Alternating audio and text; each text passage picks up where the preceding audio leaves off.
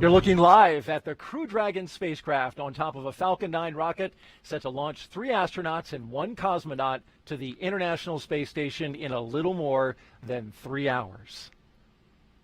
It's a beautiful sight outside, beautiful weather here at the Kennedy Space Center, where we welcome you for our live coverage of NASA and SpaceX's launch of Crew-5. I'm Daryl Nail, and with me is NASA astronaut Bob Behnken, who along with Doug Hurley were the first astronauts to fly Crew Dragon into space. Bob, it's great to have you here. You were part of that historic flight, and now here you are back helping us with our launch commentary for today's mission. Well, thank you, Daryl. I'm super excited to be here. A beautiful day to relive my launch experience. Looking forward to it. You certainly will remember this experience well. We've got video recorded from just less than an hour ago of Crew-5 getting suited up in that historic suit-up room. And there you see them.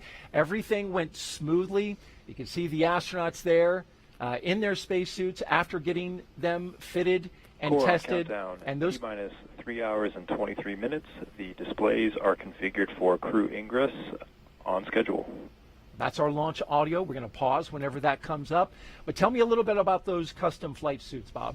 Well, Daryl, I've heard those suits referred to as space tuxedos by some of the SpaceX team, and they are custom fit, and they are, you know, what the crew needs to wear in case there was any sort of an issue inside of the capsule. They're custom fit, and they'll be ready to wear them when they head into space. Not designed to go outside the capsule, but certainly if something were to happen inside the capsule, they pressurize, and that keeps them safe. Now, we want to invite you folks who are watching to participate in our broadcast today. If you would like to ask Bob a question over the next 3 hours, you can jump on any number of our social media handles. One of the ones that we're looking at is the hashtag AskNASA handle on Twitter. Send us that tweet with a question and the hashtag AskNASA, and we will get to it. Now, in addition to Bob's analysis, we have teams across the country covering the action, and there they are. We'll get updates from SpaceX headquarters, giving us a wave from out there in Hawthorne, California, and Houston, Texas. The Mission Control Center, hello to you as well. And of course, right here in Florida, we've got our interviewees standing by. Now let's check in with our team monitoring preparations for launch at SpaceX headquarters in Hawthorne, California. Take it away, ladies. Hi, I'm NASA's Sandra Jones with NASA Communications. And I'm Jesse Anderson, a production engineering manager here at SpaceX. As we count down to liftoff, welcome to Mission Control. This is where our teams are staffed around the clock to monitor Dragon and the mission. On console or headset in Mission Control are 6 key positions. The mission director is in charge of the room and tasked with making real-time decisions to ensure mission success. The person that you'll hear talking to the astronauts is the Crew Operations and Resources Engineer, who you'll hear us refer to as the core throughout the broadcast, and there you can see him on the screen. The additional positions are focused on vehicle systems, including avionics, navigation and control, software, propulsion, life support, and communication with ground support teams. And NASA has its own team members in Mission Control Houston, where they've been preparing the space station for Dragon's arrival. We'll meet several of the key players later when we check in with them. And upon liftoff, today's ride to the International Space Station will take about 29 hours, with Dragon flying autonomously the entire way. And just like autopilot on a commercial aircraft, the crew always has the option or the ability to take manual control of the spacecraft if needed. So let's head back over to Florida as we await the crew's departure for the launch pad. Daryl? Sandra and Jesse, thank you very much. And here they come, Crew-5. Crew they're ready for crew arrival, and crew are walking out of the O&C room now, on schedule. Indeed they are.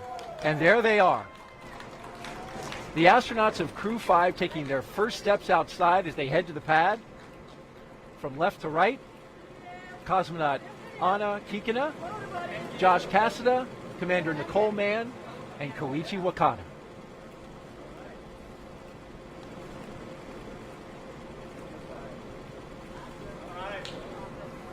So that was a pose for a picture. And here they go to their ride out to the pad. 3 Teslas all lined up in queue, along with a full security escort. And the folks you see there, family, loved ones. This is a moment to have an exchange, Bob.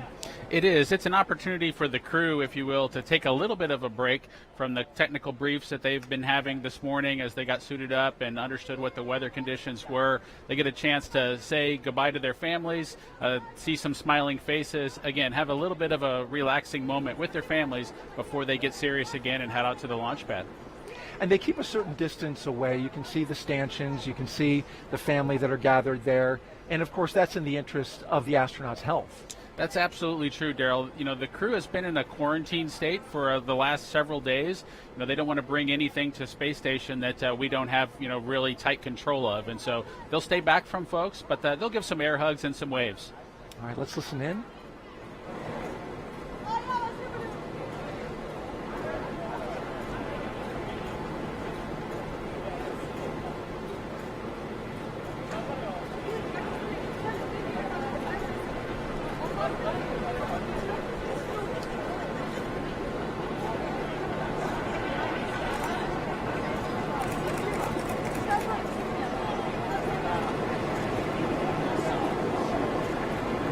Can't make out exactly what's being said, but we know from your experience, Bob, that it can be an emotional moment.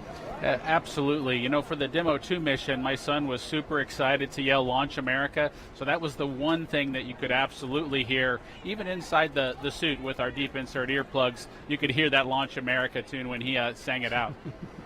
Your wife said the same thing, that you could hear him shouting out.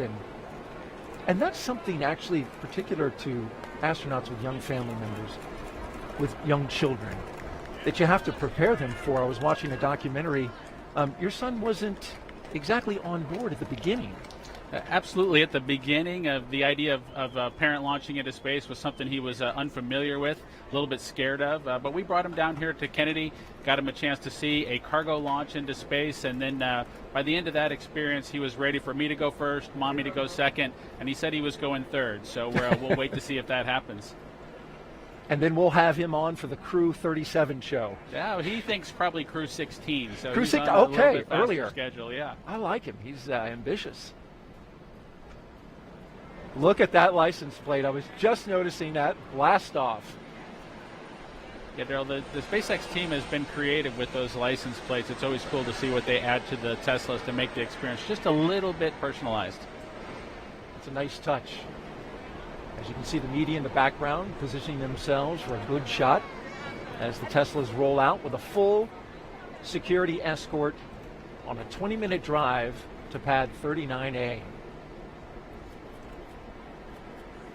And they're queuing up a playlist right now, Bob, with some tunes. In fact, I've got the playlist to one of the vehicles.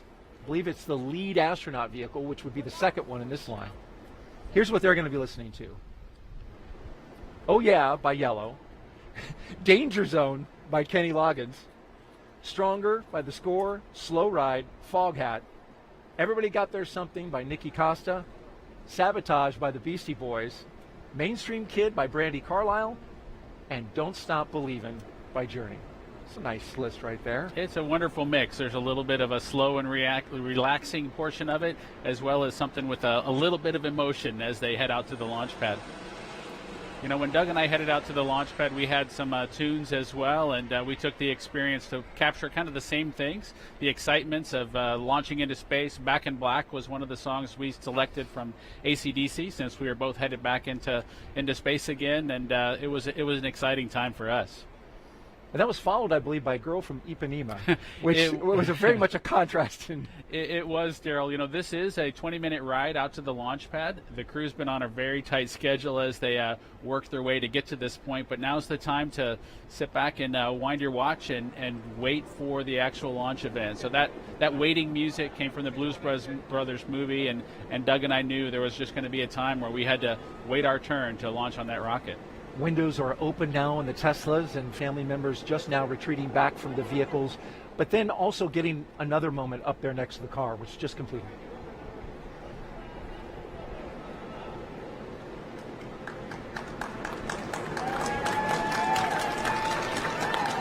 And there they go. Core on countdown. T-minus 3 hours and 15 minutes. Crew are beginning their transport from the O&C room to the pad, right on schedule.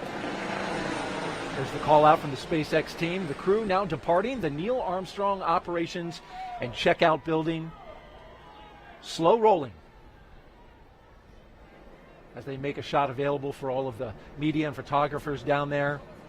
They're beginning their 20-minute drive with a full security escort across NASA's Kennedy Space Center and out to Launch Pad 39A. The track they're taking goes through the industrial area and then gets out to the NASA Causeway and the Kennedy Causeway. And Bob, as we were watching that moment there, I want to play a piece of tape that we have from your wife Megan talking about those moments leading up to launch. And we're also going to see footage of that historic mission that you participated in, Demo 2. We'll also see hers, and we'll get to see the goodbyes from either one. Let's take a look at that now.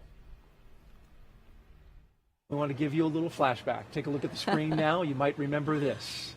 Demo 2, and there you are in the light blue with your son saying goodbye to your husband, Bob Bacon, on that historic flight. That's right. That was a really special moment, and it was great to see how excited my son was to see his father. There were no tears. It was all smiles and cheering. My son, I think, was determined to say, "Launch America," first and loudest, and so that's what he was doing. He did a great job. And then in April, Crew 2, this was your launch. And yes. Now the role was reversed. You were in the astronaut suit getting ready to go out and launch, and your husband was there with your son. That's right, and I was listening out for that Launch America, and sure enough, I could hear it from probably 20 feet away. That was a wonderful moment. Your wife, Megan MacArthur, who flew on Crew 2 to the International Space Station following up your certification mission. Yeah, it was a moment that we wanted our son to have a positive experience with, and he certainly did. Again, smiles and hugs and cheering. And while we didn't hear the voices of the crew's families and guests as they walked out, we did definitely hear that cheering when they got their chance to drive away. And we continue to follow the convoy from high above, our flight operations team.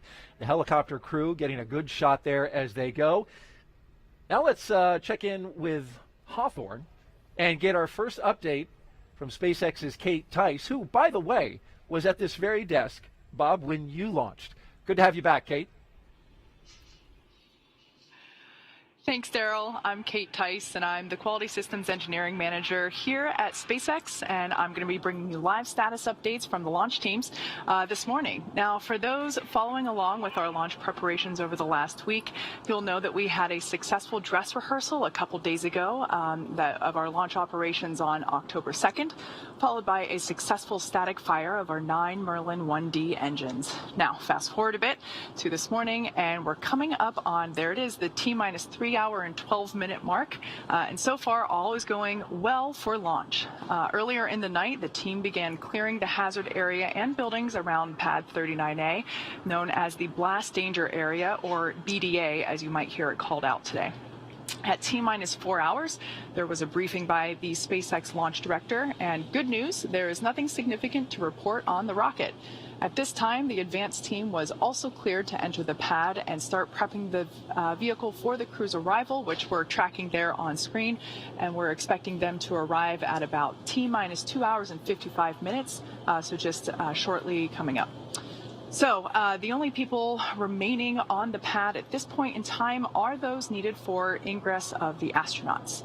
At the launch pad, Falcon 9 is powered on, and we're currently monitoring telemetry and pressurizing gas storage vessels.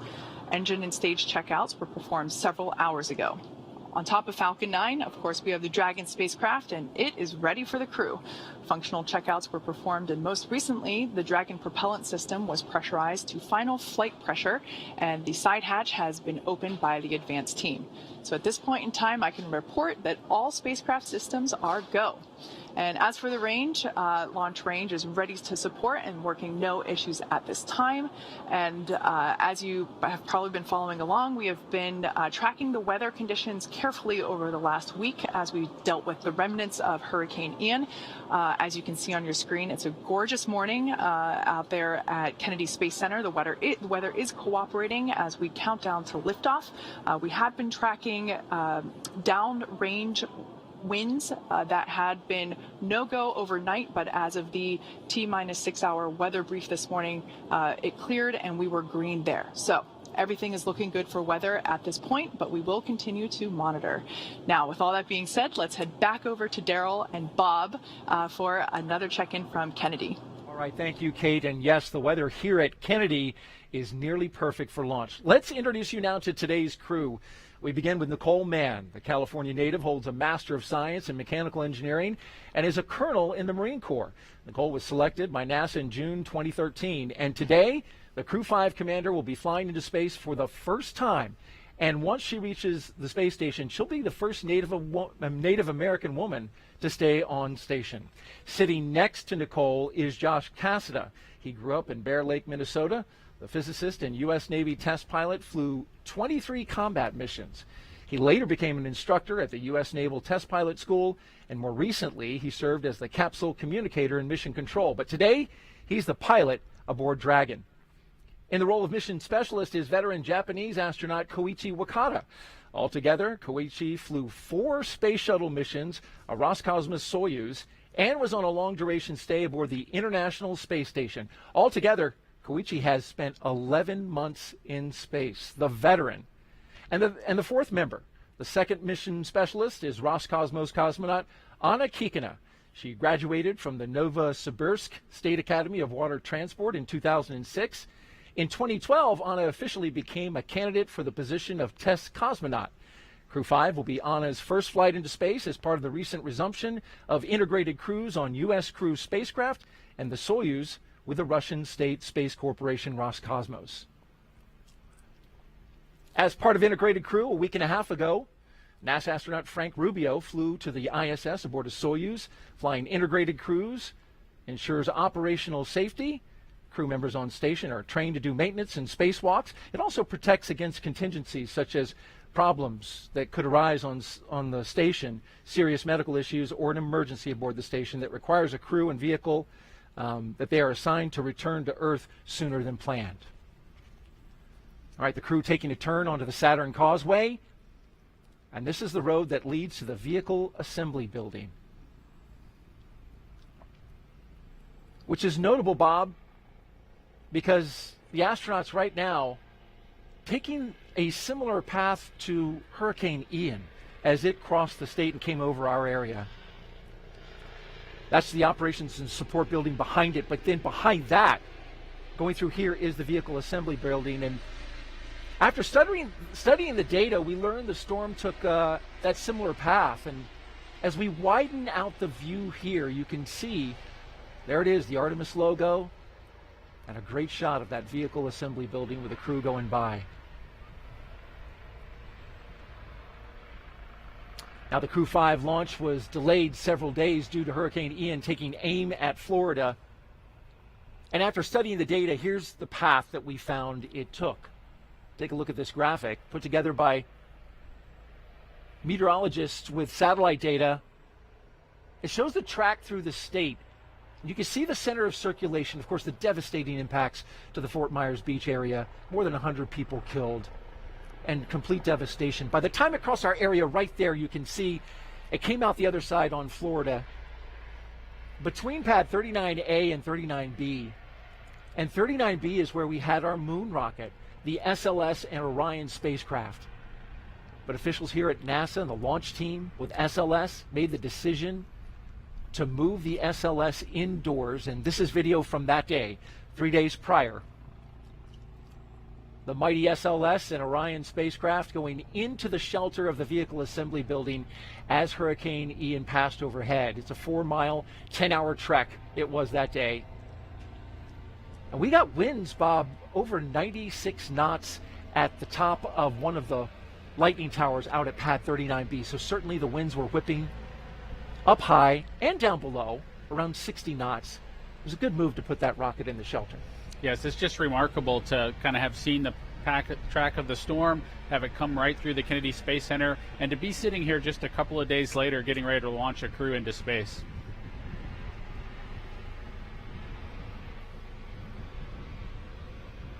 So now we await a new launch date for Artemis, which we know is going to be targeted in the mid-November area. And the astronauts just passing the vehicle assembly building.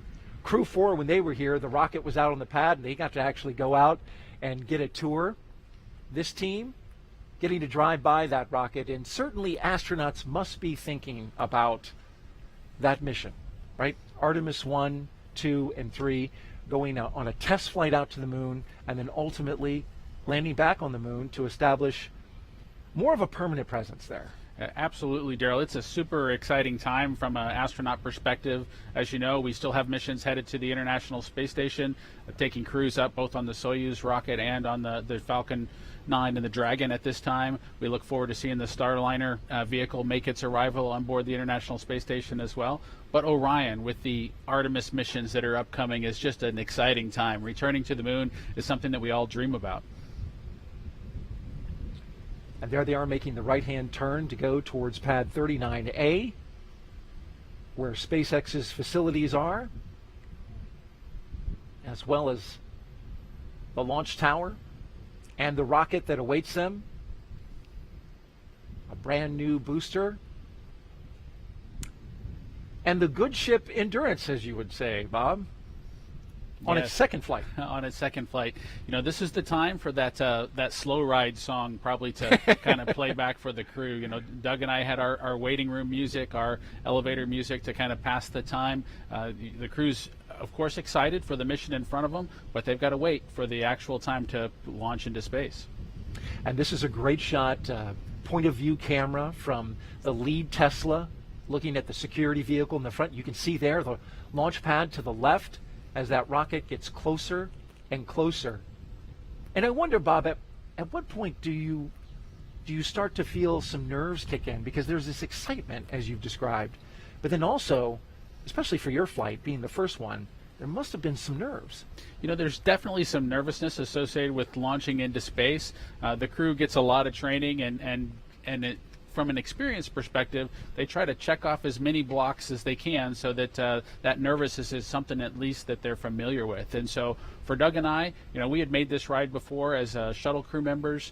We climbed up to the launch pad as shuttle crew members. That wasn't new. It was really the fueling operation for us where we really felt like we were doing something new, and that nervousness started to kick in. Interesting, because yes, that's an operation unique to SpaceX. Yes, the fueling of the rocket with the crew on board is something that was new with the Falcon 9 rocket, and it's new from a crew, from an astronaut perspective, from our experience base, but they've managed to accomplish it super successfully. There you see the security vehicle pauses, comes off to the side, and the Tesla vehicles roll on, along with the MRAP in tow. And this begins the part of a really neat experience, going up the slow grade as they pass the security checkpoint and into the blast danger area. This is an area only for the astronauts and the advanced team, as well as the closeout crew. It's a restricted area, and you go up that slow hill, and you're looking right at that rocket. You know, Daryl, as you make your way to the launch pad, you kind of go through layers, if you will, of people that can be near you. So whether that's your family and your guests when you're back at the ONC building, but as you make your way to the pad surface, there are these milestones that you get past where you become more and more alone on your ride into orbit. And so heading up this hill to the launch pad surface, it's definitely a smaller group, and that group continues to shrink all the way to hatch closure. And in your case, until it was just you and Doug Hurley. That's true. It was just Doug and I, and of course all the support team that's reaching out to you via the radio to make sure that they're watching over and making sure that you're ready to head off into space. But it was definitely Doug and I alone with our thoughts. These 4 Crew-5 astronauts now actually on the pad surface. As you can see them driving onto it, there's a track that they just came over that goes around the launch pad. That's a relic from the space shuttle era as well as the Apollo. There's the base of the rocket, and dead ahead, the elevators to the launch tower that will take them up to the top of the crew access arm and allow them to make entryway into the Crew Dragon.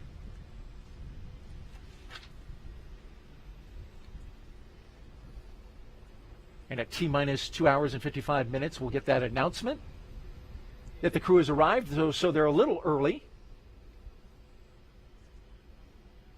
It's always best to be a little bit early if you can for each of these major events, of course. And so for them to arrive when they're supposed to be there is what's critical. Core on countdown. T-minus 3 hours. Crew have arrived at the pad on schedule.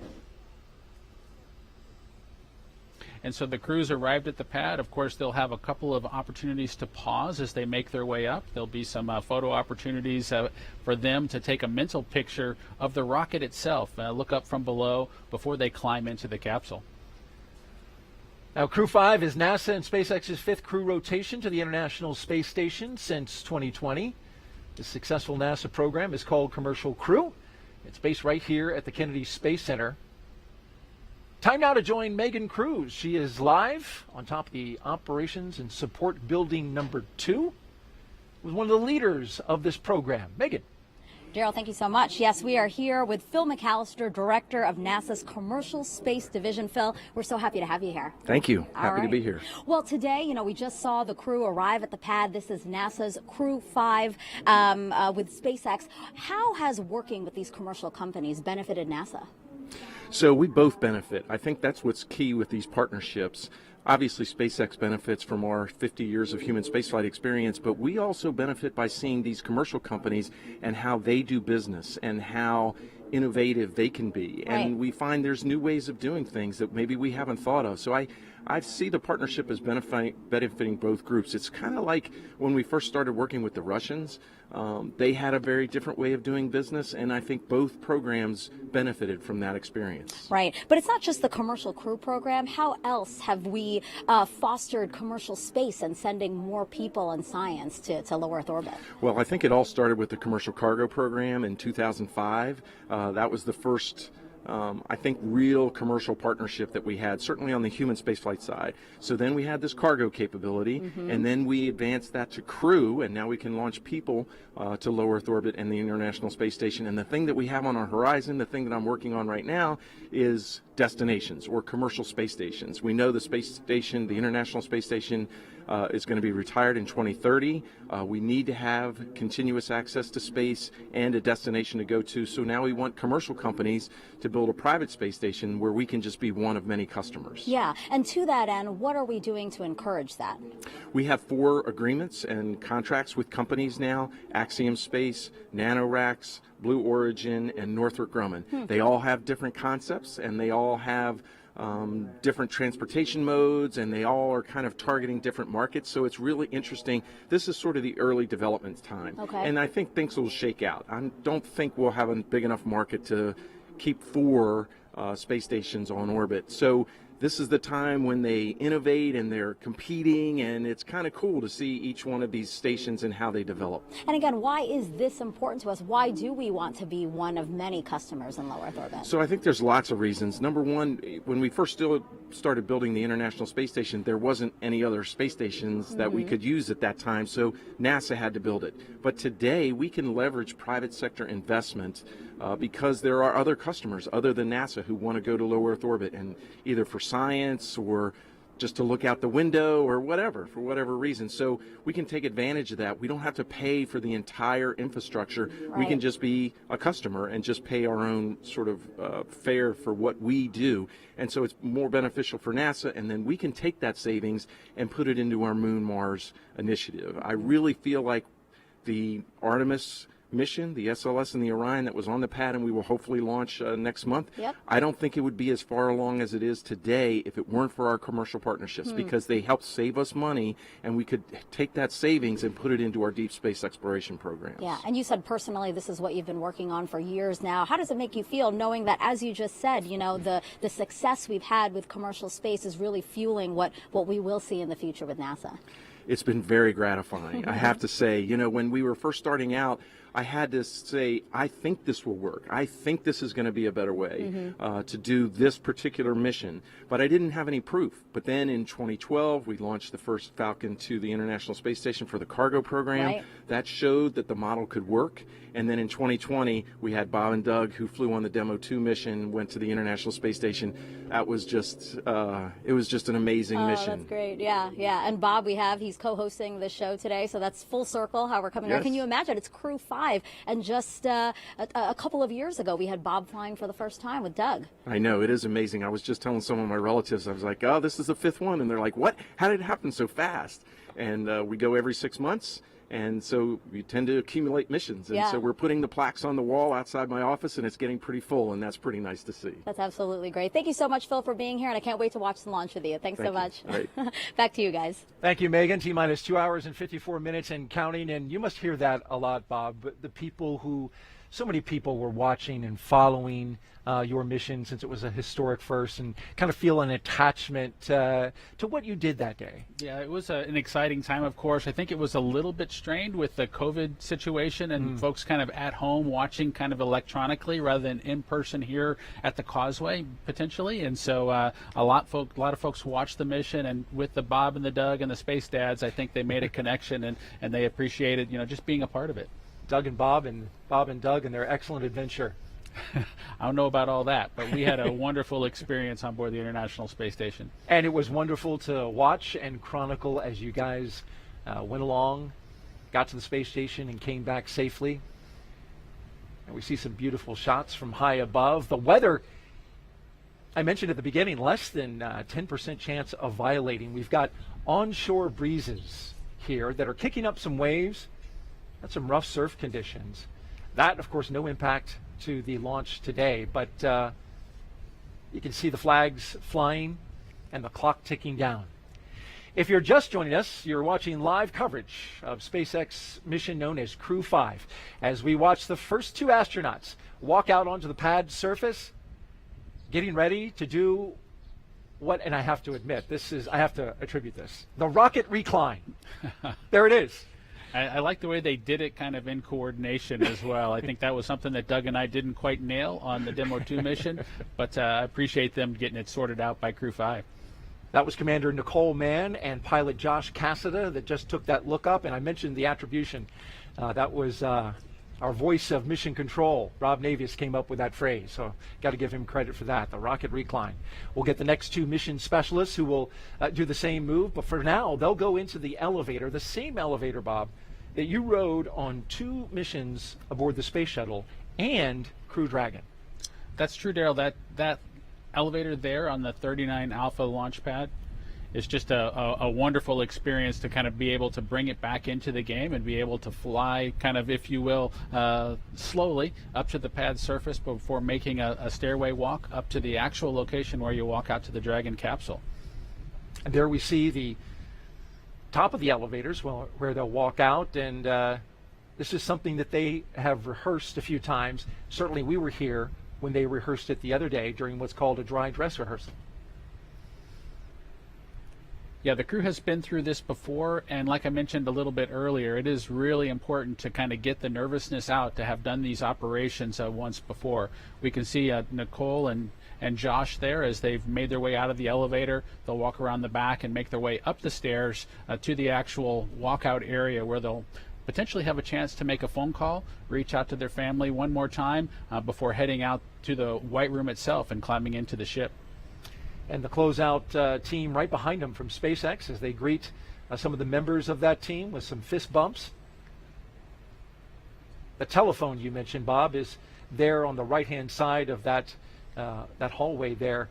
But what I notice is the astronauts tend to pause right about here because it looks like that is a spectacular view. It is, Daryl. It is their chance. Of course, you've mentioned the rocket recline where they're able to look up at the rocket. They're kind of co-level with the vehicle at this point. They're able to look out, see the ocean, see the rocket, see the capsule itself before getting ready to kind of take that next step and head into the vehicle. And there you see one of the astronauts doing just that. To the right, they are looking out over Launch Complex 39A and the Space Coast. No doubt having a view that is similar to this from our flight ops team here at Kennedy. What a great shot. On the left there, you've got the launch tower, and that is the crew access arm that bridges the gap between the launch tower and the rocket on the right. And you can see, Daryl, the second two crew members getting ready to do their rocket recline, if you will, and get a chance to look up at the vehicle. I know they're excited to get their chance to climb in and strap down. Not quite as perfect and in sync as Josh and Nicole were, but they did a great job. Again, better than Bob and Doug. So better than Bob and Doug, but not quite as tightly choreographed as Nicole and Josh. They nailed it. Nonetheless, they get a great view right before they make their way into their spacecraft, and that will ultimately take them into space. We've got a split screen now. The two mission specialists on the left, and to the right, we're tracking our pilot and commander.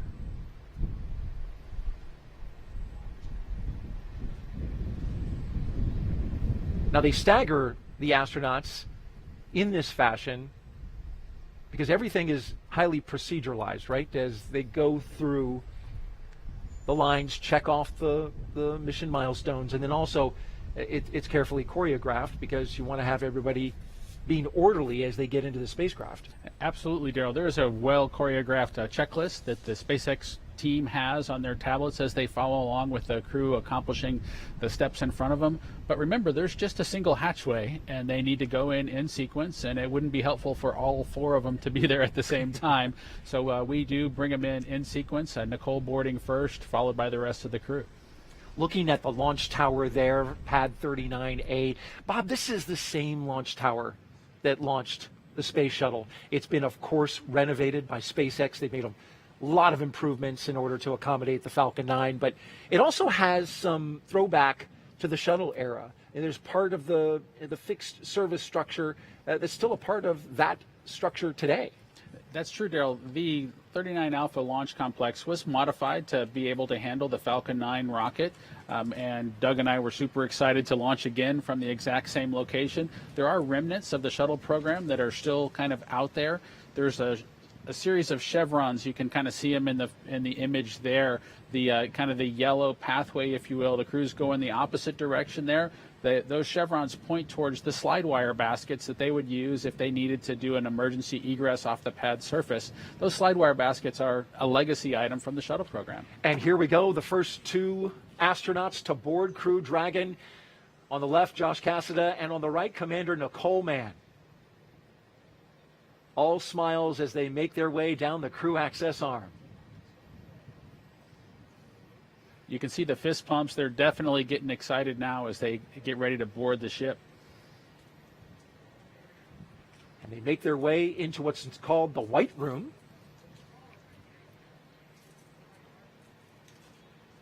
Do a photo op there. Core on countdown. And you can see 2 the hours space. and 47 minutes. Crew have arrived at the White Room just a little bit ahead of schedule. There's the announcement And you can see one of the SpaceX techs handed Nicole Mann and Josh a Sharpie, which this is something that's actually on their to-do list for launch operations. And what they're going to do now is sign their signature onto the NASA meatball, or right there around it. That NASA meatball is encircled with signatures from all the previous NASA crews that have gone up to the International Space Station. That signature would include yours, Bob, as well as your wife, Megan MacArthur. Yes, Joe, that's a nice tradition that the SpaceX team added and allowed kind of Doug and I to get started. And it's pretty neat to get your name added to the wall there, the White Room wall that leads to the Dragon capsules that head to Space Station. And there you see her putting her signature, making the way around the NASA meatball, handing off the pen to Josh. And to the right, you see the SpaceX logo for their commercial missions. They're also starting a set of signatures, which is a great sign about starting to establish that economy in low Earth orbit, the commercialization of low Earth orbit. It's exciting to see the economy in low Earth orbit continue to grow, Daryl. It's also exciting to see the cadre of astronauts continue to grow and view that group as our partners of folks who've been to low Earth orbit, who've been into the black of space, and it's just exciting to see that group continue to grow. As the astronauts prepare to go inside, the first two, the commander and pilot, we've got the mission specialists on the left-hand side of your screen making their way towards the crew access arm. The White Room was a term first used during the Gemini era, literally describing the color of the room, which is painted white. You can see an inflatable seal, which is black colored, connected to the spacecraft, and it inflates to create that environmental seal around the side of the spacecraft, connecting it with the White Room. It does, Gerald. That seal, of course, would protect if there was a kind of rain or anything else kind of going on in the area. We don't have that today. We have beautiful weather, but it does ensure that the elements of Florida don't make too far of a way into the capsule itself. So you don't want any mosquitoes or anything headed into orbit with you, and so that seal does its job. It does indeed. There's a lot of humidity and mosquitoes out here in Florida. Fortunately, today, we've got a nice little breeze that's keeping it off us here at the desk, which is nice, and kept it off the astronauts and crew when they were getting in their vehicles, running about a 10-knot onshore breeze, which should help push the clouds around. We've got a few of them out overhead. Our launch weather officer for today, Brian Sizik, from the 45th Space Wing, telling us that we've got a nice high-pressure system in the area, Bob, that's keeping everything clear as the first astronaut climbs aboard. Core on countdown at T-minus 2 hours and 44 minutes. Crew have begun ingressing Dragon.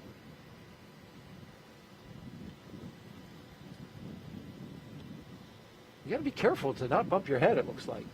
You absolutely, Daryl, need to be careful as you climb through that hatchway. There's a pressure seal that needs to be kind of maintained in pristine condition, so when the time comes to close the hatch, you'll actually get a good seal with that hatch closure operation. And so the crew is keenly aware that they need to protect that environment, and that they climb into the vehicle very carefully. Carefully stepping over that seal. That's important, and later we'll see the closeout team closely inspecting that seal just to make sure that there's no debris, no what they call FOD, foreign object debris, which could compromise the seal, something you want to make sure you keep the environment on the inside and space on the outside. Yeah, that's absolutely true. That team, of course, it's a little bit difficult in the suit itself to be able to monitor and make sure that you don't bump anything that you're not supposed to bump into. But that team of SpaceX folks just does a great job with assisting the crew, letting them do as much as they would like to do on their own, but also ensuring that everything's done perfectly so that nothing has to be redone in the time-critical situation for launch. And here come our second two astronauts, mission specialists Koichi Wakata and Anna Kikina.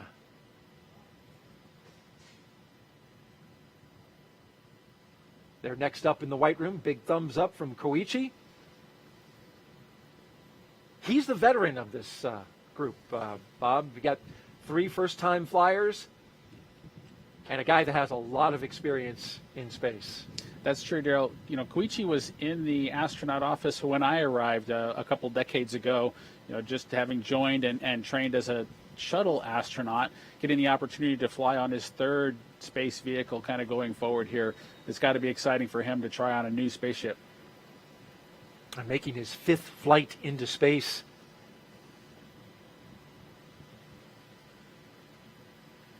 Got the green light flashing above, and I'm going to take that as green as go. Certainly better than a red flashing light. Yes.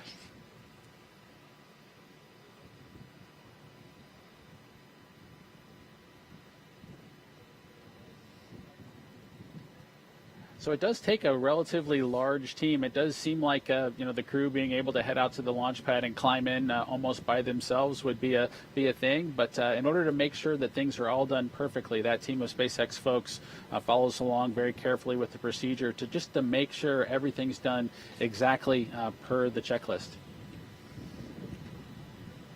And our mission specialists will now put their signatures on the white room as the commander and pilot finish up securing their 5-point harness into their seat, getting a snug fit. As you can see there, Josh Cassina making sure everything is lined up correctly.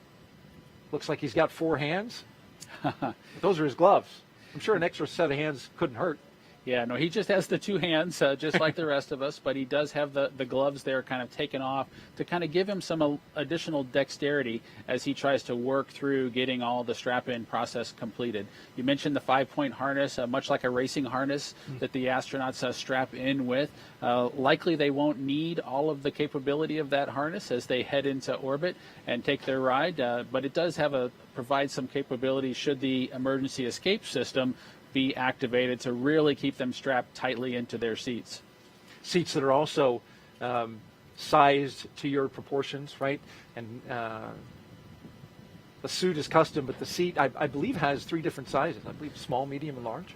The seat has some different sizes. The armrest have some different lengths, and the footrest have some different lengths. So there are several adjustments that can be made. Not quite completely custom, but it does, I guess, with you look at all the way up to Crew-5, we probably haven't exercised all the options that are out there, but definitely have some flexibility in customizing the seat to make it fit the astronaut. And interesting note about the spacecraft endurance that SpaceX and NASA recently hitting a really incredible joint milestone. Crew-5 is SpaceX, of course, is 8th crewed mission since May of 2020. But as of this mission, Bob, Dragon is now certified for 5 times reuse. Prior to that, it was 1-time reuse, but they've gone through the process with NASA and accomplished that reuse milestone, which that's impressive. We'll see more flights from Endurance. That's true, Daryl. It is really critical that these commercial vehicles kind of meet their reuse milestones, you know, so that we can continue servicing the International Space Station by rotating crews. And so it's a huge accomplishment to get that behind folks so that we can continue planning for, you know, the duration of Space Station's lifetime being accessible by the Dragon capsule. We continue to watch the action live. In the meantime, let's toss it out back to California with Jesse and Sandra. Thanks, Daryl. This is always an exciting moment watching the crew climb aboard Dragon. This phase of the mission is also referred to as crew ingress, and that term ingress is used when crew members are getting into a spacecraft or airlock, while egress means the exact opposite, they're exiting. So prior to getting on board, the crew completed a foreign object debris check or FOD check, and that means they themselves have to be inspected for any substances or debris that isn't supposed to be on them or their spacesuits, because this could potentially cause damage to Dragon. And that's also why the crew is wearing covers on their boots and on the umbilical port of their spacesuits. Those covers get removed before they enter the spacecraft. Foreign object debris prevention actually begins right here in Hawthorne before the spacecraft leaves SpaceX headquarters and is carefully controlled all the way through launch day until Dragon's hatch is closed. They're now getting buckled in and attaching their umbilicals to their suits, and you can see the suit techs or closeout techs are present, helping them out as needed. The umbilicals allow the crew to have comms through their suit, air to help keep them cool, as well as delivers nitrox for suit pressurization. As we mentioned earlier in the broadcast, the suit's primary function is to protect the crew in the event of a cabin depressurization. And there are 4 seats configured right now inside of Dragon and are numbered 1 to 4 from right to left when looking at the seats from the hatch. Anna Kikina will be in seat 1 on the very far left, and you see she just climbed in a couple of moments ago. Nicole Mann will be, Josh Cassada will be in seat 2, or the commander's seat, and Josh Cassada will be beside her in the pilot seat.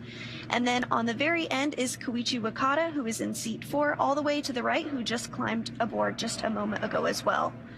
And directly in front of the crew members are 3 displays, which they'll use throughout the flight, getting insight into Dragon's systems, seeing any alerts or issues with the vehicle, and if required, taking control and manually flying Dragon.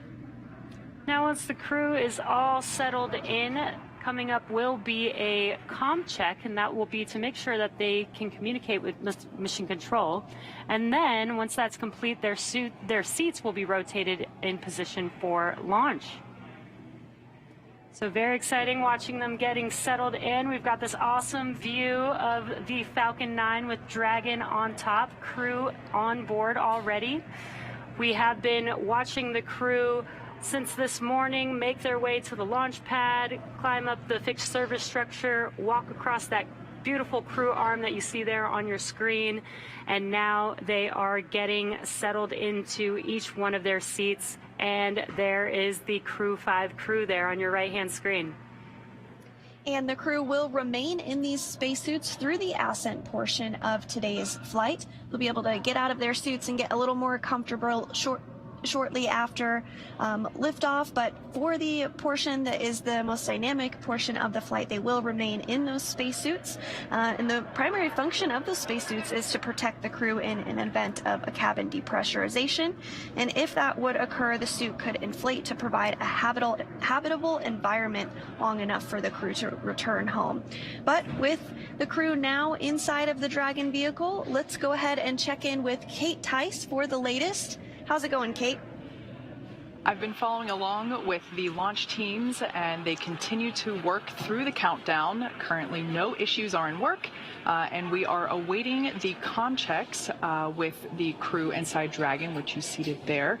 The first check that we will hear is to check the umbilical, which is the harness that is attached from each spacesuit to the vehicle itself. You can actually see the umbilical port there on the right thigh. It's that little black box. That's the umbilical port that connects the spacesuit to their seat. The second check that we'll hear will check the ground stations, which, as the name suggests, are the ground-based support staff here on Earth. And then the third comm check that we'll hear will be for TDRS, or the tracking and data relay satellites. And those are, that's a constellation of 10 geosynchronous satellites that help us maintain contact around the globe. As of right now, the Dragon launch op team tracking no issues. I was listening in throughout the webcast on their nets, and it sounds like that we are running perfectly on time and just a little bit early. We have plenty of margin. So if for whatever reason something arises and we need a little bit extra time to work through an issue, we've got it in the countdown. For those that are new to our launch webcasts, of course, our countdown is the framework that helps to sync all of our teams up. So we build margin into each step that we walk through or proceed through on the countdown to make sure that we have plenty of time to work any issues that might arise. So with all that being said, everything is looking good on the Dragon side. As for the Falcon 9 team, they are located in firing room 4 in the Launch Control Center at Kennedy Space Center, which you see there on your screen. Those folks are settling in for final checkouts, propellant loading, and launch. The Falcon 9 team will undergo their own comm checks with the crew at about the T-minus 2-hour mark. As for the range, they continue to report no issues, and the weather forecast continues to be acceptable.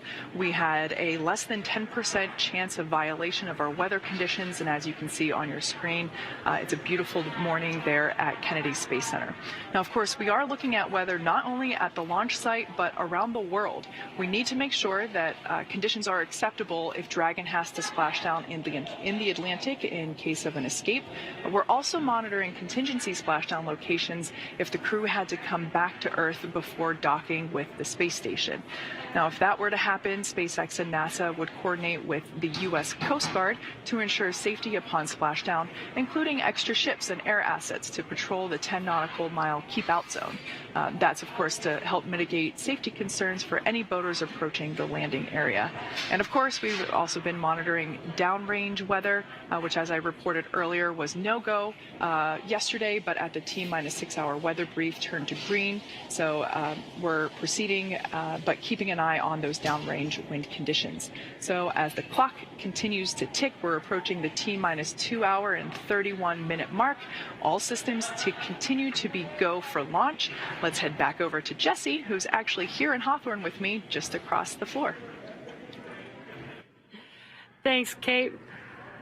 Not only is today an exciting day because it's launch day, but it's also a pretty exciting year, as this year marks Dragon's 10th year in operational flight.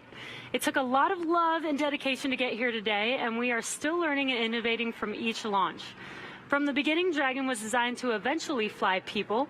The Dragon hanging from the ceiling next to us was initially flown to certify SpaceX for cargo missions to the space station over 10 years ago, which flew in 2010. Yet a window was added to hint at our plans for flying Crew in the near future. Now, of course, the Dragon behind us and the Dragon supporting today's mission taking Crew-5 to the space station are very different, a testament to how far we've come. It's been a little over 2 years since we flew Demo 2, which was on May 30th of 2020.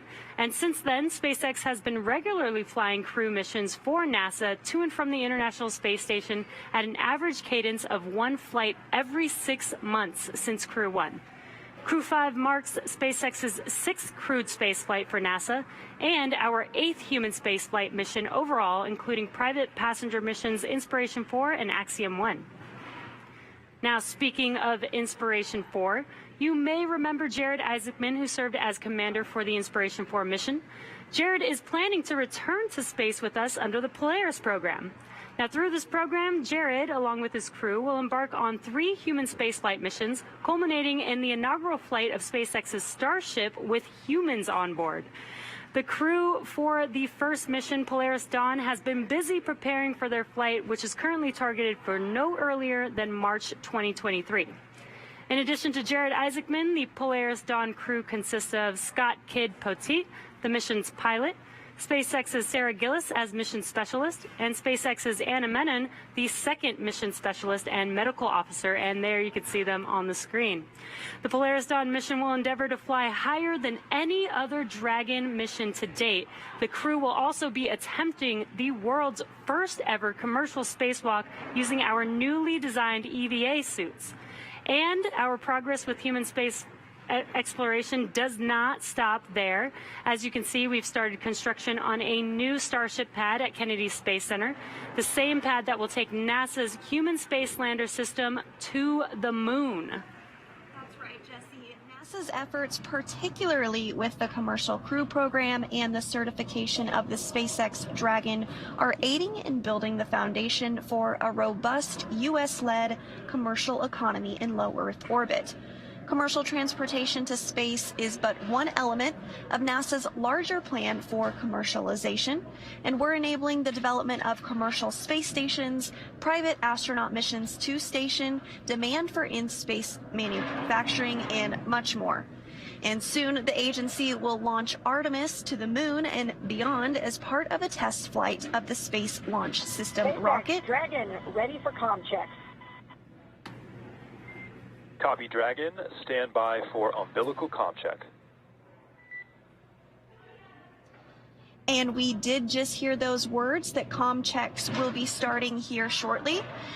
So the Orion spacecraft and all of its components will be tested from end to end in this uncrewed test flight. This is a key milestone before we fly humans on board as part of Artemis 2, and then have humans land on the moon on Artemis 3.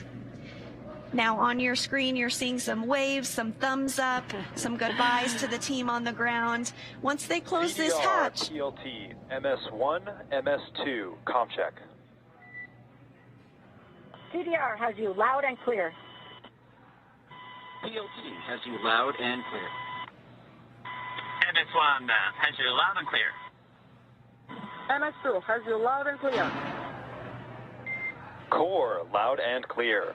Umbilical comm check is complete. Stand by for ground station comm check.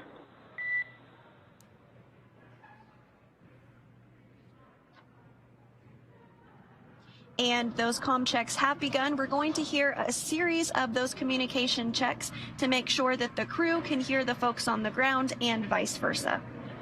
And looks like the crew is very excited, waving at the camera to the world. Maybe some poses for some photos there as well. Yeah, absolutely. And as I was saying right before the comm checks started, once they close this hatch, that's the last human being they're going to see on Earth until they splash down in a few months from now.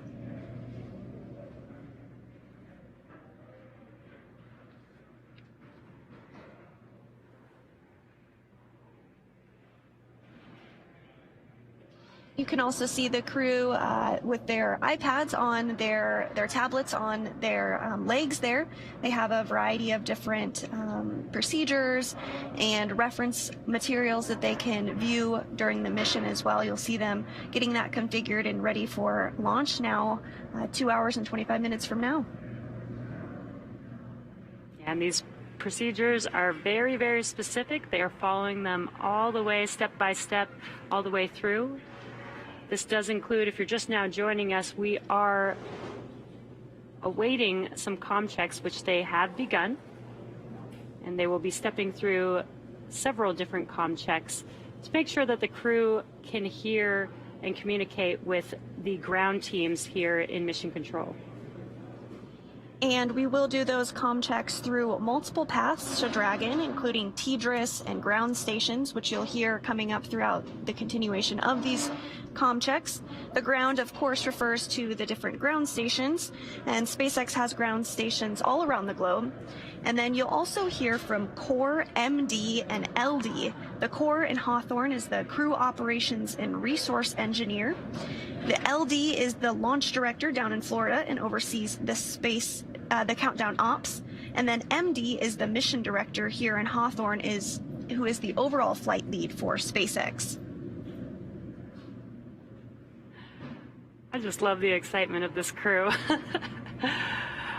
And this is a pretty cool view inside of Dragon. You can see the 4 seats for the 4 crew members, but Dragon's actually designed to have up to 7 crew members. So right below this row of seats, there can fit 3 additional seats. Today, since we only have 4 crew members, below the crew that you see on your screen is actually cargo stowed inside of Dragon. Dragon, SpaceX, comm check. SpaceX Dragon, loud and clear. Core, loud and clear. Ground station comm check is complete. Stand by for TDRS comm check.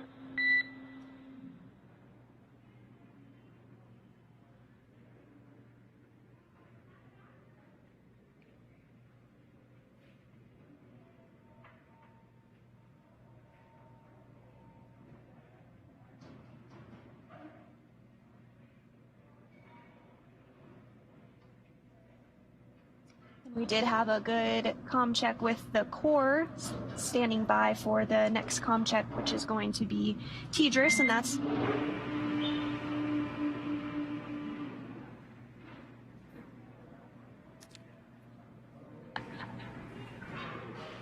Dragon, SpaceX, comm check.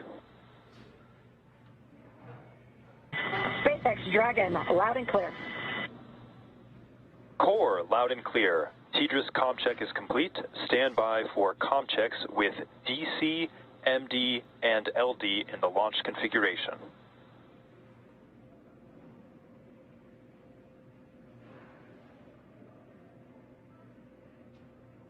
Dragon, DC on countdown 1. Com check. DC, Dragon, loud and clear. DC, loud and clear. Stand by for com checks with MD.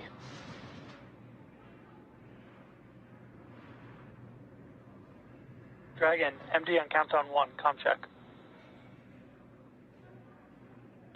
MD, Dragon, loud and clear. MD, loud and clear. Stand by for com check over Dragon the ground. Dragon, MD, Dragon the ground. Com check. MD, Dragon, loud and clear. MD, loud and clear. Stand by for com checks with LD. Dragon, LD on countdown 1. Com check. LD, Dragon, loud and clear. LD, loud and clear. Stand by for com check over Dragon to ground. Dragon, LD on Dragon to ground. Com check. LD, Dragon, loud and clear. And LD, loud and clear. Let's go have some fun. Dragon, SpaceX. Launch configuration com checks are complete. Report when ready for seat rotation per section 2 of 4.100.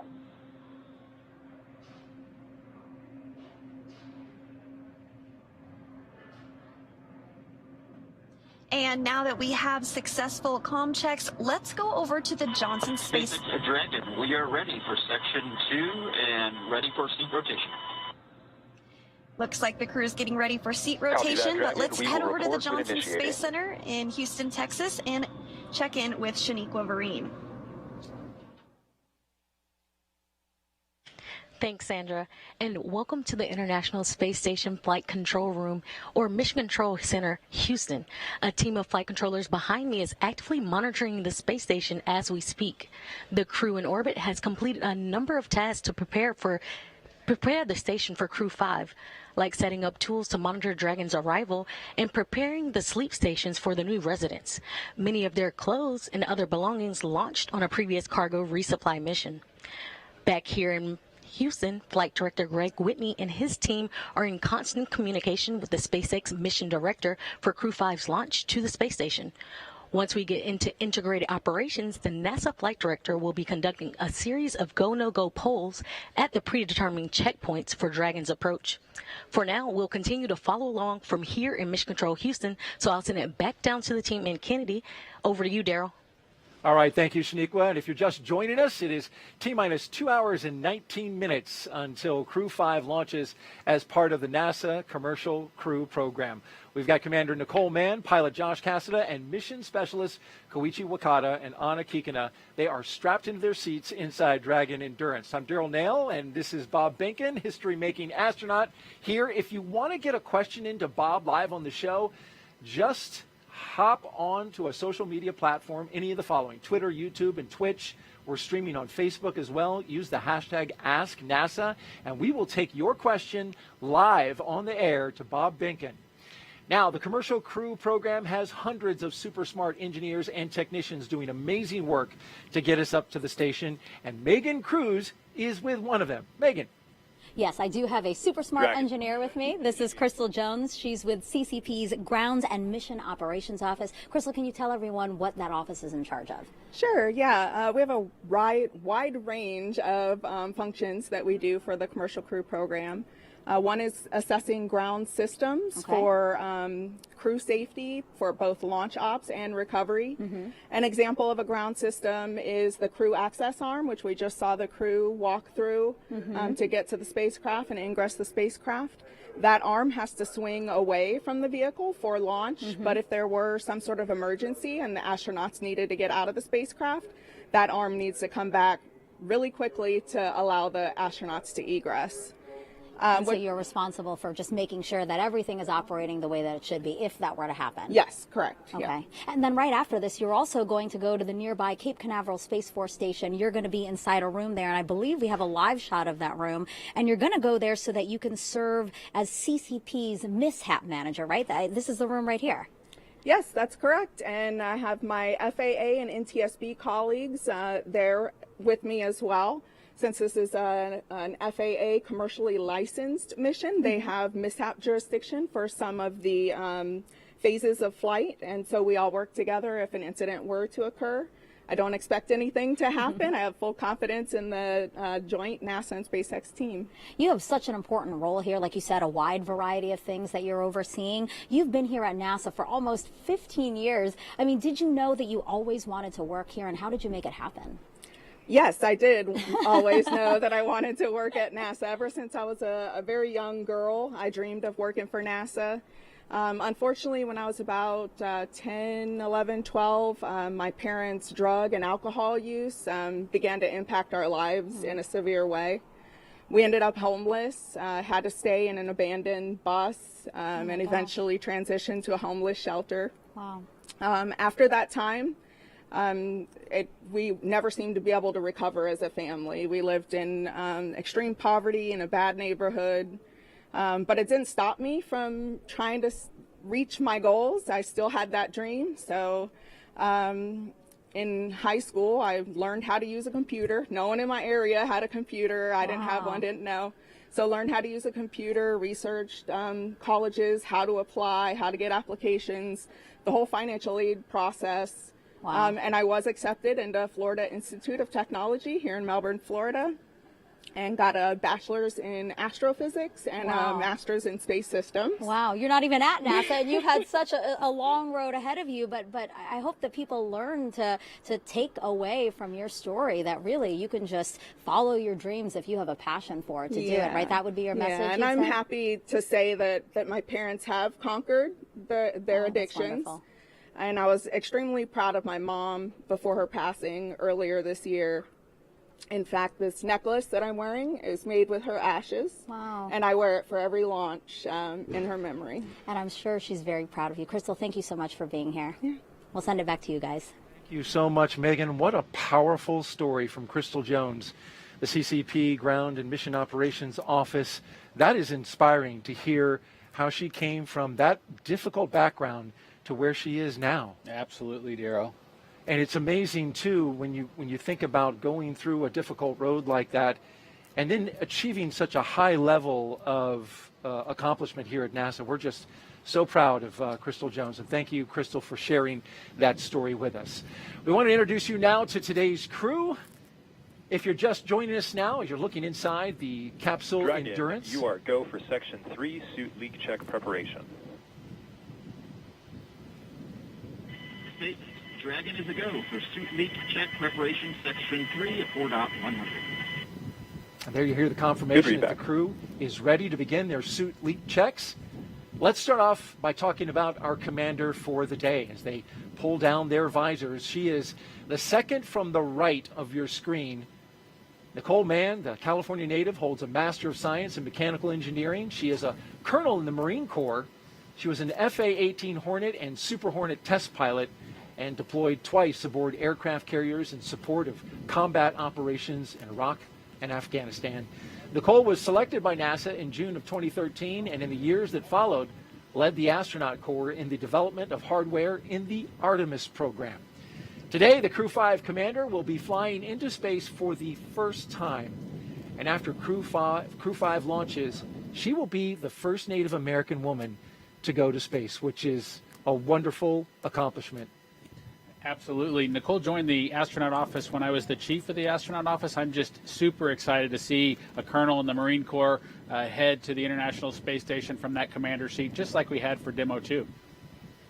And you being a colonel in the Air Force, I'm sure you appreciate the military discipline that she brings to that role, just like your partner, Doug Hurley, brought a little bit of that. Sitting next to Nicole is Josh Cassada. He grew up in Bear Lake, Minnesota. The physicist and U.S. Navy test pilot flew 23 combat missions. He later became an instructor at the U.S. Naval Test Pilot School. Dragon, we have pair complete and complete with section 3. There you hear the call that the leak checks have been completed. Good sign as we move forward. And I believe that was Josh Cassidy that came over the line there, who we are talking about. Copy that, Dragon. You are go for section 4 suit leak check. That was a confirmation, rather, that they were to begin the suit leak check. Copy, right? Dragon is go for suit leak check section 4. All right, want to correct that. Cassidy, he's one of more than 100 graduates who became astronauts going back to the Mercury program. More recently, he served as capsule communicator in mission control. But Bob, today he's in the position of pilot aboard Dragon, and that's a position you know well. Yes, it's exciting to see Josh in that seat. You know, as all of our astronauts who come into the program, he brings a balance of operational and scientific expertise kind of to the mission in front of him. In the role of mission specialist is veteran Japanese astronaut Koichi Wakata. He has a doctorate in aerospace engineering and in 1996 became the first Japanese mission specialist aboard the Space Shuttle Endeavour for STS-72. Altogether, Koichi flew 4 Space Shuttle missions, a Russian Soyuz, and was on a long-duration stay aboard the International Space Station. During his 2-decade career as an astronaut, Koichi has spent 11 months in space, and so he is the guy with the experience on this crew, the other 3 first-time flyers. Joining Koichi in the role of mission specialist is Roscosmos cosmonaut Anna Kikina. She graduated from the Novosibirsk State Academy of Water Transport in 2006. In 2012, Anna officially became a candidate for the position of test cosmonaut. Crew-5 will be Anna's first flight into space. Now let's check in with our team out at Hawthorne, California. Kate Tice, what do you have? Thanks, Daryl. I'm following along with the launch countdown and our procedures. We're now coming up to T-minus 2 hours and 10 minutes. As you can see there on your screen, the crew is ready for leak checks. Those should be commencing any moment now. The countdown is proceeding nominally at this point on board the brand new Dragon spacecraft Endurance. We've already heard those communication checks between the Dragon team and the crew. We will hear checks, comm checks. So I'm hearing there's about a minute remaining in that leak check. There will be another communication check with the Falcon 9 launch team and the crew that comes up at about T-minus 2 hours. So at this point, we're in the leak check, less than a minute remaining. And after that, we'll be able to say leak checks are hopefully good. And at that point, the closeout lead will then verify that the cabin environments inside Dragon are good to go and then begin procedures to close the side hatch of the Dragon spacecraft. So that's always an exciting moment. Of course, the closeout team will perform the final leak check on the hatch, and then once that is finished, the team will begin all their steps to ready the crew access arm for retraction, and then the closeout team will leave the pad at about T-minus 1 hour, and we'll hear that called out on the nets that the team has departed the pad. And at that point in time, only our Crew-5 astronauts will remain on the pad. Now, as for Falcon 9, that team is on console in firing room 4. They are preparing for their communication checks, which will occur at T-minus 1 hour and 55 minutes. SpaceX engineers have pressurized the launch vehicle gas storage bottles. Those are composite overwrap pressure vessels, or COPVs. They contain gases that are used to fill tanks with hot helium as propellant is that are filled with propellant, filled with hot helium as propellant is drained out of the first and second stages. We saw the same. Stand by while we just confirm those results long term, and then for next actions. Dragon copies and standing by.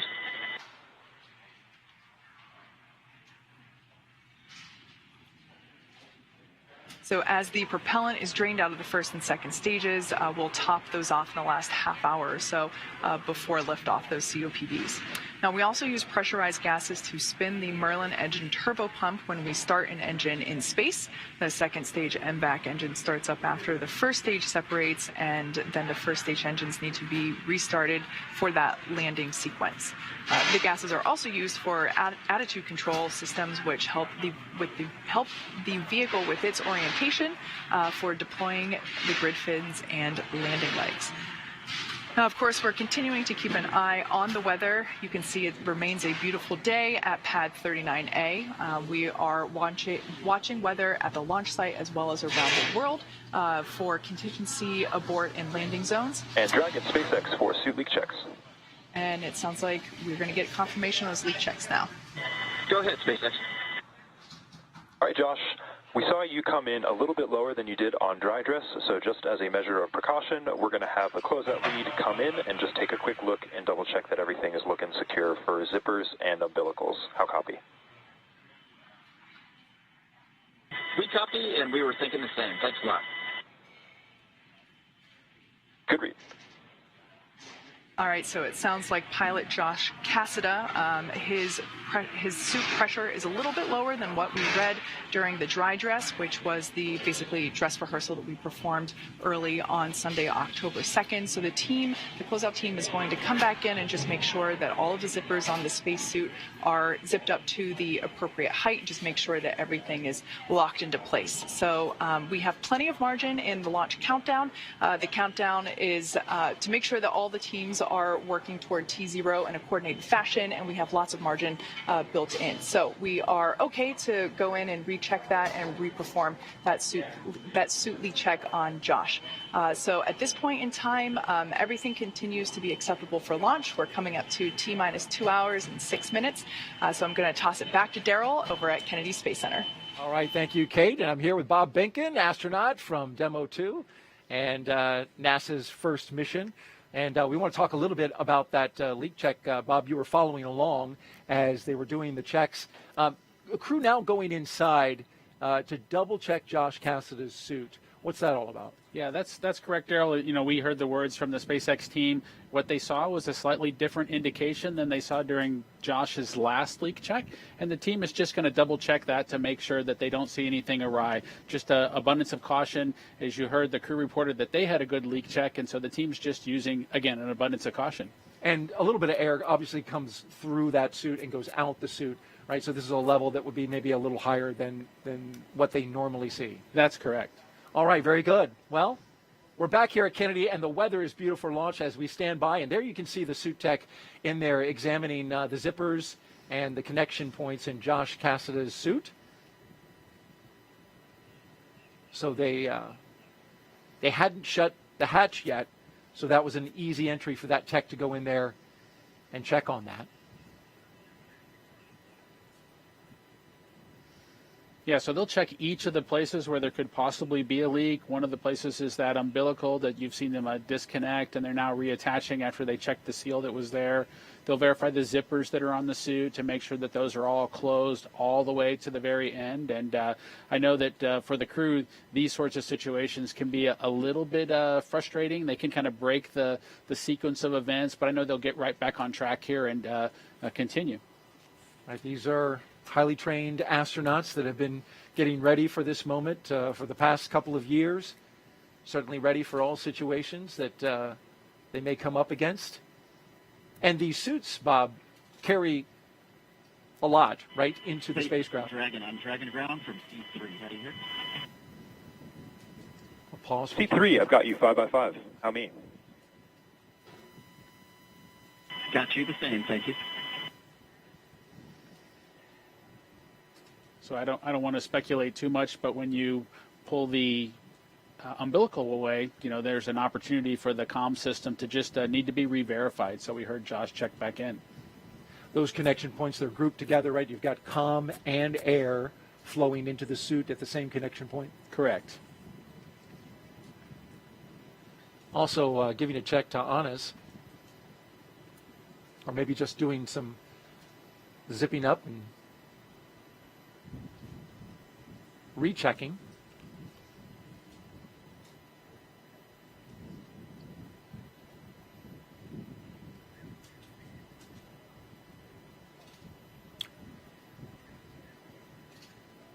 We've had some social media questions coming in. We've asked you to participate, and we want to do that right now by asking questions of our expert astronaut, Bob Behnken, here.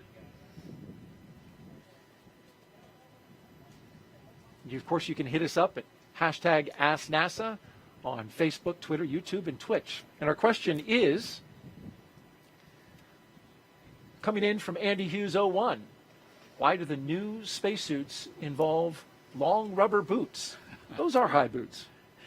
You know, it's a great question, Daryl, as to why the SpaceX suit looks the way that it does. Of course, as a commercial company, they were free to come up with a suit that really then had to be assessed whether it actually accomplished the mission of protecting the crew, and in those unlikely cases where there might need to be an atmosphere of their own because there was something wrong with the one inside of the spaceship. And so SpaceX chose the high boot configuration there, but it met the mission needs, and so the NASA team was able to embrace it and move forward.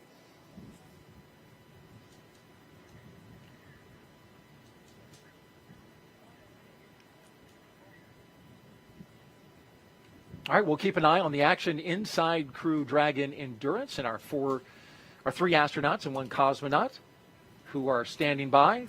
The member of the closeout crew has exited the capsule. SpaceX, we got a report from the closeout lead about verifying all the zippers and umbilicals. We're just chatting with a few more folks to see if there's any other actions we want to take at this time. We do have 15 minutes remaining in the margin here, so plenty of time. Okay, Dragon, copies. Thank you. All right, there you heard the discussion between SpaceX and the NASA astronauts. And so, although going into space is not child's play, every Dragon astronaut crew brings a stuffed toy with them, and there's one inside the capsule right now. We're going to step away from this part of the operation. Of course, we'll keep an eye on it, make sure that nothing happens that we don't make you aware of while they're working on that. But we want to take a little lighter moment, right, and look at the stuffed toys that are inside the crew. We don't know what or at least most people don't know what's inside Crew-5's capsule at the moment, but it has a purpose. When the toy starts floating, the strapped-in crew has confirmation they've reached microgravity. The toy is called a zero-G indicator, and there's been a half dozen or so on Dragon so far, starting with this little guy who can forget plush Earth, floating around by himself on the first uncrewed test flight in 2017 called Demo 1.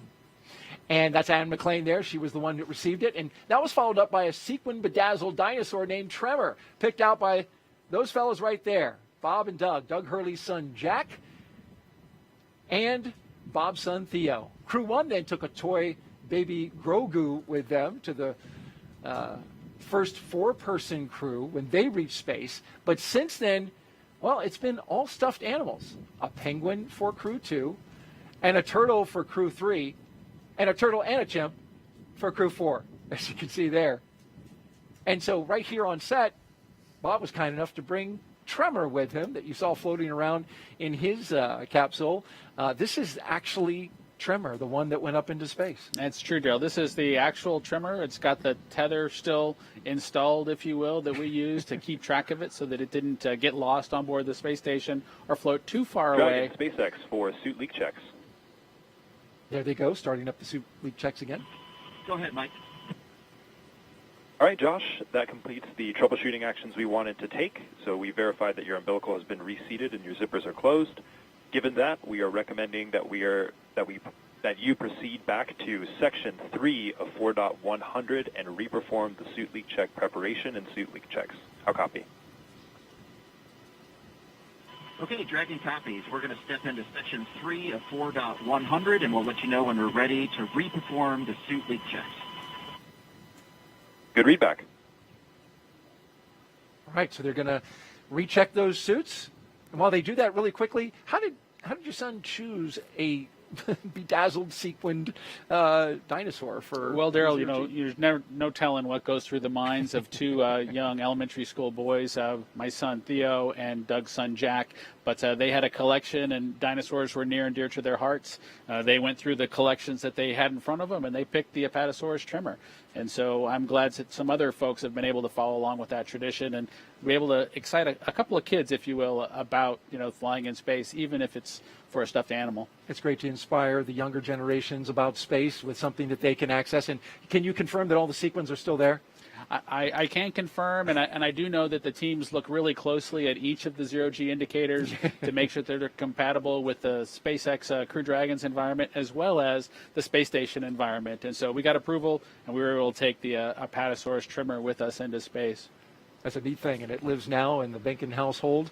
Crew-5 is the latest launch by Kennedy's Commercial Crew program. And Dragon, care is complete in step 3.9. We are ready for the tips. Copy that, Dragon. You are go for Section 4 suit leak check. All right, while they start up the suit. Please go for suit leak check. The communication confirming they're going to restart the suit leak check. Bob Benkin telling me that the suits inflate just a little bit as they make that check.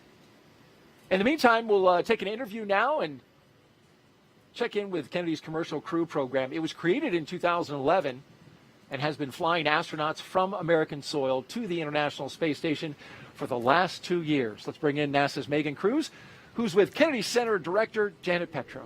I am, Daryl. Thank you so much, Janet. It's always so great to have you here, especially for a day like today. We're about to launch this new crew to the ISS. How do you feel about Kennedy again playing this important role in continuing what we do on the space station? Well, thank you so much, Megan, for the question. And as you know, Kennedy has a very long history of doing really some incredible things. And of course, we were established 60 years ago to do the incredible mission of landing a man on the moon and then returning him safely. And in the 6 decades since then, we've been doing an incredible amount of impactful missions, and a lot of those missions have really helped what we do here on Earth and for the benefit of mankind here on Earth. That on-orbiting laboratory that we have up there is doing incredible science and technology and research that's really benefiting humankind here. Yeah, talk to us about some of the things that we've been able to change and impact here on Earth because we're launching and because of what we're doing here at Kennedy. Yeah, so it's incredible to think that 24 years ago was the first section, the module of the International Space Station called Unity, which was launched. And in that time, since then, we've had more than 20 years of a human continuous presence on the International Space Station.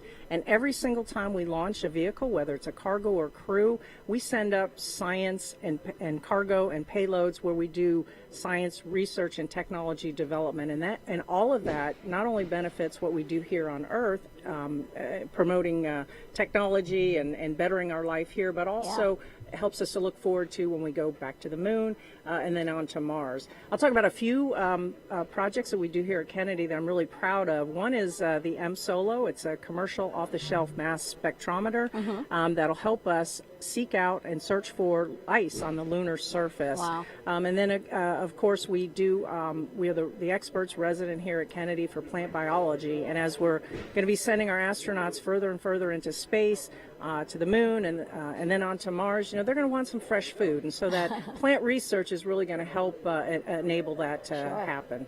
Yeah, and of course you're alluding to Artemis 1. Right behind us is the iconic vehicle assembly building. Inside there is our Artemis 1 moon rocket. How excited are you for launch later this year, and just excited for again, Kennedy's role in deep space exploration? Yeah, it's an incredible honor to be here leading this center for that really, really historic mission coming up. And of course, Ian threw us a curveball, and so we had, we made the right decision and went back into the VAB. But the energy around the center and even across the whole Space Coast is still very palpable. Looking forward to that launch. And when it goes, boy, it's going to really rock the entire Space Coast. And as I said, it's and copy that, Dragon. We saw the same we are with all 4 eagerly looking suits forward all to that passing their first leak mission, checks, which is then even going though seat 3 to is help still in us the same family. going on to the moon and then on to Mars. Janet, thank you so much. And we actually just heard a call out there so where they're we are going completing to proceed with the count and move into Section 5 for side hatch closure and delay any other troubleshooting steps until we get on orbit. How copy? Okay, that's great news. Dragon copies, and we are going to continue into section 3 of 4.100. Sorry, section 5 of 4.100. Correction. Janet, thank you so much. So sorry about that. We did want to take a pause so that people can hear again the operational loops that we're listening into. But thank you so much, and I hope to be watching Artemis 1 with you soon. Thank you very much, Megan, and go Crew-5. Perfect. Janet, thank you so much. Back to you, Daryl and Bob. All right. Thank you, Megan and Janet. And as we were watching the crew there, we saw their suits inflate. We saw that pressurization happen. And then you heard a report out. And if you could just recap that for me, Bob. Yeah, I think the team saw similar indications, but it was 4 good leak checks with similar performance from all 3 suits, all 4 suits that they saw during that first leak check that they accomplished today inside the capsule. So they're going to continue with the launch count, and any further troubleshooting will be delayed until they're on orbit. So we're ready to continue with the count. And so up next, you can see there is the closure of the hatch. And the closeout team will begin performing that. There they are. The hatch is above the entryway into Dragon. They'll remove the environmental conditioning hoses. They'll document that seal and put that on their mobile pads and move through the process. You know, I always think of things like hatch closure as closing the door, and it's done in an instant. But closure of the hatch on a spacecraft is done very carefully with a lot of meticulous steps to ensure that that environmental seal is just pristine, and they are going to get a good seal when they close it up. You had the tech go over it and back into the spacecraft, so double check on that. They also document the seal. You'll see one of the techs take pictures all the way around the seal.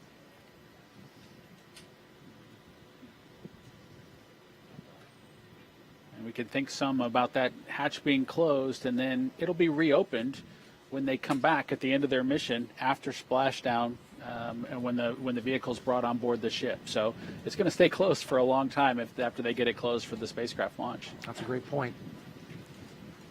So it needs to be closed well. Dragon, closeout team is taking final steps in preparation for side hatch closure. Stand by for transition to pad hatch closed. Ensure that all items are secure from now through launch. And what is that, Bob? It's just a protective piece of Dragon copies. All to make sure no fog or anything falls down into that area. Pad hatch closed. Good words. So some protective equipment for the seal there on the spacecraft. All right, very good. We'll keep watching the action and tracking the progress as we head down towards launch. T-minus 1 hour and 50 minutes until liftoff of Crew-5. Want to head on out to Megan Cruz, who is with our NASA administrator, Bill Nelson. Yeah, it's our honor to have you here, Administrator. Thank you so much. I want to talk to you about how we've had this continued presence on the ISS for 22 years. What do you think of that legacy? Isn't it something? Yeah. Think of the 3,000 investigations that we have done, scientific things, and the innumerable things that we've actually discovered doing all of this science on the International Space Station. Of course, it helps us train our astronauts as we get ready to go fly to the moon, and then we're going to go to Mars. It's such a unique and awesome platform. So yeah, the fact that we can have this continued presence is so great.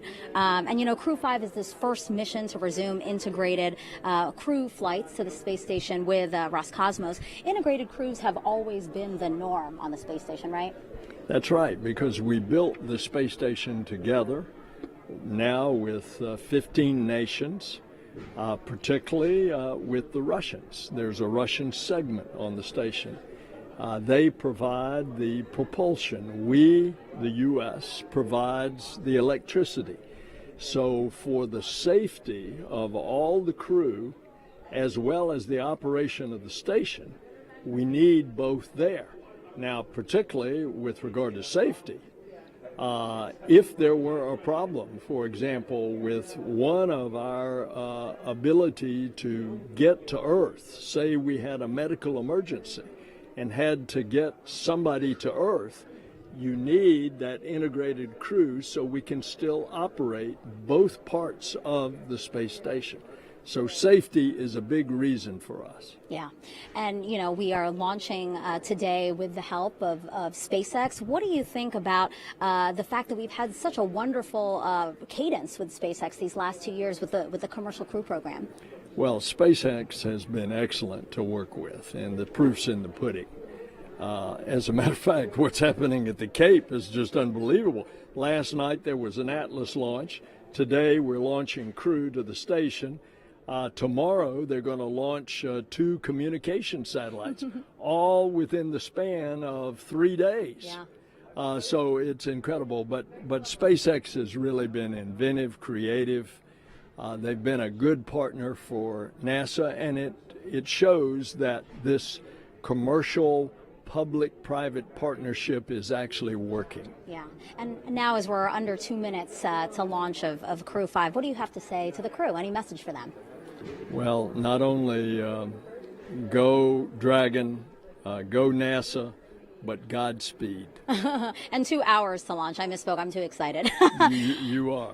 Administrator, thank you so much. I appreciate you being here again. Thanks. And we'll check it back in with our partners at JSC now.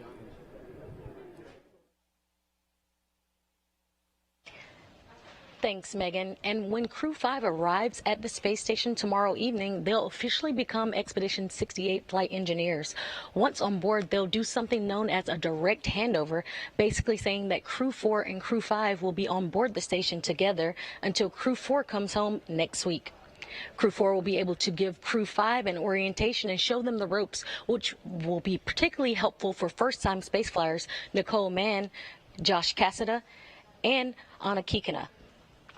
A direct handover also helps ensure continuous U.S. presence on the space station, a record we've held almost 22 years.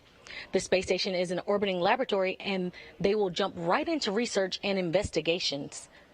Now I'll toss it over to Daryl at the Kennedy Space Center with a little bit more of that science. Daryl? Absolutely. Thank you very much, Shaniqua. And we continue to monitor the closure of the hatch on the Crew Dragon. You see the closeout team there. I want to take a closer look now at some of the life-changing science the astronauts are performing aboard the International Space Station. The International Space Station is a state-of-the-art microgravity laboratory that is unlocking discoveries not possible on Earth and helping us push farther into deep space. Every single day, we are answering big questions about Earth and about space, about where we came from and about where we're going. But the other thing that we're doing is we're learning more questions to ask. Microgravity turns almost everything we know upside down. Liquids behave completely differently. Fire burns in new ways. Biological systems reveal surprises. There's a few things that have made me gasp out loud up on board the space station. Watching heart cells actually beat has been a pretty big one. We're studying ways to grow food in microgravity. I got to tell you, these are pretty amazing. We're learning how human bodies react to life in space and how to keep crew members safe and strong on long-duration exploration missions. Deadlifts are awesome on Earth. They're also awesome in zero gravity. We're testing technologies that will be critical to our return to the moon and great leap to Mars. Our research has contributed to medical and social benefits on our home planet, allowing us to find new ways to combat disease back on Earth and develop technologies to deliver clean water to remote communities in need. The spectacular vantage point of more than 200 miles above our planet supports our monitoring of Earth's climate, natural disasters, and plant life. The orbital perspective that we have here on the ISS is just absolutely amazing. Earth is gorgeous. The growing new space economy, so vital to our continued progress in space, is flourishing in low Earth orbit. We're inspiring future generations, from a platform that is one of the largest international collaborations of our time. We're doing science at 17,500 miles per hour. Come along for the ride. So much about what these missions are about is the science. And even though, Bob, you were telling me, test flight, that of course it was historic at the time, that was reestablishing America's presence to launch from American soil, get to the space station. You didn't have a lot of science on your flight, but when you got up there was a lot of science to do, right? Even a backlog. Absolutely, Daryl. You know, for my launch guest, even though it was a test flight that we were headed to the space station to check out a new vehicle, my T-shirt said, "Because science." And that was the reason that we were going. And I was proud to be a part of when I arrived at the space station, of the science that we were able to accomplish. As you mentioned, there was a bit of a backlog. We had a single U.S. crew member, and Doug and I were put into service right away, trying to support getting the science program back up and running and back at full speed. Working hard on that science, just like our next guest who is joining us now. We have Mike Roberts here with us. He is the chief scientist for the ISS National Laboratory. Mike, thank you so much for being here with us today. It's a beautiful day to launch and a good day to talk about some of the science that's on board. You got currently, as I understand, 235 investigations on board. 76 of them are new, and you got a little bit of them flying right on this rocket here behind us. Yeah, it certainly is a beautiful day here today, and we look forward to getting the science off the ground. As Bob indicated, it's a very busy time up in orbit for the crew because they are very busy not only maintaining the science portfolio of NASA so that we can continue to live and operate in space, they're also conducting science in space that benefits us here directly on Earth, and that's an important part of why the ISS National Laboratory exists. What is some of the science that Crew-5 is working on?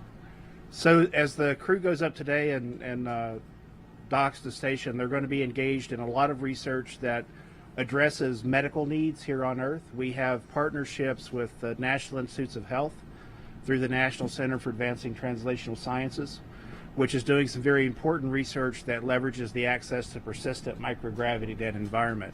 As Bob, I'm sure, experienced in the microgravity environment, your body's physiology adapts to that environment in different ways, and in some cases, those effects of microgravity on the body mimic the onset and progression of disease and aging here on Earth. So the National Institutes of Health is taking advantage of that by sending small cells in tiny bioreactors up to space to understand how those individual systems respond to that environment so that we can design more effective therapeutics for use here on Earth. We also have experiments launching on Crew-5 going up with the crew today that are going to explore the effects of microgravity on the gut microbiome. A company is involved with Los Alamos National Laboratory, so it's another collaboration between ISS National Lab, Los Alamos National Lab, and its partners to better understand how microgravity impacts the gut microbiome and the human body. Microgravity, certainly an impact on astronauts the entire time they're out there. And we've been studying this for so long, and it's great to see a study that's looking at those internal functions of the gut. It'll be fascinating to see what comes of that. As we truck along here, I understand that we now have science on board the actual Crew-5 vehicle. That's not something that's always been capable of happening, right? We do.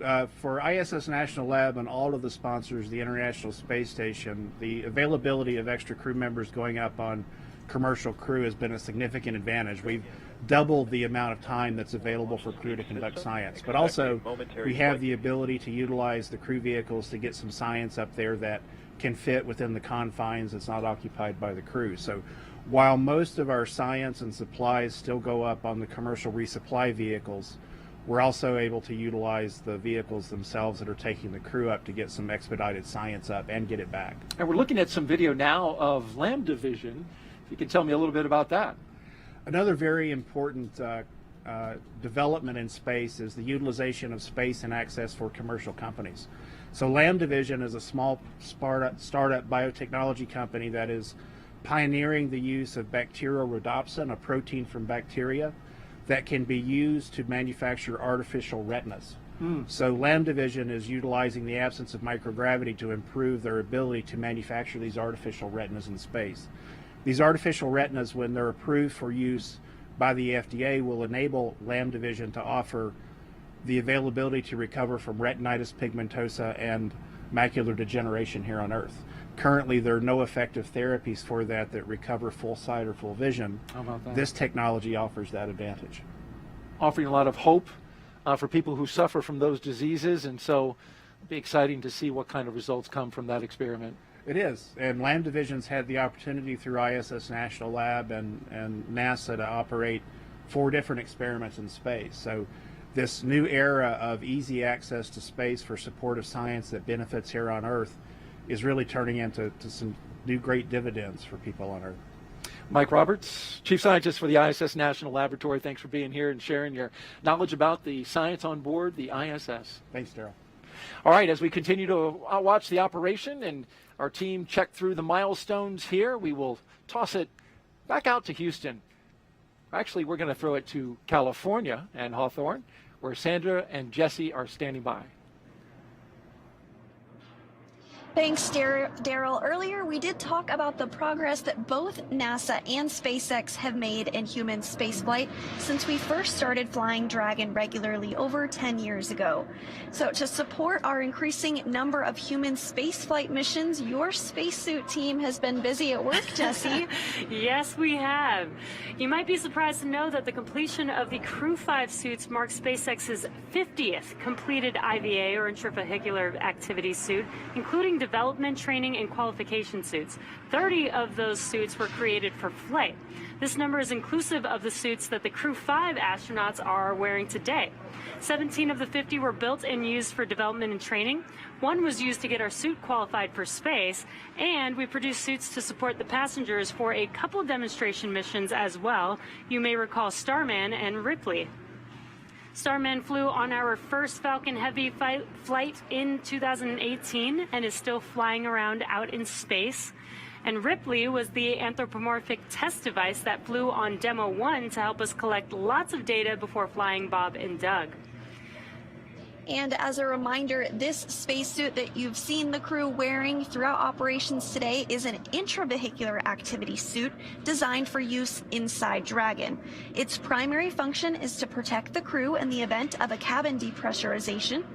Now, when the astronauts move onto the International Space Station following docking, the spacesuits will stay on board Dragon. The astronauts will then use NASA's extravehicular activity, or EVA, suit when outside of the International Space Station performing spacewalks.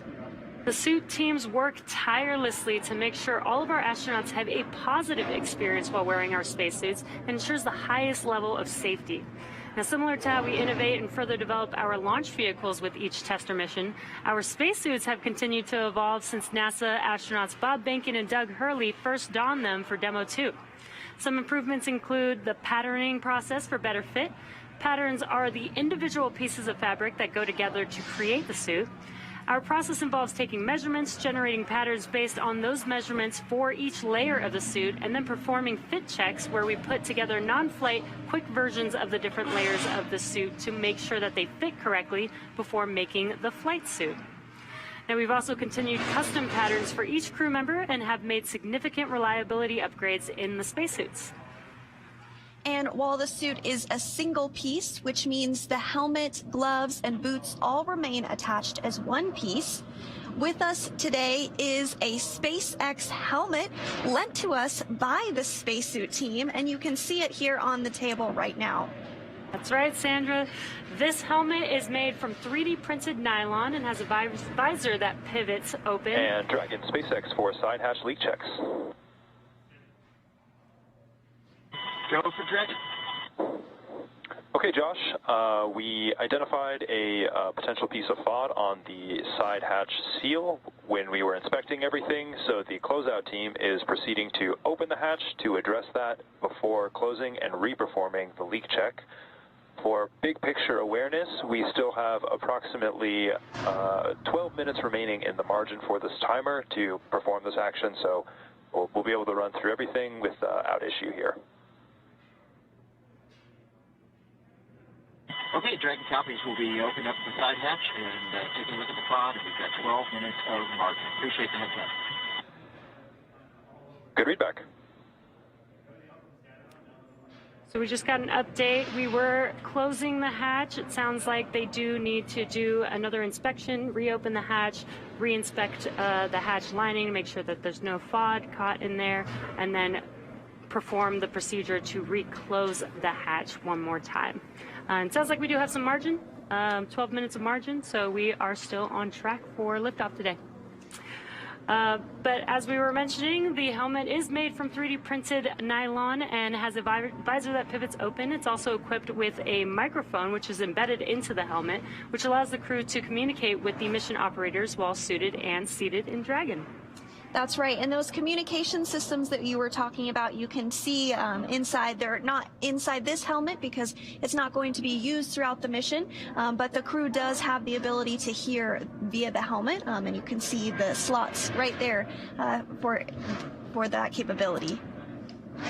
Yeah. And so now we're going to check in with Kate while the team is working on the hatch. So Kate, how's it going over there?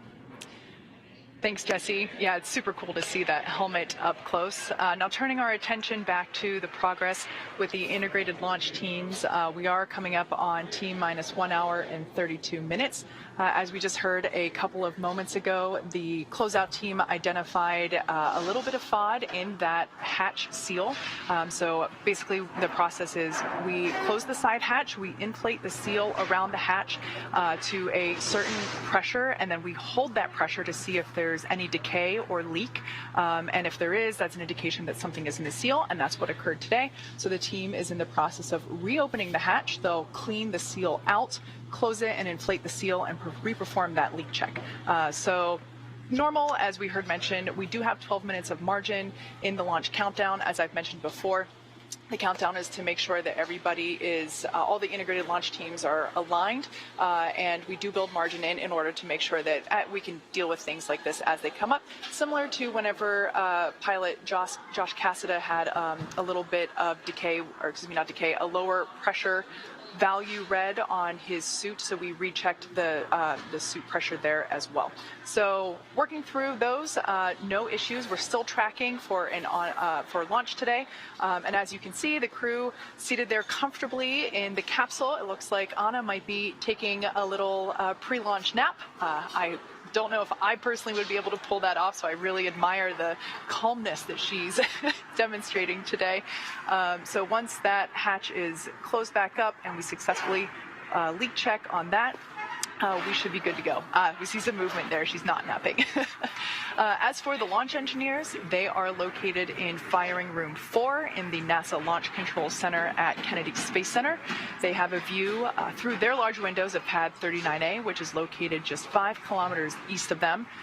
Currently, the Falcon 9 team is loading helium and nitrogen gas into storage bottles on the launch vehicle. You see on your screen Firing Room 4 there now. RF checkouts are now also complete, and the final review of vehicle testing performed earlier today is underway. So the SpaceX chief engineer, who for this mission is Dan Alex, he will check in with the team at T-minus 80 minutes to verify that we are good to continue with the countdown. Now, the next major activity, we will flow a small amount of fuel into the first stage to prime those Merlin 1D engines for ignition. The team is also monitoring fuel and liquid oxygen loading preparations, ensuring that the propellants in the ground tanks are correctly chilled to prior to loading them onto Falcon 9.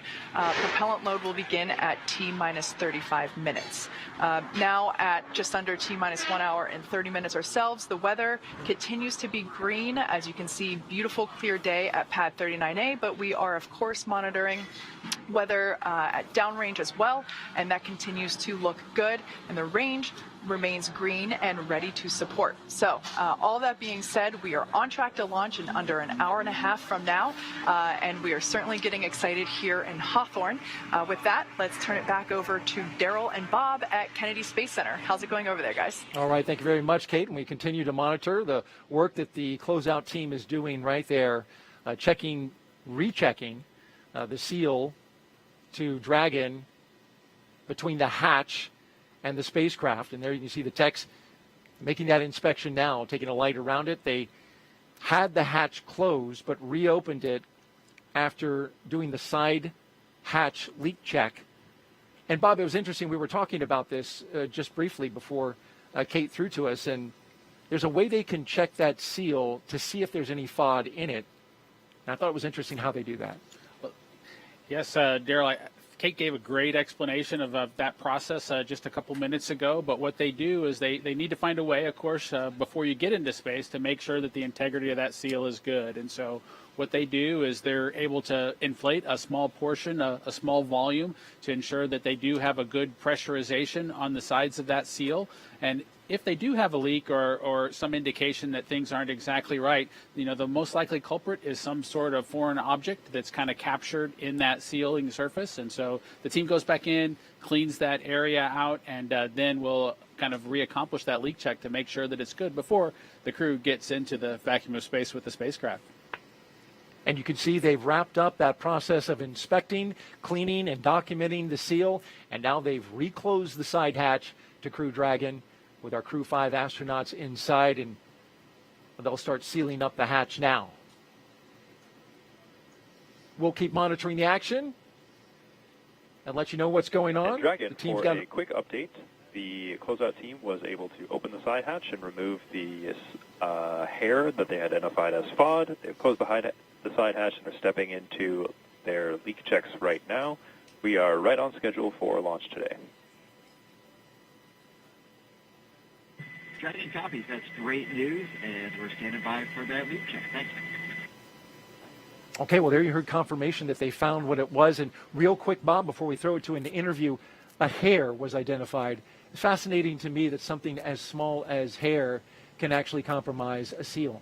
Yes, it's really important that that area is super pristine, and like we talked about a little bit earlier, that hatch is going to be closed for 6 months as they make their way into orbit, and then won't get open until they come back and are on aboard the recovery ship. Dragon Ground is going to be commencing a health check for launch escape system a second time. Expect a momentary flight computer state change, followed by that transition back to pad hatch closed. Dragon copies. We'll expect it again prior to going back to pad hatch closed. Thanks. Good readback.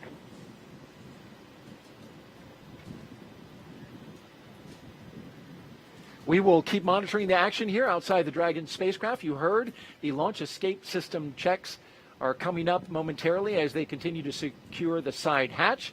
In the meantime, let's go out to Megan Cruz, who has a very special guest, Lieutenant General Thomas Stafford, one of the 24 astronauts we sent to the moon. Megan.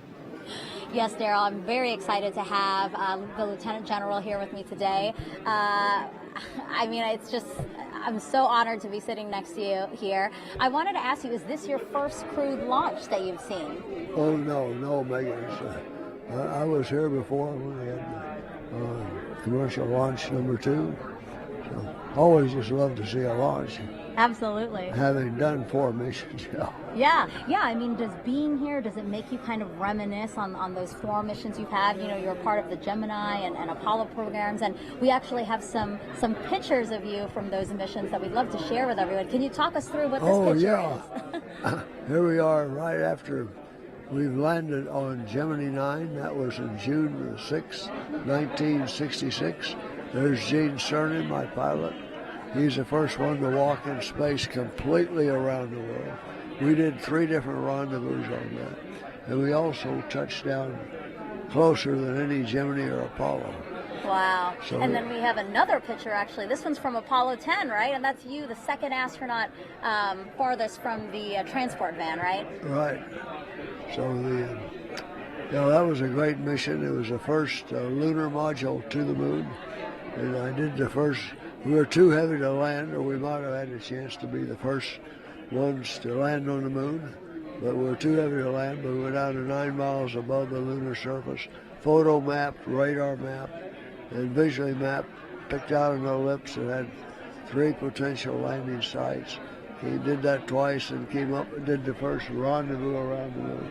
Yeah. And then on the way back set the all-time world speed record. This picture's a little blurry, but it's honestly my favorite of the 3 pictures. Can you tell us what's happening here? You guys are on your way to the moon here, right? We're on our way to the moon. We're walking slow to the transfer van. But then on the way back, we were doing 24,791 miles an hour, or Mach 36. Miles per second, making 7 miles a second. Wow, wow. So that record still stands. Wow. You know, we're talking about the Apollo 10 mission and the work that you guys were able to establish to get us where we are today with our Artemis 1 moon rocket right behind us in the vehicle assembly building. Are you looking forward to the Artemis 1 launch later this year? Oh, absolutely. I worked on helping getting that through Congress back in 2010. That's the authorization that authorized it. So I've had 12 years of work on that one. Yes. Lieutenant General, thank you so much for being here, and I hope you enjoy the Crew-5 launch today. Oh, it's great to be here. The weather's good, and I'm sure you're going to have a great launch, man. Thank you so much. All right, Darryl, we'll send it back to you. Wow, well, that was fantastic to hear from the Lieutenant General. Loud and clear. Stand by from ComCheck by Launch Control. Dragon, launch control on countdown 1, ComCheck. Launch control, Dragon, loud and clear. Launch control, loud and clear. Stand by for ComCheck by the Chief Engineer. We're getting ComCheck Dragon, right now. CE on countdown 1, ComCheck. Listening in. CE, Dragon, loud and clear. CE, loud and clear also. This completes the Falcon 9 responsible engineer ComChecks. There will be a series of these checks.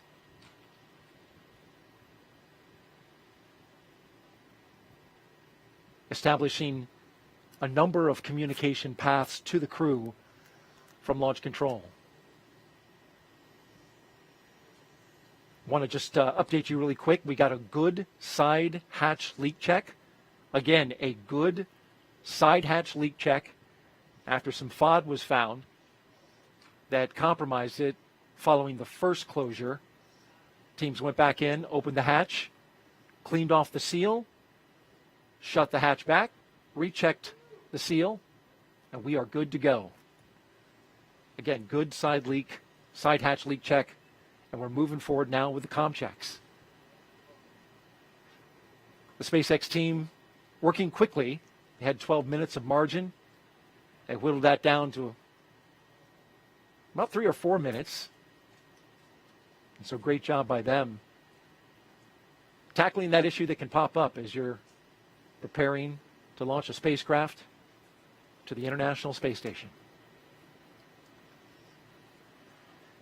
There's the Falcon 9 rocket on the pad with the Dragon spacecraft atop. We've got a beautiful day. Nice skies above. Take a little moment to listen to a special message now from somebody who's familiar to both of us, more him than me. Our previous co-host from the last Crew mission, Crew-4, and the launch broadcast. A very special person to all of us here. Let's take a listen. Hello, husband. It looks like you're doing a great job with the launch commentary. Keep up the great work. It seems like all those tips that I gave you are paying off. A couple of things I forgot to mention, though. You should probably share some of your snacks with Darryl because he does get a little hangry if he doesn't get enough to eat. And also, it's important as the co-host to make sure you laugh and smile at all of his jokes. It makes him feel really good. Actually, there's a couple other people in the family that want to say hello to you as well. Just give me 1 second. Do a good job, Daddy, or else I will find new ways to motivate you. In all seriousness, though, Nicole and Josh and Koichi and Anna, I want to wish you well on your journey. You guys have worked so hard to get here. You're going to be absolutely outstanding on the International Space Station. I cannot wait to see you up there. We're going to be cheering you on from down here. Have a blast, and we'll see you when you get home. What a beautiful message. She's so good with the camera and giving the message. Thank you so much to Megan MacArthur for saying that. By the way, I've taken care of myself. I've got my food here. But it's so good to see her, and you're a little touched by her message. No, it was absolutely great to see my wife, of course, our dog Shadow, who arrived in our family after we returned from the Demo 2 mission. You know, my son requested Dragon approval. SpaceX, we just had a good side hatch leak check. My son requested approval. Dragon copies. That is great news.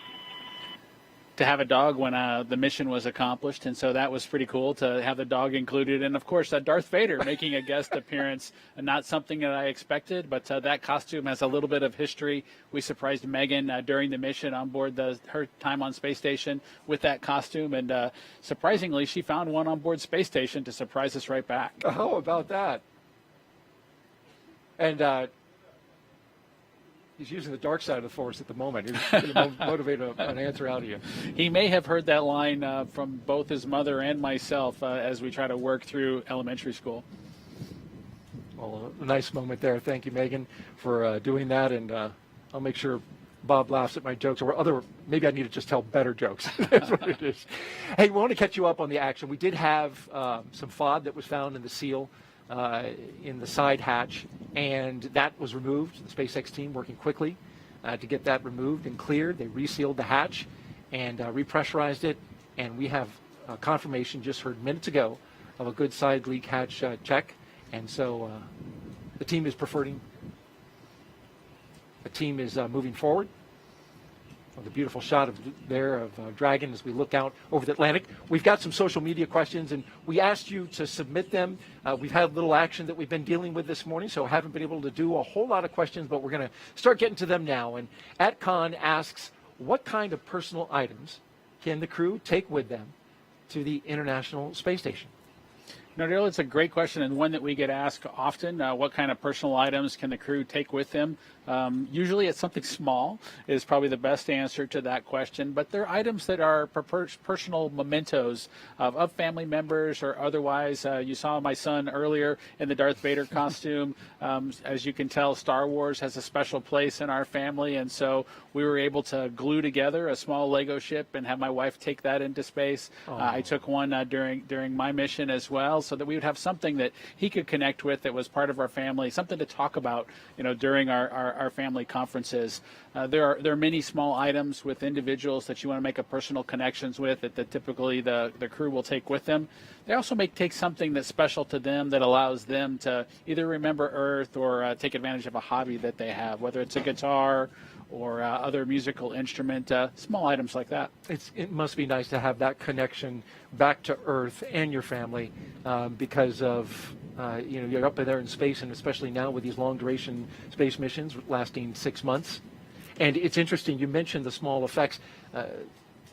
Commander Nicole Mann taking her wedding rings, but also some surprise special gifts for her family and a dream catcher that her mother made for her when she was a child. That's aboard her personal effects, which you get about 3.3 pounds of personal effects, as you mentioned. So a nice cultural memento, part of her heritage as a Native American, the first Native American woman to go to space. Let's check back now with California and toss it out to Hawthorne with Sandra and Jesse. Ladies? Thanks, Daryl. We are just 1 hour and a little over 15 minutes from launch, and it is getting more and more exciting as we get to that T0. The crew has already ingressed the Dragon vehicle. They were helped out by our closeout team. Umbilicals were attached to their suits, which provides breathing air and comms to Dragon. Suit leak checks were completed, as well as comms checks completed with the core and the launch director.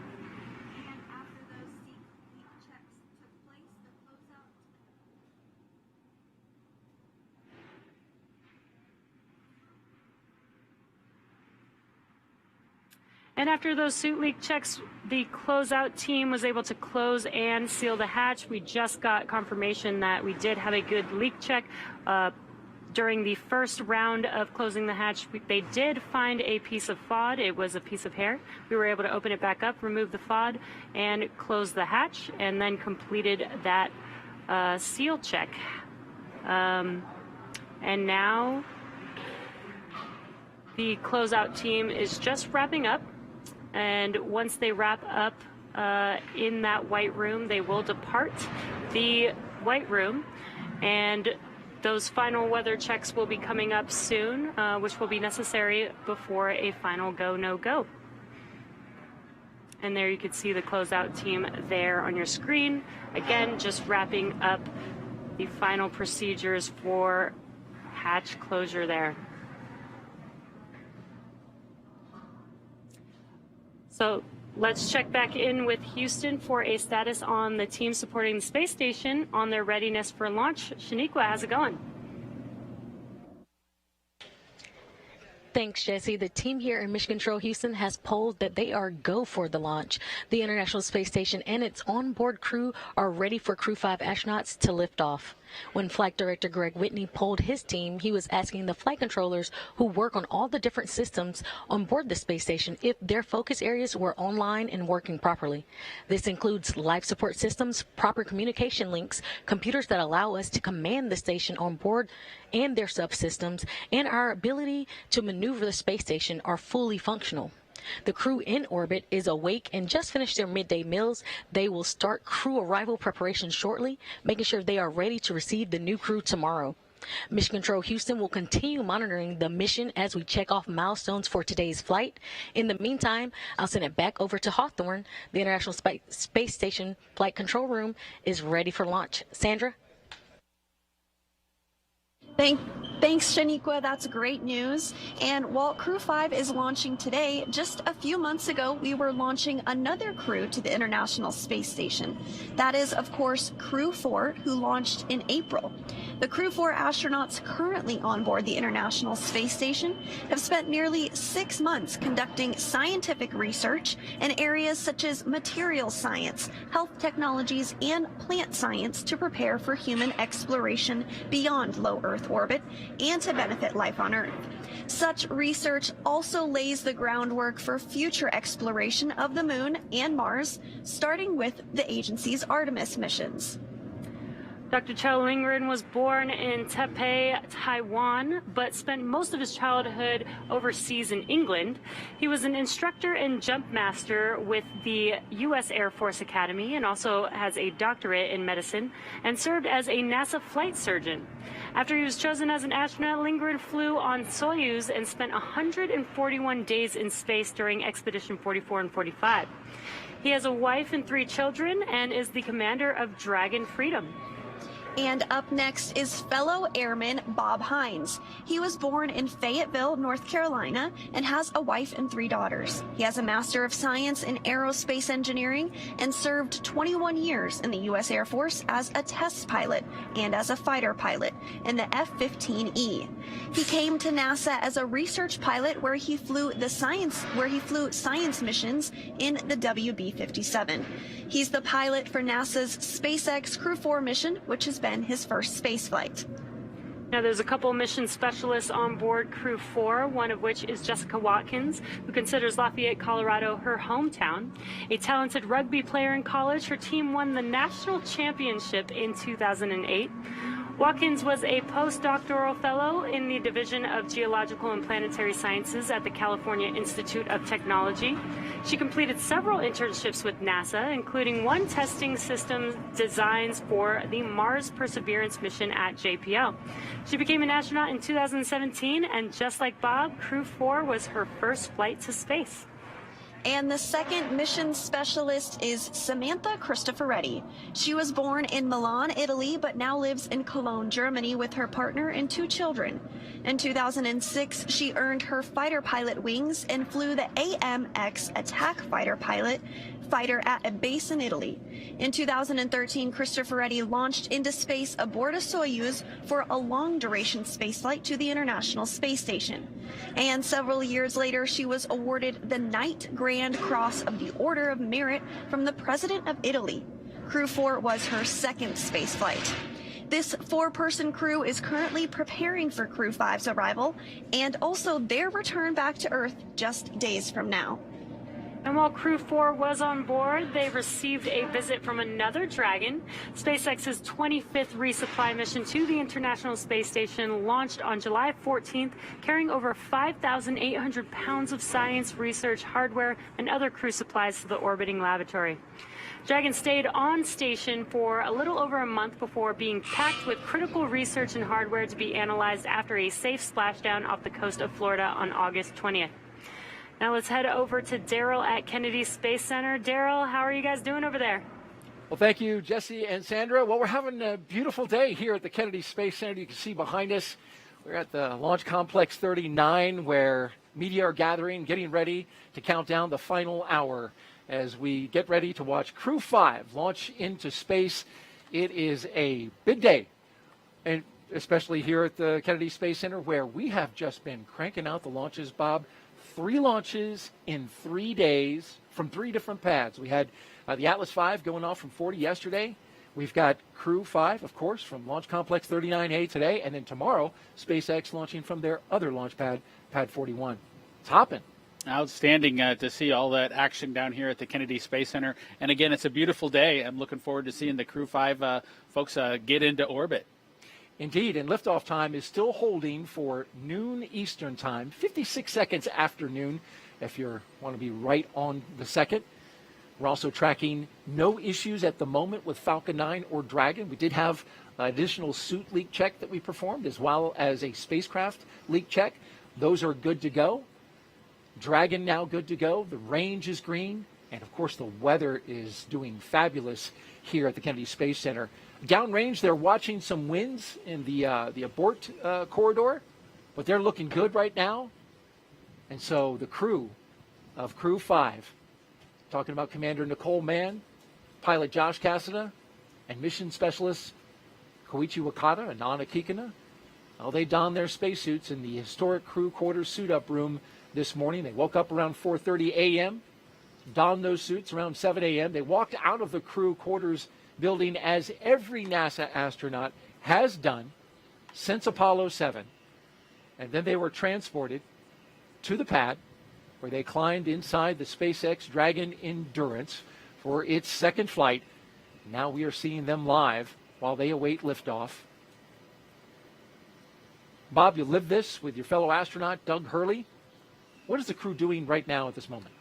You know, Daryl, it's a good question at this point. I think you can see on the camera that what the crew is really focused on right now is relaxing. You know, they've had a hectic morning, if you will, one that's very well scripted, one that's very well controlled, but one that causes them to need to be on schedule through all the individual milestones leading up to launch. That part's behind them now, and they're taking a chance to relax and catch their breath before the tanking operations begin here in just a few minutes. Indeed, tanking coming up, as well as the launch escape system checkout and the arming that will follow. The rocket is on the pad, ready to go. And over the next hour, we will conduct a series of polls to get ready for launch. The crew will also, as I mentioned, will be arming that launch escape system, and then the fueling of Falcon 9 will begin. Let's talk a little bit about the details of today's flight. Launch, of course, as we mentioned, set for just a few seconds after noon, a little more than an hour from now. And then Crew-5 astronauts will race towards space, reaching orbit in about 12 minutes. That's followed by a roughly 29-hour flight to dock with the International Space Station, one of the longer transit times to the ISS. And then that docking will happen at 4:57 p.m. Eastern Time tomorrow. And, of course, we'll have coverage of that. A quick history of NASA's Commercial Crew program. It all began with the first successful and historic test flight Dragon of SpaceX. Crew Dragon. The closeout team has departed the crew arm, and with that, ground is going to cycle the orbit tank isolation valves to equalize low flow pressure. Dragon top. All right, they're cycling the valve there, and as well, closeout team is now departing that location that you see, 39A. They'll be making their way off the pad, and that'll lead us into getting ready to fuel the rocket. Of course, I was talking about the historic test flight for my partner here and co-host, Bob Benkin. His crewmate, Doug Hurley. Together they flew the mission that was called Demo 2. And after Bob and Doug returned, of course, NASA was certified with SpaceX to fly astronauts regularly to and from the International Space Station. And, of course, that led to the regular rotational missions that we see today, the 5th rotational mission to the International Space Station.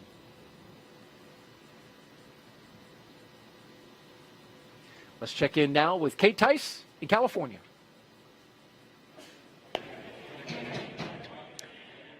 Thanks, Daryl. Quick status update for those that have recently tuned in. We've had a smooth countdown so far today. You can see there on your screen, our 4 Crew-5 astronauts have ingressed. They are in their seats. Their 5-point safety harness is buckled in, and they are looking relaxed and ready to go. They ingressed about an hour and 45 minutes ago, and the teams have completed the required comm checks, the suit leak checks, the side hatch closure, and its associated leak check. We did have to redo that leak check as a piece of FOD was found in the seal. So we opened the hatch back up, cleared out the seal, cleaned it, and then closed the hatch again and reperformed that leak check, and we got good leak check there. And we heard just moments ago that the closeout team is beginning to depart the pad, and at that point in time it'll just be the Crew-5 astronauts left on the pad once the closeout team departs the BDA. At this point in time, I'm happy to report that the SpaceX team is working no issues, and the pace is certainly beginning to pick up. As for Falcon 9, our 2-stage reusable rocket, final propulsion checkouts of the first and second stages and the engine began a few minutes ago in preparation for propellant loading. This involves testing and cycling valves and engine pneumatics pressurization. At T-minus 45 minutes, the team will report their readiness for prop load with a final electronic go, no-go poll. Again, that prop load will begin at T-minus 35 minutes. As for Dragon, before we can start loading propellant on Falcon 9, we still have a few Dragon-related tasks to perform. First, we need to retract the crew access arm away from the Dragon capsule. We can see it there, currently connecting the crew tower to the capsule. We will need to retract that access arm away to its launch position. That will happen between T-minus 44 and 42 minutes, so shortly coming up. That will be the last physical change to the crew tower. With the access arm out of the way, the launch escape system will then be armed. Once those two events are complete, Dragon will be ready for Falcon propellant loading. We did hear earlier in one of the pre-launch briefs that once the launch escape system is armed, we will not have the ability to recycle. So we are basically locked in for launch today as soon as we have that launch system armed. As for weather, we will also verify with the launch weather officer that all the weather meets all of the associated constraints, including items such as wind speed, lightning, and precipitation. Looks like with those beautiful blue sky behind Falcon and barely any clouds, we don't think rain is going to be an issue, nor lightning. Now, we do expect acceptable weather conditions for launch, both at surface level and upper altitudes. As I mentioned earlier, we have been watching those downrange winds, and they continue to trend favorably. So everything green there. As for the range, currently clear for launch from historic launch pad 39A, the worldwide network of ground stations, and the tracking and data relay satellites, or TDRS, as you hear us refer to it as. Those are ready to support Dragon as it heads into orbit. Today, we have an instantaneous launch window at 12 p.m. Eastern, noon on the dot. Once we begin loading propellant, there is no opportunity to change that T0. The timing for Dragon to rendezvous with the International Space Station is incredibly precise, down to the very second. So we only get one chance at it today. But at good news, at T-minus 1 hour on the dot and counting, we are go for launch. And we are now less than 1 hour until liftoff. This day is the Dragon, you are go for section 6. When ready, report go for launch. Dragon copies. We're stepping into section 6 at 4.100, preparation for LES Army. Good readback. So again, we are now less than 1 hour until liftoff, and this day is the continuation of regular crew flights to the space station from U.S. soil.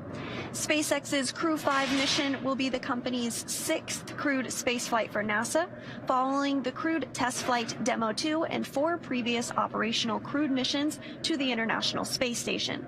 It will also be SpaceX's 8th crewed spaceflight overall, including the private orbital mission Inspiration 4.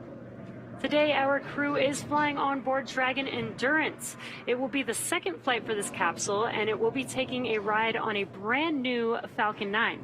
Now, it's been a great countdown so far. Weather, as Kate has been updating us with, is still good for T0, so the excitement just continues to pick up here as we get closer to that T0. SpaceX Dragon in Section 6, Crew-5 is go for launch. Copy that, Nicole. Crew-5 is go for launch. And you just heard it yourself. Crew-5 is go for launch. Another exciting milestone. We did start our coverage earlier today with the crew heading to the launch pad. And prior to that, the SpaceX team did help the crew put on their spacesuits and conduct initial checkouts before crew walkout. Crew walkout was where Nicole Mann, Josh Cassada, Koichi Wakata, and Anna Kikina gave final goodbyes with friends and family gathered outside the operations and checkout building before they began that roughly 20-minute ride to pad 39A. And we were able to watch the crew as they boarded their Teslas and headed down the NASA Causeway, headed towards the launch pad. And once they arrived at the pad, the crew took a moment to enjoy the view of the vehicle as that they will be taking flight on this afternoon, and then headed up the fixed service structure to begin a process known as crew ingress, where the astronauts entered the Dragon spacecraft. The SpaceX team then performed a series of checks to ensure the suits, seats, and vehicle interactions were all functioning properly. And a short time ago, the team did close out Dragon's hatch, and the crew is safely inside. So with less than an hour to go until liftoff, things will continue to pick up as we get close to the go, no-go pole to arm the launch escape system and begin propellant loading. The crew poll for readiness was completed at the T-minus 60-minute mark, and the Dragon poll for prop load is coming up here at T-minus 55 minutes. After that, at T-minus 45 minutes, will be an internal mission control Hawthorne poll, and then the launch director's poll for propellant loading. When we get to about T-minus 40 minutes, the crew access arm will retract, and the crew will get the call to close their visors and to arm the launch escape system. Now, this is the automated safety system in place that can fire the 8 Super Draco thrusters on Dragon to quickly separate the crew from the rocket, either on the pad or during the flight on the ride uphill. And then once we reach about T-minus 35 minutes, propellant loading for the Falcon 9 will begin.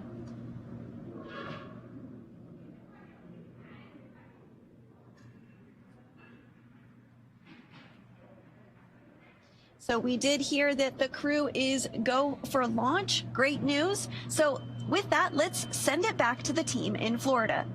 Megan? Great news, guys. So yeah, now I'm joined with Brian Onyate, but I'm going to have him say his title because I think I'm going to mess it up. So you say what you are. Sure. Good morning. Yeah, I'm the Chief of the Utilization and Life Sciences Office here at Kennedy Space Center. Yeah, it was a little long. I was like, I'm going to have him say it. Yep, long title. So I wanted to talk to you about how NASA has been studying plant growth and microgravity for many years now. So tell us about the 2 experiments that Crew-5 is going to be working on while they're on station. Sure. We have 2 experiments going up. One is more of a plant research experiment. We call it Plant Habitat 03. It will be going into the Advanced Plant Habitat. And actually, that plant experiment is doing a generational study. So as you can see, that's the advanced plant habitat, and the plant that is growing in there is called Arabidopsis. It's our model plant, and basically we're going to grow that and get it all the way to seed.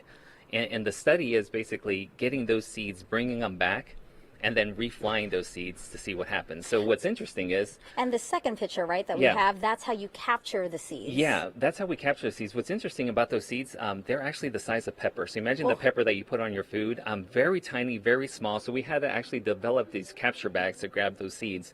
So what we're noticing is in a previous experiment, the DNA of the plant actually changed, and it almost seemed like it was trying to protect itself from the environment of space, the harsh environment that's up there. So what we want to study is, can we actually grab those seeds, and will those seeds remember that environment? So when we fly the second generation, will they kind of have a leg up? Will they go already kind of pre-programmed to protect themselves so so that way the plants will thrive in space. That's So, interesting. yeah. Why is that something that you wanted to see? What can we learn from that or use? Yeah, so what we can do is for exploration with NASA, obviously we want to get to the orbiting station around the moon one day, or the surface, or the transit vehicle, or Mars.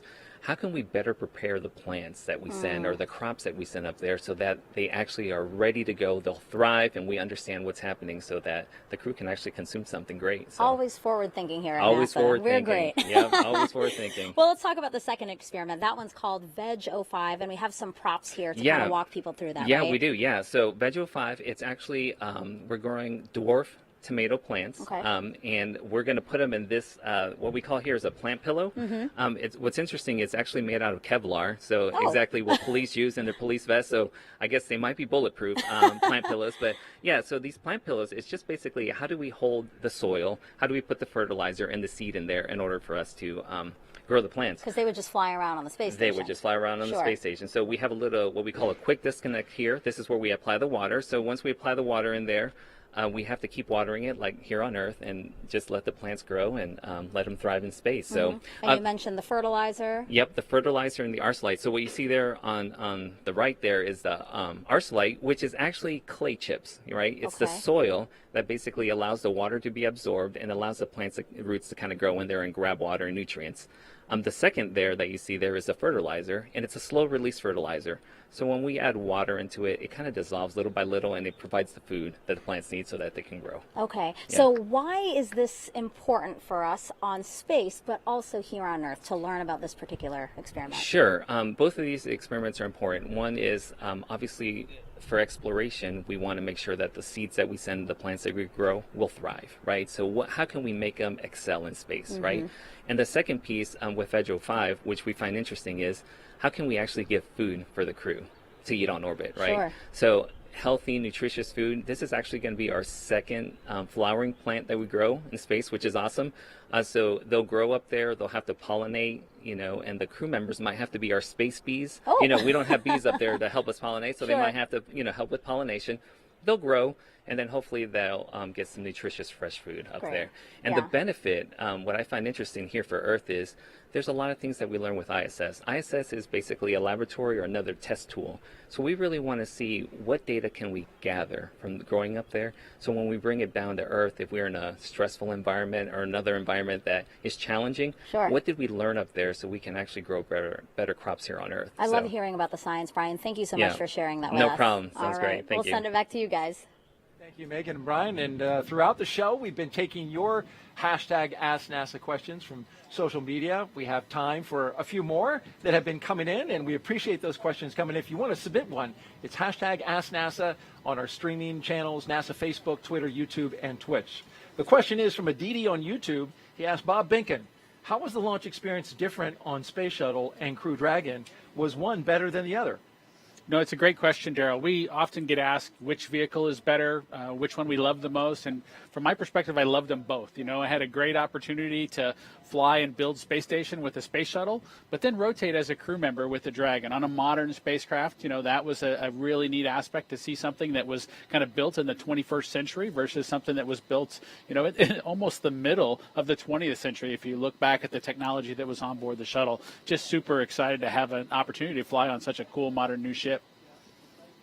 And now, next question at Mike Mangano. I hope I'm pronouncing that correctly. Asked, and this is a fitting question for you, Bob. Did the NASA astronauts who fly the Dragon capsule help in the design of the capsule? Why, yes, they did, and that was you. It was an interesting experience, I think, for both Doug and I to have the opportunity to not only fly on a new spacecraft, but be a part of shaping it for crews to come forward. And I think as we went through that process, the SpaceX team really learned how to work with us and how to take our inputs and incorporate them into design whenever they could, and explain to us when they couldn't, because everything that we wanted they couldn't necessarily do. But we were able to compromise and come up with good solutions so that years later, maybe in Crew-5's case, they wouldn't be cursing Bob and Doug's name as to what they had agreed to or said was acceptable when the time came. We wanted to have opportunities for them to have choices devices. We included the opportunity to write on paper, but also to have a tablet, so that crews, as they went forward with their missions, would be able to find the place that, helped them be as successful as they could be. And so I'm hopeful that there just aren't too many curses associated with Bob and Doug, and it's mostly, hey, those guys, they were thinking when they did this. So, and we've had good results so far with 4 launches and the 5th today. Our next question comes from @morearts.com. If the astronaut schedule shifts during docking activities, does their schedule shift later in the day or the next morning? We do know that the ISS crew is sleep shifting in order to accommodate this crew. It's true, Daryl, that the crew actually has to sleep shift to accommodate the schedules of the vehicle traffic that arrives on board the space station. There are even times when the vehicle arrives a few minutes early or a few minutes late, and the crew needs to be ready for that as well. And so the crew does shift their day around to support all the operational activities, not only vehicle traffic and arrivals, but a spacewalk may impact things, or other activities that are happening on the ground, for example, might drive a schedule to be specific as well. But the crew's given time to recover after each of those sleep shifts. Very good. And for those watching, if you want to ask a question of Bob Behnken, just follow us on Twitter @NASA Social, or check us out on the web at nasa.gov/social. Thanks for answering those questions, Bob. Great job. Let's send it now back out to Kate at SpaceX for an update on the countdown. Kate? Always love hearing those responses from any astronaut, but especially Bob, because he flew on our DM2 mission a couple years ago. So at this point in time, we're now under an hour. We're at T-minus 48 minutes, and the SpaceX launch team is finishing the final review of data from checkouts of Falcon 9 over the last hour. The launch director has verified with the launch weather officer that weather meets propellant loading constraints. So next up will be to poll the team for readiness, both for propellant load and for launch. This will be the last poll before liftoff. The 7 SpaceX responsible engineers, often called REs, indicate that they are go by electronically voting on the online countdown procedure. The launch director, or LD, as you hear it called on the nets, also checks with the Dragon mission director, or MD, and the NASA launch manager to make sure that they are also ready. Earlier, you saw the vehicle assembly building called the VAB. The Falcon and Dragon launch team, as well as key NASA launch members, are in the Launch Control Center adjacent to the VAB. They have a view straight toward Pad 39A through the large windows of Firing Room 4. Now there on screen, you can see the Dragon capsule on the right-hand side. The crew access arm is still in the service position. I've recently heard that the closeout team has departed the tower, and they're in the process of departing the blast danger area. Now, with the crew on board Dragon waiting for next instructions, which will be to stow the crew arm for launch, the crew arm sequence will be armed and initiated. We should get a good view of the access arm as it Attention swings. operators on countdown. Pulling is complete. The team has pulled go for crew access arm retract, LES arm, propellant load, and launch. For all operators in MCCX and Firing Room 4, both control rooms will go into lockdown at T-minus 45 minutes and will remain in that state until the launch escape system is disarmed. All operators are to remain at their console and maintain a sterile cockpit until MD confirms successful disarming of the launch escape system, following orbit insertion or propellant offload in the event of a scrub. For non-urgent no-go conditions, brief the CE or LD, and they will approve aborting the countdown. For urgent issues affecting the safety of the operation, operators shall call hold, countdown net. Launch control will abort the launch auto sequence and immediately proceed into launch abort. At T-minus 10 seconds, launch control will be hands-off, relying on automated abort criteria for the remainder of the count. Operators advise the launch director whether structural breakup or fire is imminent or occurring per Dragon manual escape flight rules. Launch control at this time may proceed with arming the crew arm for movement. Launch control copies, proceeding to arm crew arm for movement. All right, quick recap there. All really good news. It sounds like the final poll has been conducted and all of the responsible engineers polled go, as well as the range they polled ready for launch, and the NASA team, the NASA launch team is also ready for launch. So everything continuing to look good. We just heard there that the crew access arm will be armed for retraction, meaning it will move away from the Dragon capsule. Crew access arm retraction started. All right, and there we should get a view of that crew access arm now moving away from Dragon capsule. Again, this will swing out into its launch position. This is the final change to the crew access arm, to the crew tower. Of course, the transporter erector will move away from the rocket as it lifts off and just shortly before liftoff. So that, in fact, will be the last major physical change that we see to the pad. But this crew access arm retraction is the final, will be the final state for the access arm for launch. This retraction should take about a minute to complete. Now, as I mentioned before, the range continues to be go for launch, monitoring the clearance area around the launch pad, as well as air and sea space around the flight corridor. And of course, here at Kennedy Space Center, as you see on your screen, the conditions are gorgeous. Everything continues to be acceptable for launch. Many things go into consideration, such as ground winds, any rain that might be in the area, as well as potential for lightning, any thick clouds, and of course, as I mentioned before, downrange landing zones. We have mentioned before that we've been tracking those, but everything continues to look green for launch. At this point in time, everything is looking on time for our liftoff at noon Eastern. We can see that crew access arm continuing to retract. Pretty cool shot there from inside the arm on the right-hand side of your screen as we see Dragon slowly move out of the frame. So with all that being said, the teams are ready. We will begin the propellant load at T-minus 35 minutes. And we are getting excited here at SpaceX headquarters. The energy is definitely starting to pick up outside of mission control.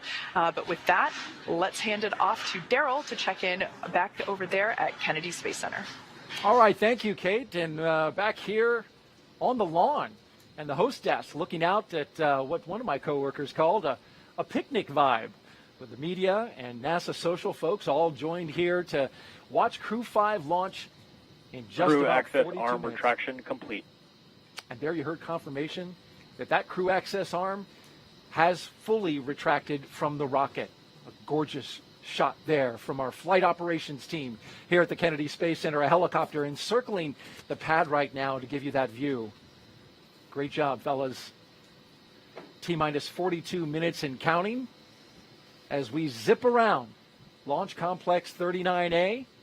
The background, the launch tower for Dragon, and in the foreground, a Starship launch tower under construction. Up next, we're looking at the launch escape system getting ready to arm, and of course that comes right before we start loading propellant. We're expecting to hear those call-outs in just a bit. On a beautiful bluebird day at the Kennedy Space Center. Our crew, Crew-5, is in their seats at the very top of that rocket, inside the capsule Endurance, making its second flight. There they are, from left to right. Cosmonaut Anna Kikina, Josh Cassada, Nicole Mann, and Koichi Wakata. And Daryl, they're getting into position to begin their procedure that'll have them arming that launch escape system that you mentioned. They'll be able to hear some clicking of valves and follow along on their display screen as once they've kicked off that procedure, as the vehicle kind of catches up and completes that arming sequence. And as you know, once the fueling operations begin, the crew has to be ready to potentially launch somewhere if there was some sort of a problem. And so that launch escape system needs to be in place and armed in preparation for that fueling operation to begin. That system will stay armed throughout the ascent phase until the crew is actually safely in orbit, allowing them a safe way to escape from the Falcon 9 rocket should there be any sort of a problem with the vehicle. And we're expecting to see the astronauts close their visors and arm the launch escape system that you just talked about, Bob. Here in a little over a minute, we'll get the call out from the launch team. You'll also see them ensure that their feet are in the appropriate locked-in position, their straps are tight, because again, should that system be required, they might be going for a pretty significant dynamic ride. But of course, we don't expect that to happen today, but they'll have that system in place just in case as the appropriate safety measure. Yeah, Bob, that launch escape system, powered by Super Draco engines, capable of moving Dragon a half a mile in just 7.5 seconds, which is equivalent to a peak velocity of 436 miles per hour. I know you know this system well. You were very much briefed and very aware of its capabilities. You want to be able to not only get off the launch pad, but also get off the rocket while in flight. So it's got to move fast. Absolutely, Daryl. And for shuttle systems, the crew would really have to do a lot of manual activities to steer the vehicle through the appropriate escape or abort scenarios, as we talked about them in those days. But this system is highly automated, and the crew primarily follows along with its operations. Dragon, you are go for Section 7 of 4.100 to close visors and arm the launch escape system.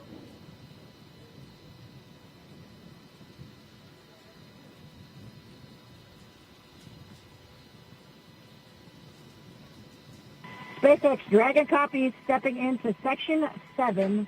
All crew visors are closed. We are arming the launch escape system. SpaceX copies all. That's Commander Nicole Mann reporting back and confirming their visors are closed and they are ready to arm the launch escape system.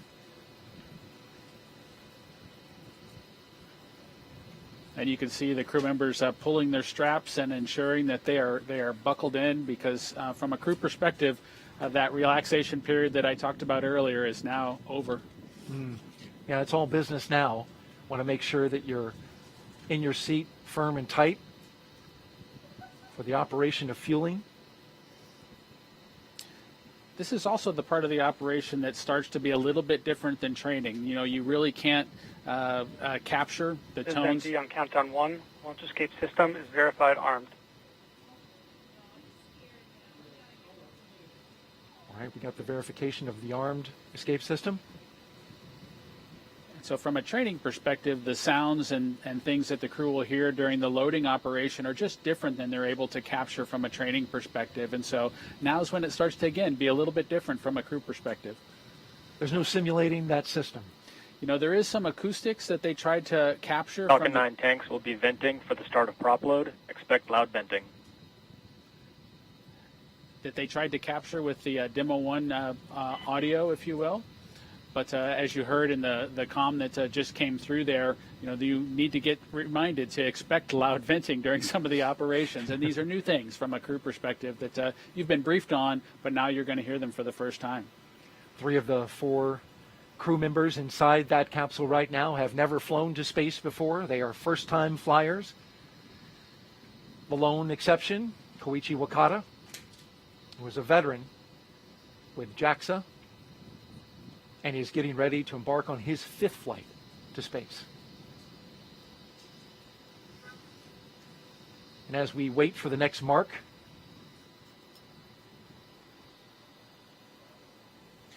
the crew's experience, whether it's a space shuttle or a Soyuz or the Dragon vehicle or Starliner or Artemis, as we move towards that, these experiences are all slightly different. And so I'm excited to hear, Koichi's discussion as he tries to balance and describe all 3 of them side by side when he gets back from this mission.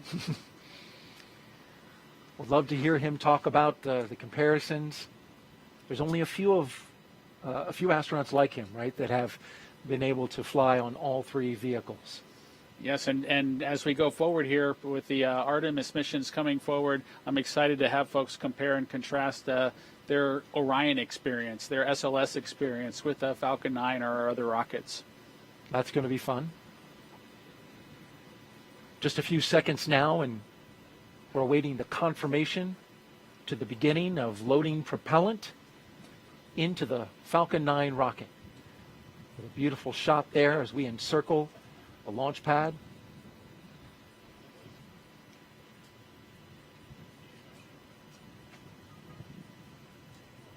Just a few more seconds until that call out.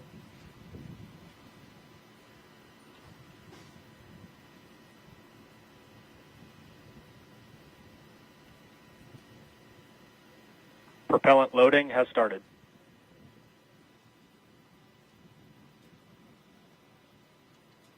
And so it begins. The loading of propellant aboard the Falcon 9 rocket, liquid oxygen and RP-1. Got your propellant and your oxidizer, which blended together make quite the combustion. Millions of pounds of thrust to get Crew-5 into space. You know, there are a lot of details to that operation, Daryl, with each of the stages, and as you mentioned, the oxidizer and the fuel both needing to be loaded, and so the crew will follow along with that carefully as the loading operation commences. If there was any reason for them to need to stop that operation, the crew would expect that propellant loading to kind of be backed out and reversed, and so they'll want to understand the state of that fueling operation going forward, just in case they had to back out of it. And we've got a social question now from @GrantB117, who asks, how long does it take to complete the fueling operations? You know, it's a great question, Daryl, and they started it at 35 minutes because that's really prior to liftoff, because that's how long it takes for the loading operations to kind of get executed. The crew goes through the process, the ground team, of loading that propellant, ensuring that they get the proper commodities on board. The actual sequencing of things might be affected a little bit by the temperature on a given day, but they have that process well monitored, and they begin at 35 minutes because that's how long it takes to get the rocket all fueled up. Thank you for answering those questions, and to you out there for asking the questions. Keep them coming. #AskNASA on our various social platforms. And again, now that fueling for Falcon 9 has started, that means the 8 Super Draco engines inside Crew Dragon are ready, if needed, to launch the capsule away from Falcon 9 in an instant, should there be any kind of emergency associated with the rocket or the pad. The NASA and SpaceX teams have trained extensively for exactly that type of contingency. And so now let's go over to Kate Tice at SpaceX headquarters in Hawthorne for another operations update. Kate? Thanks, Daryl. You can probably tell by the background noise that things are starting to get more exciting now that we're just practically 30 minutes away from launch of Crew-5, certainly counting down the final minutes. Everything's still looking good for Falcon 9 and Dragon. With that launch escape system now armed, we are heading for an on-time launch just 32 minutes from now. As you saw, Falcon 9 propellant load began right on time at T-minus 35 minutes. The first and second stages of Falcon 9 are each loaded with 2 liquid propellants. One is fuel, which is loaded into a tank at the bottom of each stage, and the other is an oxidizer, and that's loaded into a tank at the top of each stage. The fuel that we use to power the Merlin engines is a refined kerosene referred to as RP-1 or Rocket Propellant 1. The oxidizer loaded on each stage is a densified liquid oxygen, or LOX. Densified means that it's kept much colder than typical for launch vehicles, and it takes up less volume. And as such, this allows for more oxidizer to be loaded into the first and second stages. Now, to ignite the fuel and oxidizer in the Merlin rocket engine, we use an ignition fluid called TTEP. When TTEP comes into contact with oxygen, it burns, giving off a green-colored flame. Once we have that flame going, we add in the kerosene fuel to the Merlin chamber, and the engine ramps up to full power. You might actually be able to see that green flash just as the second stage engine ignites following stage separation, which is expected to happen about 2 minutes and 48 seconds into flight. Right now, we're topping off helium into pressure vessels on both stages. This is used to pressurize tanks in flight as propellant is pulled out of those tanks by the Merlin turbo pumps. Now, on board the spacecraft, the astronauts are monitoring systems from their crew monitors. Stage 1 cryo-helium loading has started. All right, there we just heard that the cryo-helium load has begun. Again, that is going into those pressure vessels that I mentioned earlier. Now, the crew training simulator has included playback of the sounds that were recorded in a previous Dragon capsule during recent flights. So all of the pops and the hisses that the vehicle puts out, all the crew has heard those before, though not live. So they are prepared for all the noises, the extra noises that they're now hearing. As for the range, continues to report no problems. They are go to support launch. Weather also clearly looking great. I think we're actually seeing even fewer clouds than we were about 20 minutes ago. We had a less than 10% chance or probability of violation of our weather constraints, also known as a POV. So that's really good. That is for the launch site conditions. We are also tracking downrange weather conditions as well as launch sites around the world in the unlikely event that Dragon needs to escape. Now, as a reminder, today we have an instantaneous launch time because we're heading to the International Space Station. So at this point in time, if we hear a hold for any reason, we will have to stand down and target our backup launch opportunity, which is tomorrow, just under 24 hours from today's planned launch. At this point in time, at just under T-minus 30 minutes till launch, let's turn it back over to Jesse and Sandra for an overview of what's to come until liftoff. Great. Thanks, Kate. Always great to hear that we've got good weather and it looks beautiful over there at KSC. For Crew-5, the astronauts' flight to station will take about 29 hours. And as we await T0 in just about 28 minutes from now, the ground operations team is doing a series of system checks to make sure both Dragon and Falcon 9 are ready for launch. You're looking at a live view of our teams at the Cape as they prepare for liftoff. And as we wait for the launch clock to hit 0, we want to give you an overview of what the ascent portion of the mission will look like.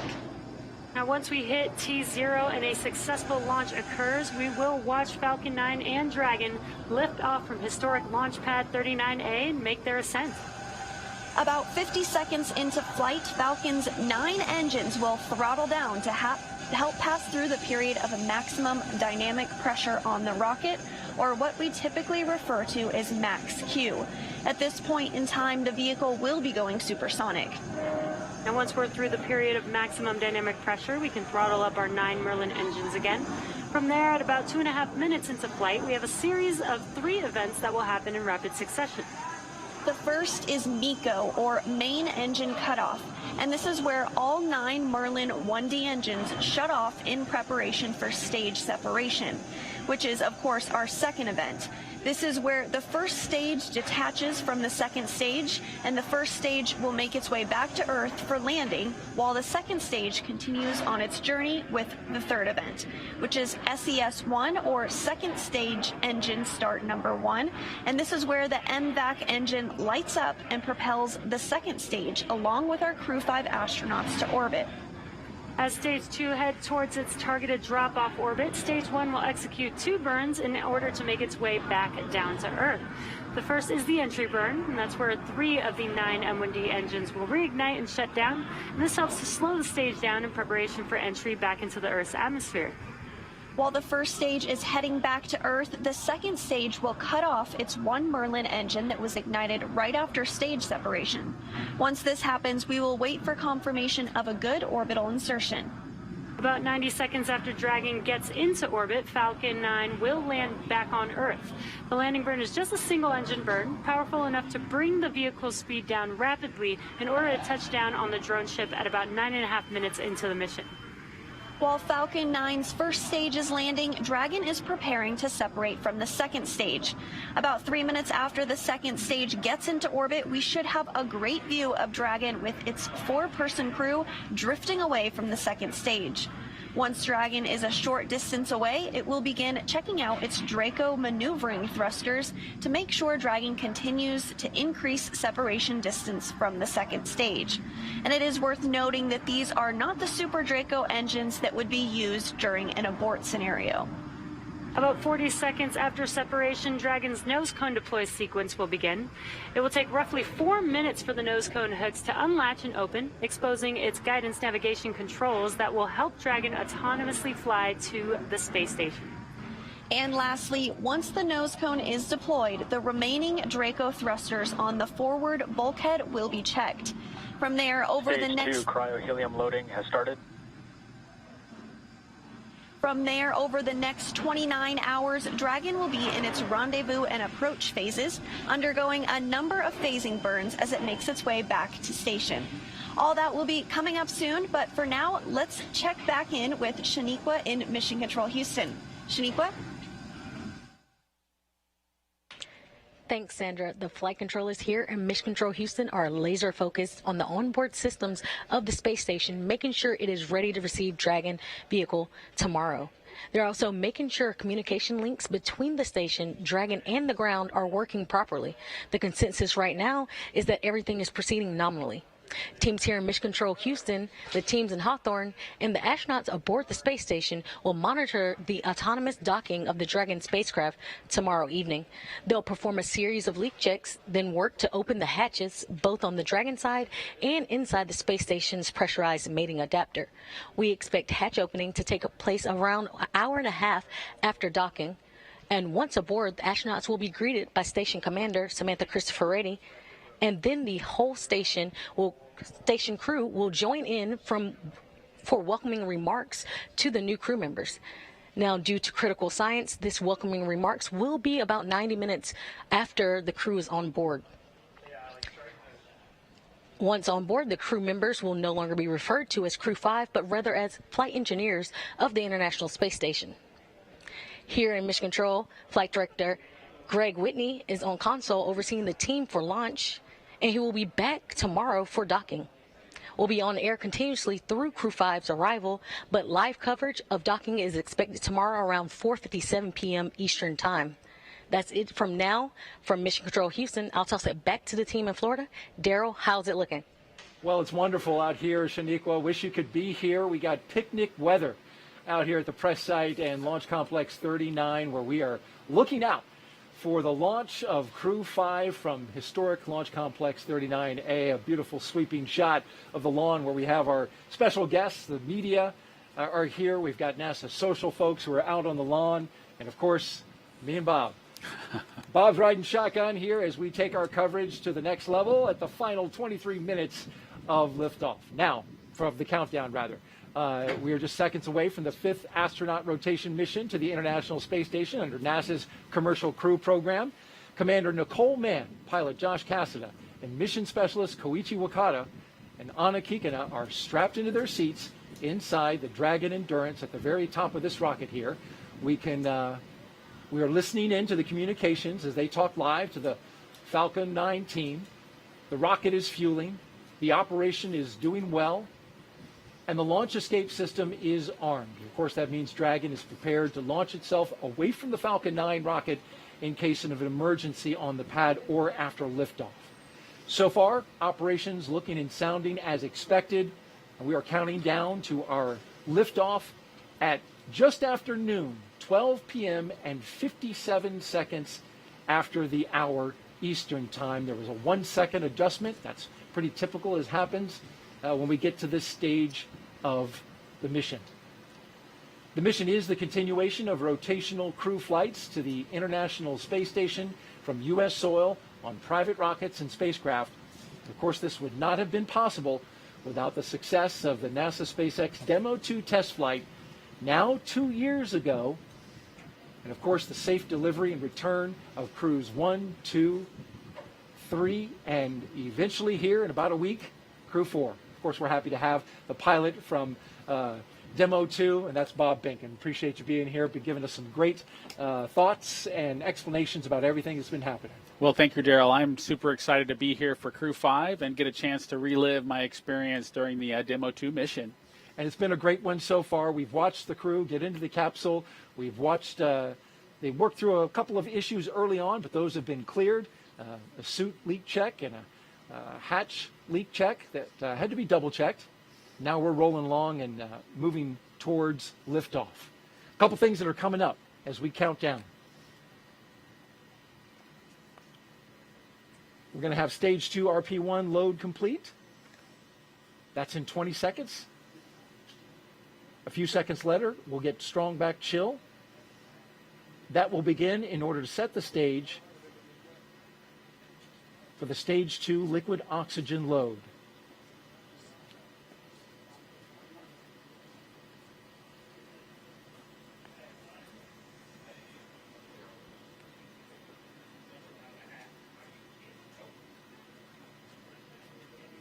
Of course, propellant's load is not an exact science, but once it completes, we'll hear that call out. Stage 2, RP1 load is complete. And there you heard it. Let's talk a little bit about the crew. If you're just joining us, we have a 4-person crew that we call Crew-5, and it's commanded by Nicole Mann. She holds a Master of Science in Mechanical Engineering and is a colonel in the Marine Corps. She was an FA-18 Hornet and Super Hornet test pilot and deployed twice aboard aircraft carriers in support of combat operations in Iraq and Afghanistan. Nicole was selected by NASA in June of 2013, and in the years that followed, led the astronaut corps in the development of hardware for our Artemis program. Today, the Crew-5 commander will be flying into space for the first time, and once she reaches space, she will be the first Native American woman to stay on station. A historic first for NASA and for her. Absolutely, Daryl. The astronaut corps is widely diverse, and I'm just proud to see Nicole join that crew on board the International Space Station. With her is pilot Josh Cassada. He grew up in Bear Lake, Minnesota. The physicist and U.S. Navy test pilot flew the P-3C and the P-8A, as well as 23 combat missions. He later became an instructor at the U.S. Naval Test Pilot School, which is a path to NASA for military officers. Cassada is one of more than 100 graduates who have become astronauts, going all the way back to the Mercury program. More recently, he served as capsule communicator and mission control, but today he is the pilot aboard Dragon. It's a seat I know well, and I look forward to seeing Josh support Nicole and the rest of the crew on their way towards the International Space Station. The mission specialist now, Koichi Wakata, he's the veteran, a Japanese astronaut who has a doctorate in aerospace engineering. In 1996, he became the first Japanese mission specialist aboard the Space Shuttle Endeavour for STS-72. Altogether, Koichi flew 4 Space Shuttle missions, a Roscosmos Soyuz, and was on a long-duration stay aboard the International Space Station. During his 2-decade career as an astronaut, Koichi has spent 11 months in space. Bob, you spent a fair amount of time in space yourself. It's great to have a veteran aboard. It absolutely is, and in addition to being a veteran, Koichi just has a wonderful personality that I know is just it's key to kind of success on board the space station. Our second mission specialist is Roscosmos cosmonaut Anna Kikina. She graduated from the Novosibirsk State Academy of Water Transport in 2006. In 2012, Anna officially became a candidate for the position of test cosmonaut. Crew-5 will be Anna's first flight into space, along with 2 of her other fellow astronauts. Now, each of these 4 crew members will be part of Expedition 68 once they arrive at the International Space Station. And there you see them there inside Crew Dragon Endurance, the second flight for this Dragon. I want to let you know, if you're here locally, you want to step outside and enjoy the launch, you got a small radio, you can pick us up on VHF radio frequency 146.940 on the megahertz scale, and on UHF radio frequency 444.925 megahertz FM mode. You can hear that all within Brevard County, right here on the beautiful Space Coast. And you can see the Stage 2 LOX load has started. Just got the call out that the Stage 2 LOX load has started, putting that liquid propellant into the second stage.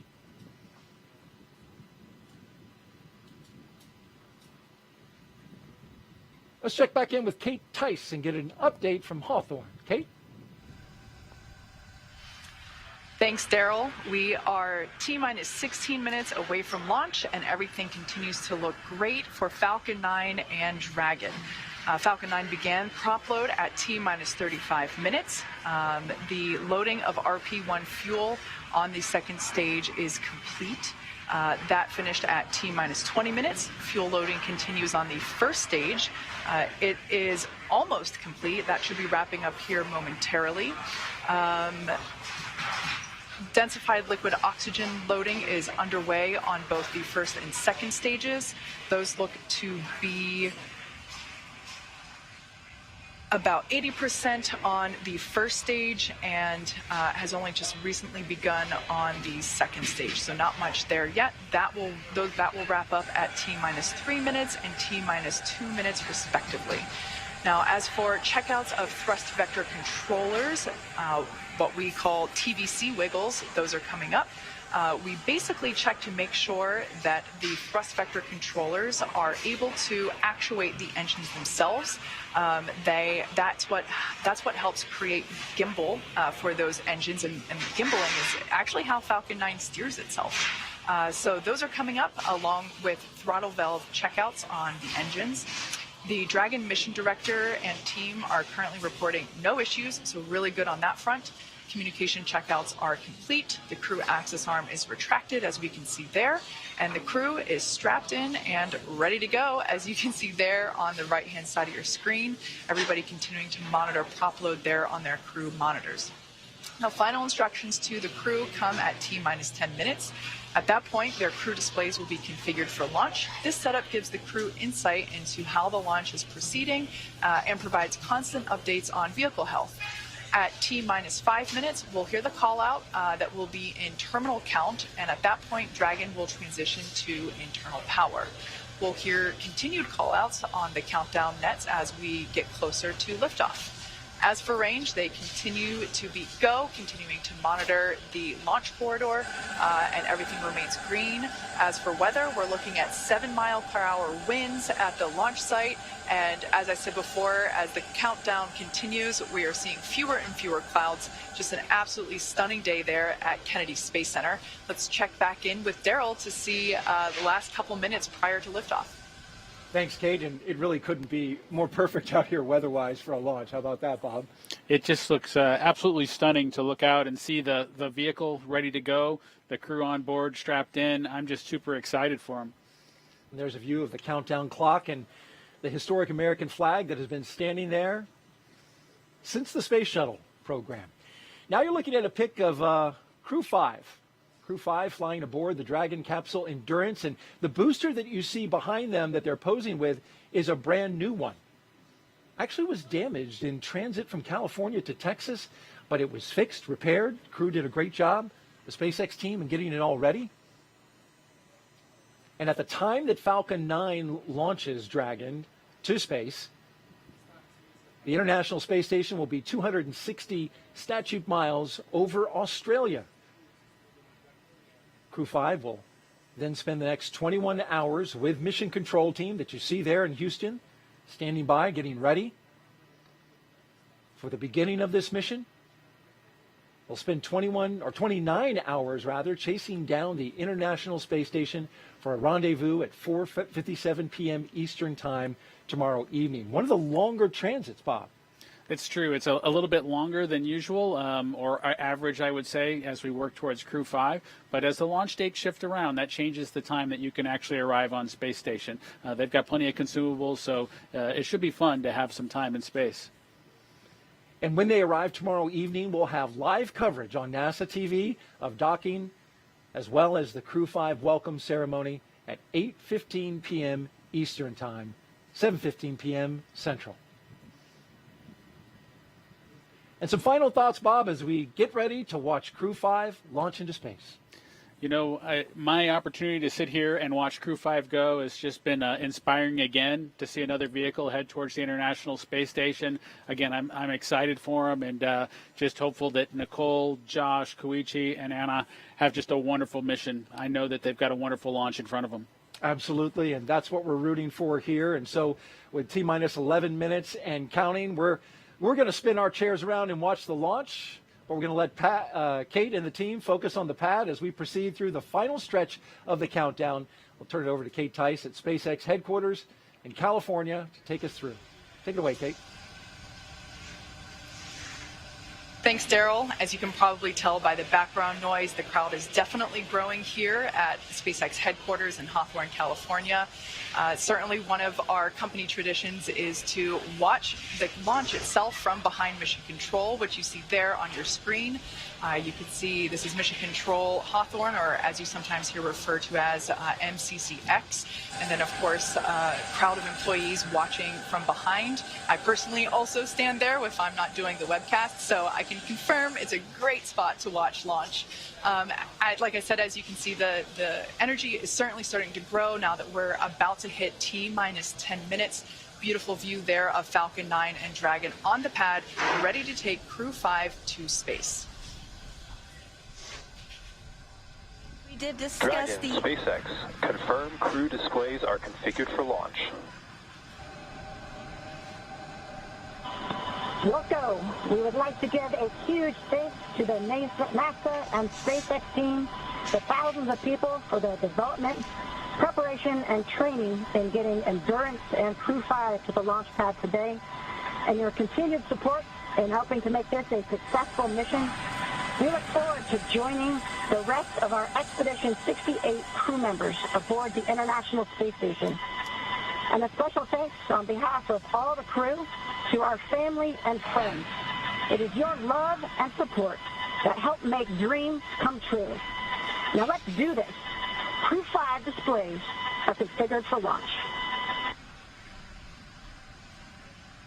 Copy. And Nicole, Josh, Koichi, and Anna, on behalf of the entire team at SpaceX, good luck, Godspeed, and enjoy the ride. And those words from Nicole Mann, the first female commander of a Dragon, as she thanked the many folks that have helped get them to this point. We're now less than 9 minutes away from launch today. Upon liftoff, you'll hear a number and letter combinations which mark different abort zones throughout the flight, as well as some performance calls. The first two are 1A and 1B, and those signify the first stage and will last up to the very north tip of North Carolina. The next are 2A through 2E, and those will come into play once the second stage kicks in, lasting from the top of North Carolina all the way to the tip of Newfoundland in the northern Atlantic.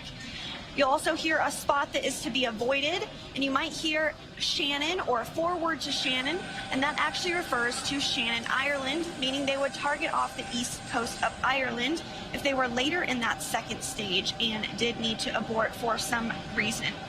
So the next major milestone that we're looking towards will come just seconds from now, and that will be when engine chill begins on the first stage of the engine. That's right. So engine chill is basically when we take a little bit of that super chilled, densified liquid oxygen and we flow it through the turbo pumps of the Merlin M1D engines on the first stage. This helps to prepare the turbo pumps and avoid any thermal shock to the hardware when they see the full flow of liquid oxygen during ignition. We're also expecting the conclusion of prop load for the RP1 on first stage to wrap up at T-minus 6 minutes. LOX load continues to be underway on both first and second stages, again wrapping those at T-minus 3 minutes and 2 minutes. And after that, we'll hear a number of call-outs related to Dragon's flight computer. Some will be Stage 1 engine chill has started.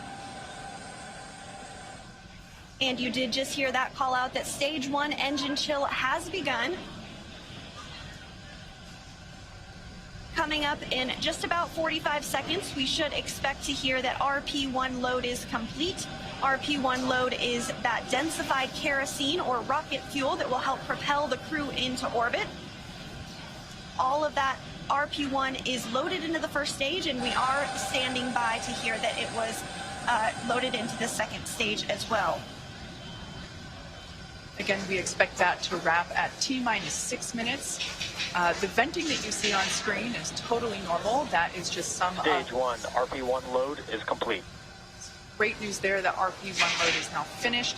As I was saying, the venting that you see on the vehicle is totally normal. That's just some of the super chilled, densified liquid oxygen just vaporizing as it comes into contact and vents from the vehicle. And coming up, we'll also hear the call for Dragon to configure for terminal count, and then it will be transferred over to internal power, and then we'll hear that propellant tanks on Falcon 9 are getting ready to pressurize, which helps add some additional rigidity and structural support as we get ready for strong back retract. That strong back will retract a couple of degrees at first, and then we will see it swing open completely just shortly, or at the moment of Falcon 9 liftoff. tanks will be pressurizing for strong back retract. Right, there's that indication that we are preparing for that strong back retraction. Coming up in just a few seconds, we should hear that Dragon is in terminal count. Dragon is in configure for terminal count. All right, there we heard that call. Dragon onboard computers have now taken control of the vehicle. As I mentioned before, first stage LOX or liquid oxygen loading is underway and will wrap up at T-3 minutes. And the second stage will wrap its LOX load at T-2 minutes. Launch teams continue to report no issues and everything remains green and for an on-time launch. Retract has started.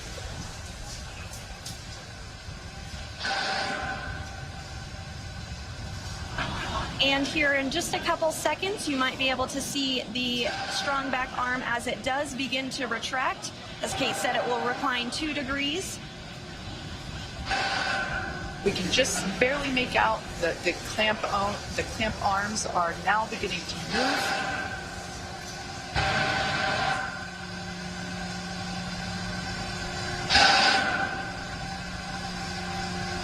All right, now that those clamp arms are removed, as Sandra said, this will retract by 2 degrees, and then at liftoff, the strong back will retract another to 45 degrees, allowing Falcon 9 to clear.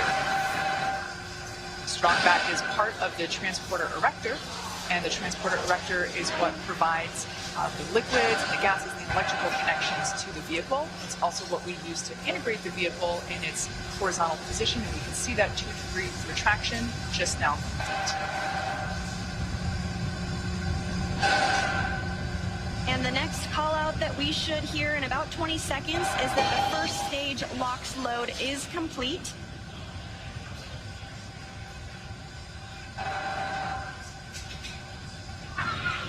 Stage 1 LOX load is complete. And there we go, all of the oxidizer loaded on stage 1. Soon we'll hear that stage 2 LOX load is complete, and that will be the last propellant call out we'll hear today. Now less than 3 minutes until launch. Dragon is in terminal count and is on internal power. All right, there we heard the good news that Dragon is now on internal power. Again, the white clouds that you see there at the base of the Dragon trunk, totally normal. That's just the vapor from the liquid oxygen. Again, second stage now wrapping up its LOX load. Excuse me, first stage wrapping up its LOX load just a few minutes ago, and now moving toward wrap up of second stage LOX load, which will complete at T-2 minutes. Coming up on 2 minutes until liftoff, standing by for word that stage 2 LOX load has been completed.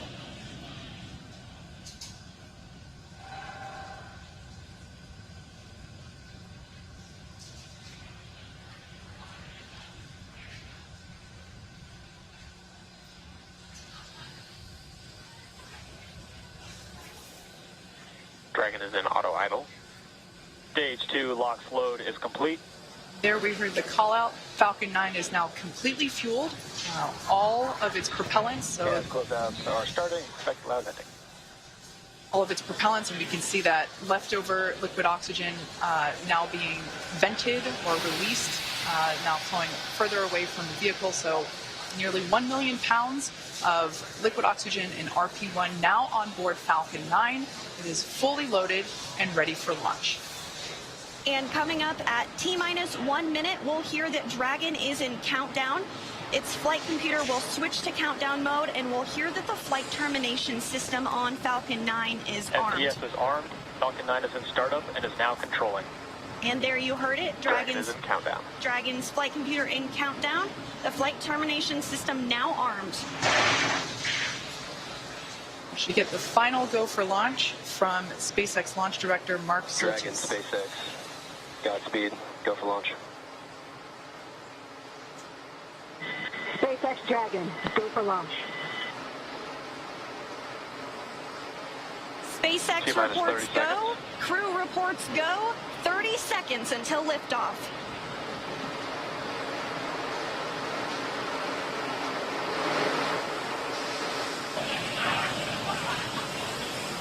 T-minus 15. 10, 9, 8, 7, 6, 5, 4, 3, 2, 1. Ignition. Engines full power. And liftoff.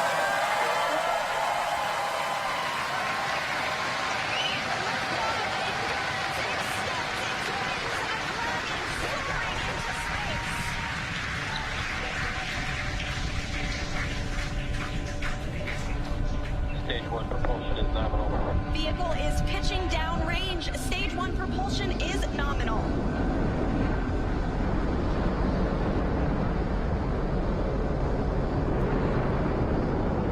We're now at T plus 35 seconds into the 5th rotational crew mission on board Dragon and Falcon 9. Coming up in just a few seconds, we'll hear the call out for stage 1 throttle down. Stage 1 throttle down. Falcon 9 engines throttling down to help pass through the period of maximum dynamic pressure. This period is known as max Q, and once the vehicle... There we just heard that the vehicle is now traveling faster than the speed of sound. Once through max Q, we'll throttle those Merlin engines back up. Max Q. Stage 1 throttle up. Stage 1 throttle.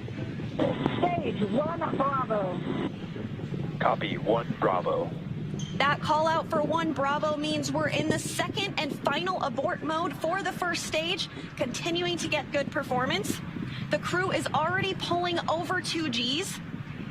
And next up is going to be a couple of events in rapid succession. First will be engine chill on the second stage and back engine. And there you heard that call out. And then we'll have MECO, or main engine cutoff, where the 9 engines igniting will cut off in preparation for second stage separation. Then we'll see the single Merlin vacuum engine on the second stage ignite and continue to carry the Crew-5 astronauts to orbit.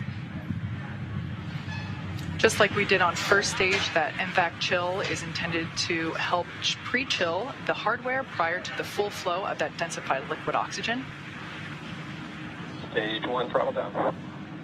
At this point in time, those 9 Merlin engines are beginning to throttle down in preparation for MECO, or main engine cutoff.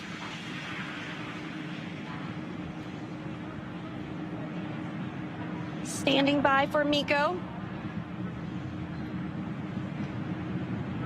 And MECO. Stage 2 Alpha. And stage separation confirmed. Copy 2 Alpha. There we should see that second engine begin to ignite now. And obviously confirmed by the loud cheer behind us here at Mission Control Hawthorne. And we're also in 2 Alpha for the aborts if needed. Again, second stage is lit and continuing to carry the Crew-5 astronauts into orbit. We're now getting a view of the first stage after that stage separation. The second stage still being illuminated by that single Merlin vacuum engine, and that's on the right-hand side of your screen. First stage on the left-hand side of your screen making its way back to Earth. We will be attempting to land it on our drone ship, which today we are using Just Read the Instructions. Acquisition signal, Bermuda.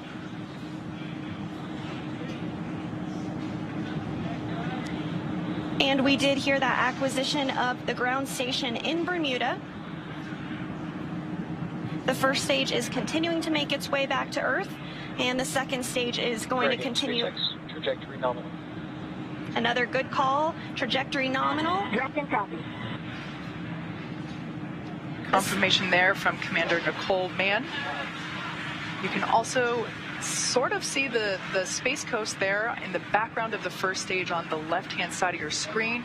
It also looks like you can actually see the thrust plume created by the first stage as it's now rotating just out of screen.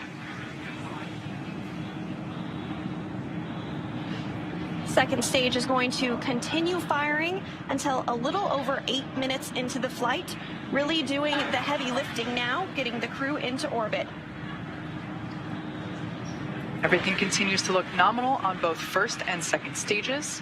As I mentioned before, the first stage will be making a landing on one of our drone ships, which is currently parked a couple hundred miles off the coast of Florida in the Atlantic Ocean. So we can see now that... Dragon, SpaceX, trajectory nominal. Good confirmation there that we have good trajectory. The second stage now traveling over 5,400 miles per hour. Crew is pulling a little more than 1 G right now. That's going to continue to ramp up, peaking just before we get to second stage cutoff here in just a few minutes from now.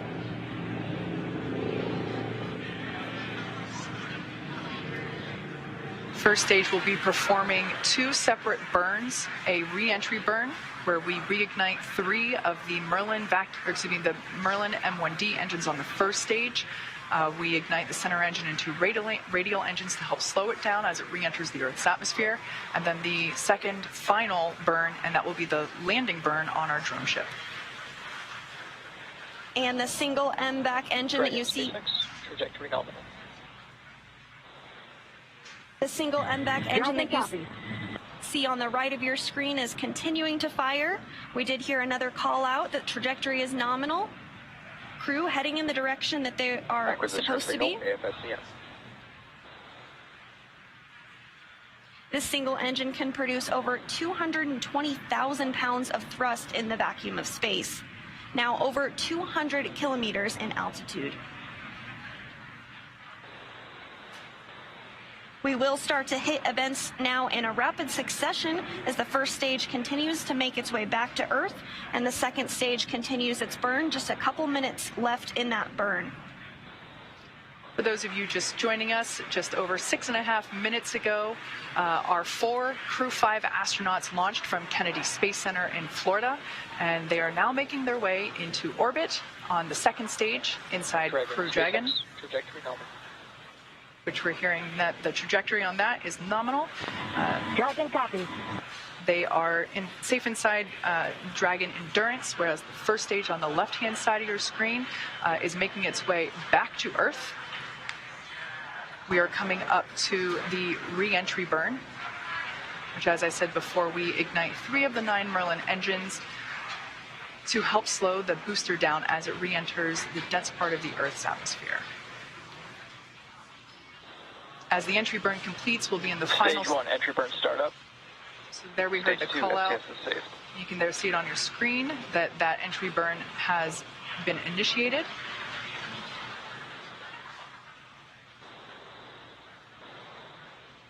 And as that entry burn completes, we'll be in the final different abort phases here shortly, which essentially correspond to areas along the very northeastern seaboard of the U.S. Stage 1, entry burn shut down. Great news, that entry burn was shut down, and then those last all the way across the Atlantic off the coast of Scotland for those abort zones.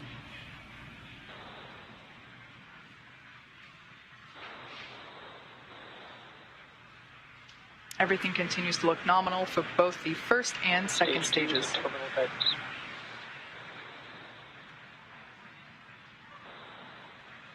And the crew with the second stage still attached is now traveling over 13,000 miles per hour. We're about 10 seconds away from SECO 1. Copy, Shannon. Shannon, that Stage call 1, out. transonic. That call out for Shannon, Ireland, indicative of our final abort zone. After this, we'll see second stage shut off, and we'll be listening for confirmation of a good orbit, which tells us the crew and Dragon are exactly where they need to be. And there we had confirmation that the MVAC has shut down simultaneously. The entry. SpaceX, nominal orbit insertion. And you heard that call for a good insertion. We will coast for a few minutes. There we can see the drone ship coming into view as Falcon 9 attempts. Stage 1 landing leg deploy. You can see those landing legs have now deployed. And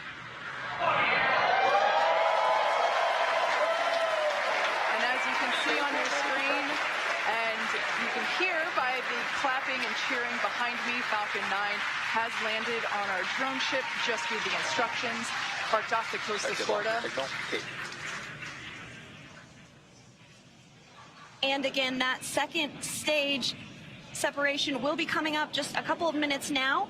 We do coast for a few minutes after second engine cutoff to allow any rates or motion to dampen out and settle. And looks like we're going to get a view of the second stage as it separates here shortly. We did hear that the crew has been successfully inserted into a good orbit.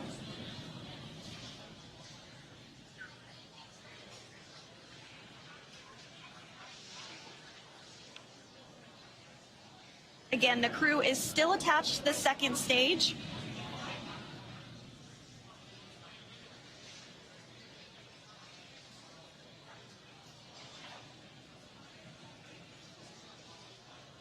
We are expecting stage separation to occur in just over a minute from now, about 1 minute and 8 seconds. And that's when when the second stage will separate from the Dragon trunk. The Dragon trunk is the part of hardware where we are able to house the cargo that is able to be exposed to the vacuum of space, as well as the solar panels which help power Dragon while it is on orbit.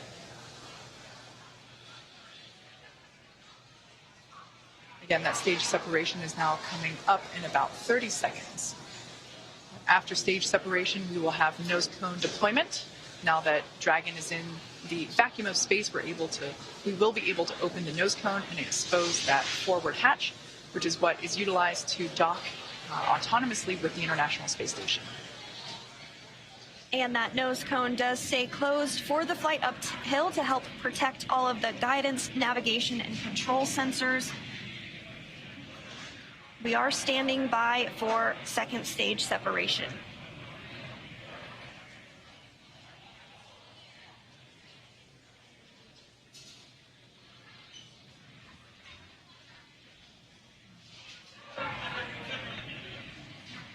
And there is separation. Dragon separation confirmed.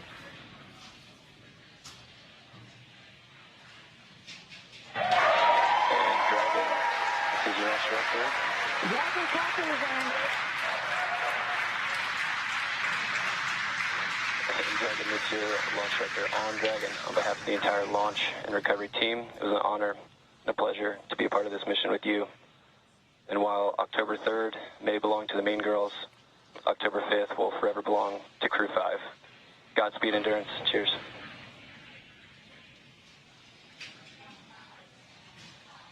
Awesome. Thank you so much to the Falcon team. Woo! That was a smooth ride uphill. You got 3 rookies that are pretty happy to be floating in space right now, and 1 veteran astronaut who's pretty happy to be back as well. Let's see what you got to say, Kluchi. Falcon team, it was a smooth ride, and I see all the 3 happy faces here back in 0G, and I appreciate all the help to give us a smooth ride and training, and thank you so much. ジャクサの支援隊の皆さん、非常にスムーズな打ち上げでした。打ち上げご支援していただいた皆さん、応援に駆けつけてくださった皆さん、ありがとうございました。この調子でチームワークを持って頑張ります。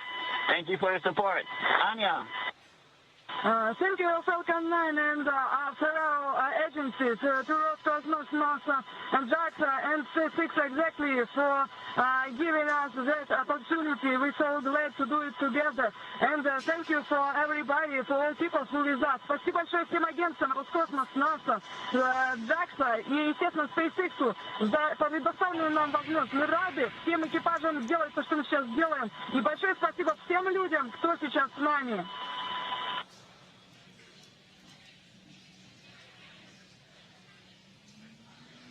Some really nice words there from the Crew-5 crew, as well as... And Dragon South 9C, thanks for the words. Had a great ride. Have a good mission. We'll see you later. A wonderful Mean Girls reference there by launch director Mark Soltis, and then we just heard from Chief Engineer Dan Alex. And we just heard our first Quindar tone, indicating the crew is in space. Dehumidifier activation and service section Draco checkouts. Expected loss of signal, New Hampshire. Dragon copy. And Kate, it did look like we were getting our first views of that microgravity indicator. I did see that as well.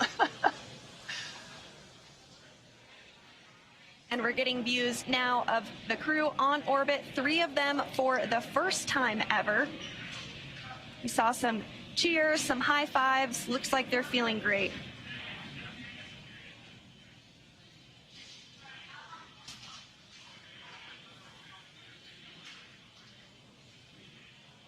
Hopefully we can see that 0G indicator float back into view and hopefully get a better shot of it. I couldn't quite tell what it was, although it kind of looked like it may have been an Einstein doll.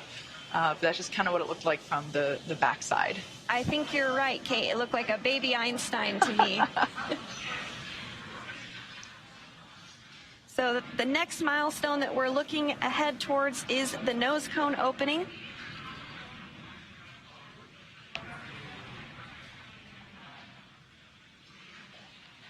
If you've just joined us, we had a successful liftoff exactly 16 minutes ago of the Crew-5 mission. They had an on-time liftoff from Kennedy Space Center at noon Eastern Time. They had a smooth ride up to orbit. The first stage landed successfully on our drone ship.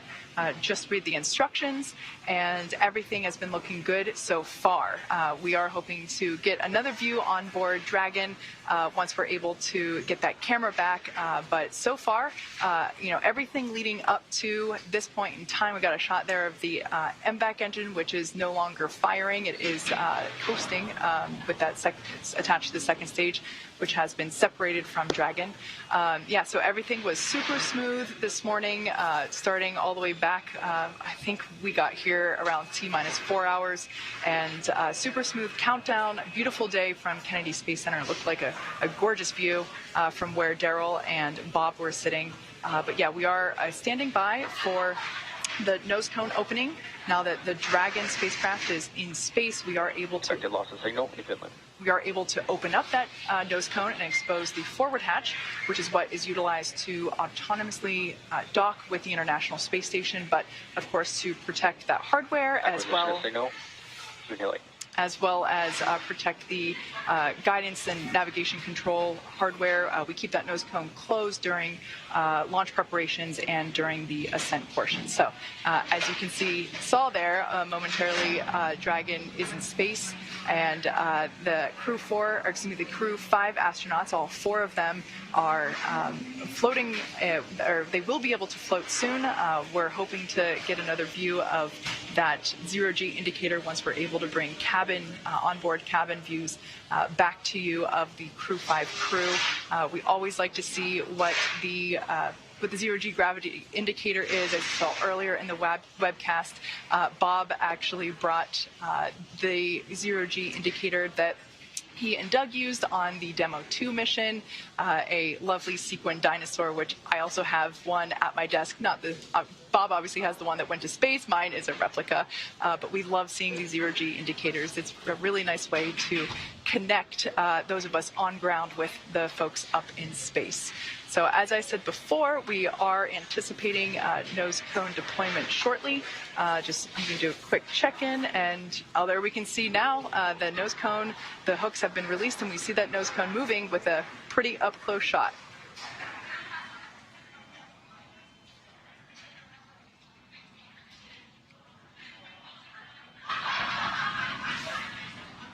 We're continuing to see that nose cone open, and Acquisition of signal, line.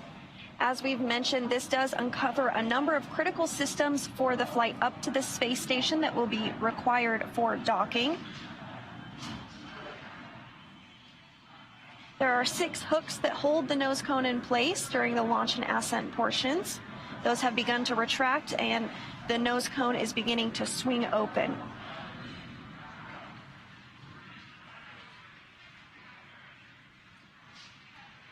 The nose cone is about 2/3 of the way open at this time, so we do expect it to be fully open here shortly.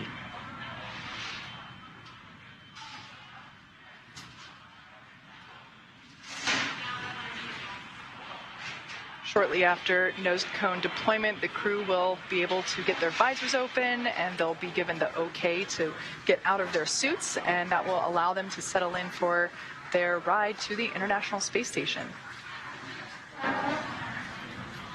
It is about a 29-hour journey for the crew from launch to docking to the space station, but as you said, they'll be able to get out of their suits, get comfortable, get some rest, and just enjoy being in the microgravity environment of space. Again, we have 3 first-time flyers and 1 veteran on today's flight, but I'm sure it was an exciting moment. No matter how many times you've been to space, I can't imagine that it ever gets old. I would probably agree with that. I would also imagine that the 3 first-time space goers will have a brief period of acclimation to gravity. I know I certainly would, and I also recognize that my period probably wouldn't be very brief in order to get acclimated to that lack of gravity. But yeah, this is something that the veteran astronauts on board station are, always happy to help really introduce the new space goers to the new environment. Absolutely, and we did also hear that there was good service section Draco checkouts that took place. We are standing by for that nose cone to be fully deployed, but it should be coming here momentarily.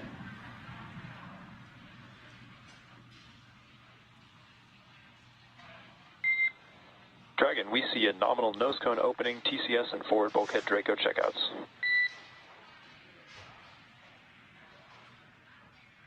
Dragon copies.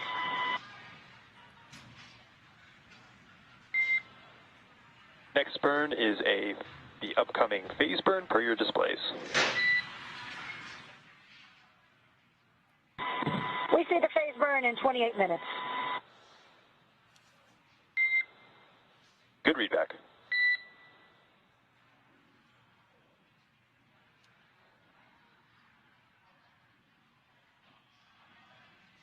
So you heard it there. The nose cone has fully been opened successfully. We had some good checkouts on the Draco thrusters, on the service section Draco thrusters rather, and we also had nominal forward bulkhead checkouts.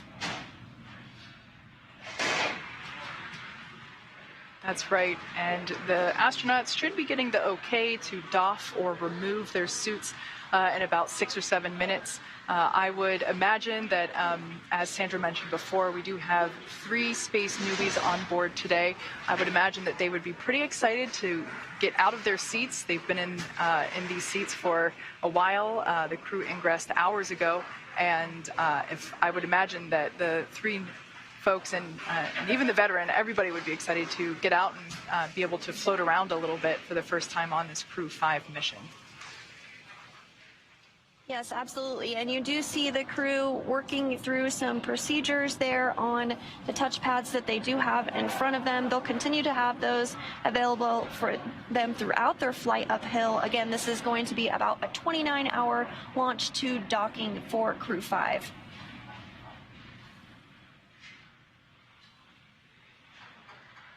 It seems as though that zero-G indicator may have floated out of view, perhaps up above the crew displays.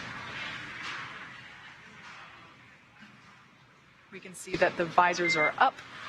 Dragon, SpaceX, environments are looking good for suit doffing. For today, we can leave the camera configured for a little while longer, but at this time, you are go for 4.012 and 4.300. As a reminder, please stow the suits with the visors closed. I'll copy.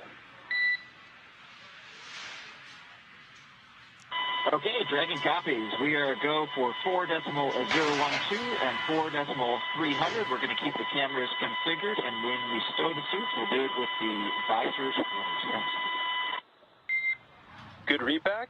At this time, you're also go to tell the world a little bit about that stowaway we saw shortly after second engine cutoff.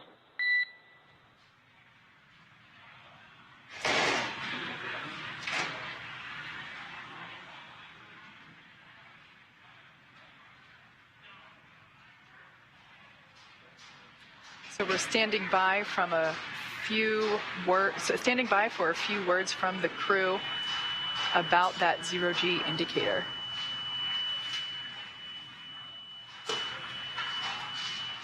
And there it is.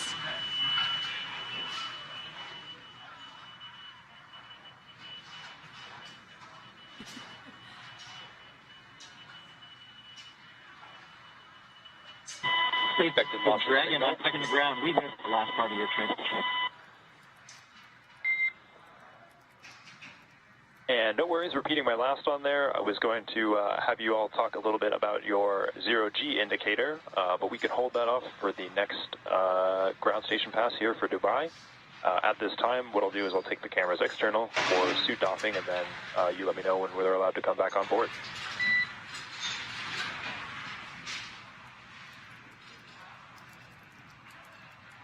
Okay, Dragon copies, so we'll let you know when you come back on with the cameras, and we're excited to talk about our stowaway here. Okay, Dragon copies and working.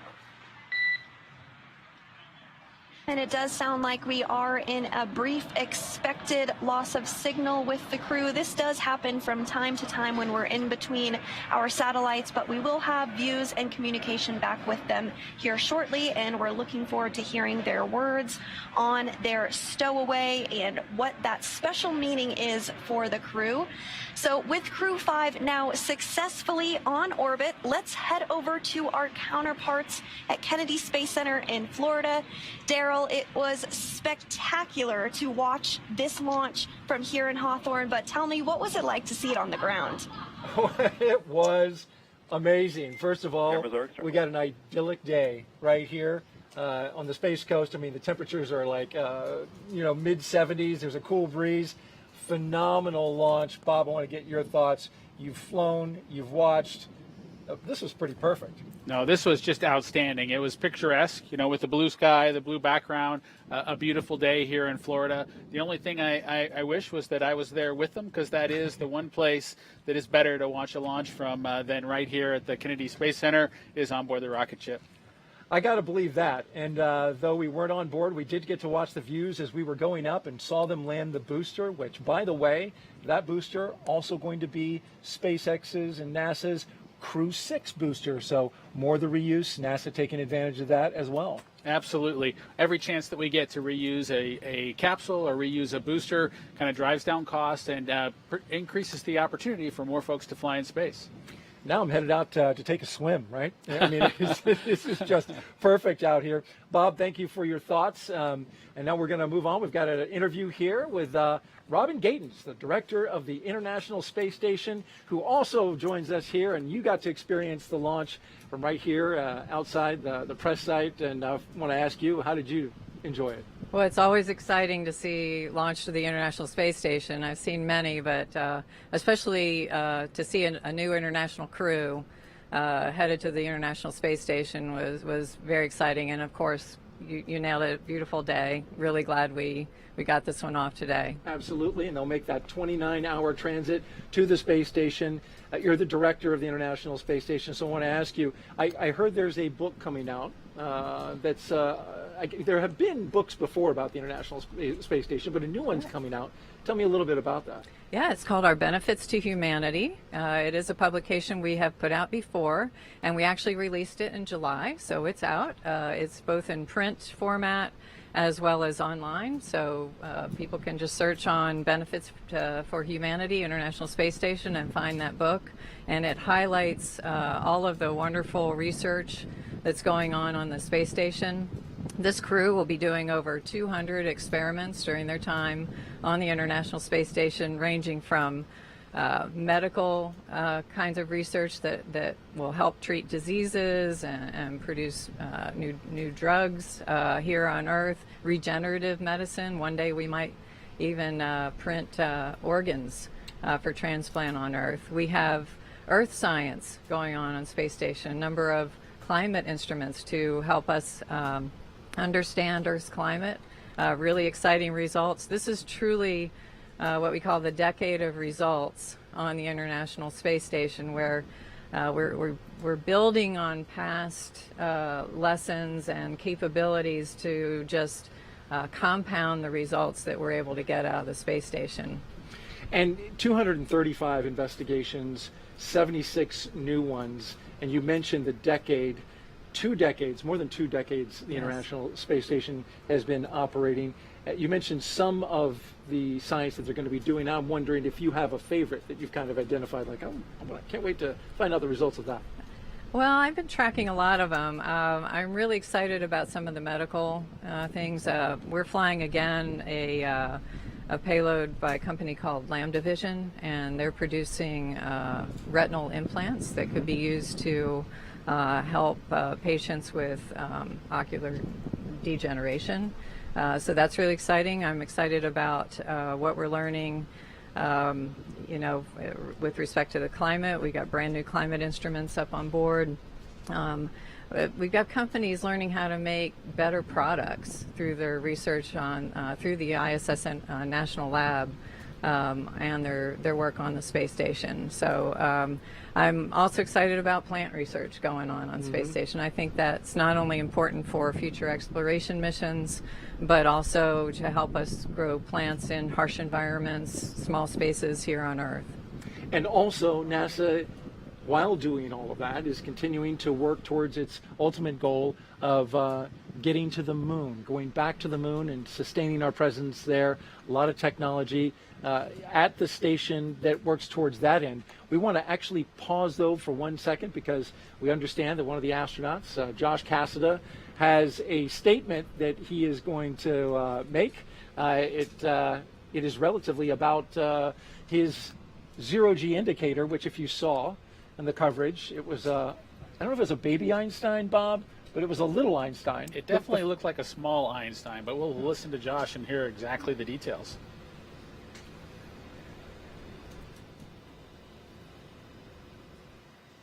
Let's listen in.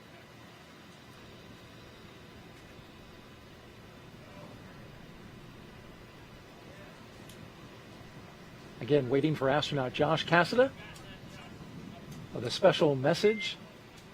And Dragon, cameras are internal. SpaceX.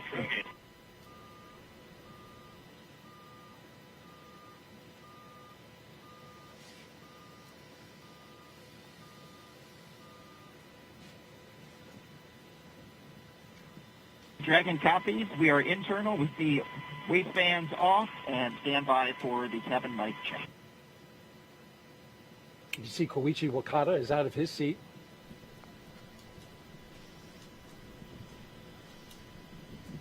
Yeah, SpaceX Dragon from the cabin mic check. And Koichi, I've got you 5x5. How me? Mike, we have you loud and clear also. Great news, and we're also getting some great views inside the capsule here, so if you all want to get a chance to talk about your indicator, we'd all love to hear some.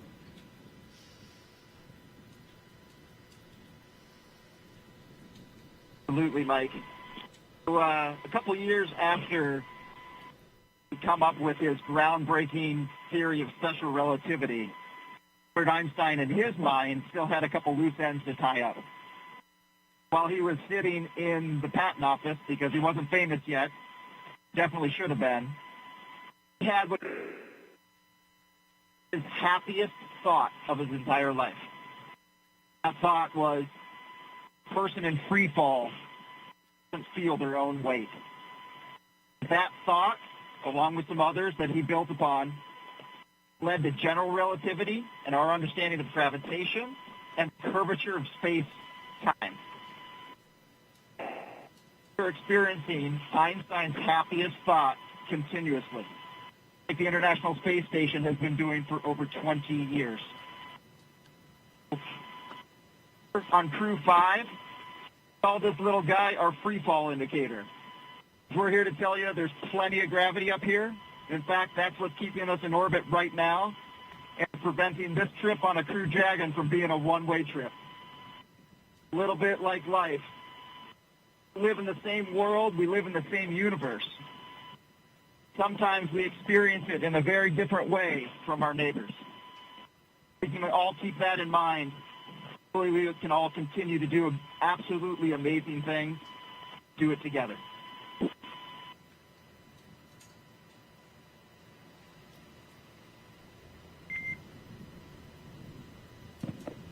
Well, that was excellent, Josh. We appreciate you all taking the chance to share with us some of those special words and some of the meaning to you all.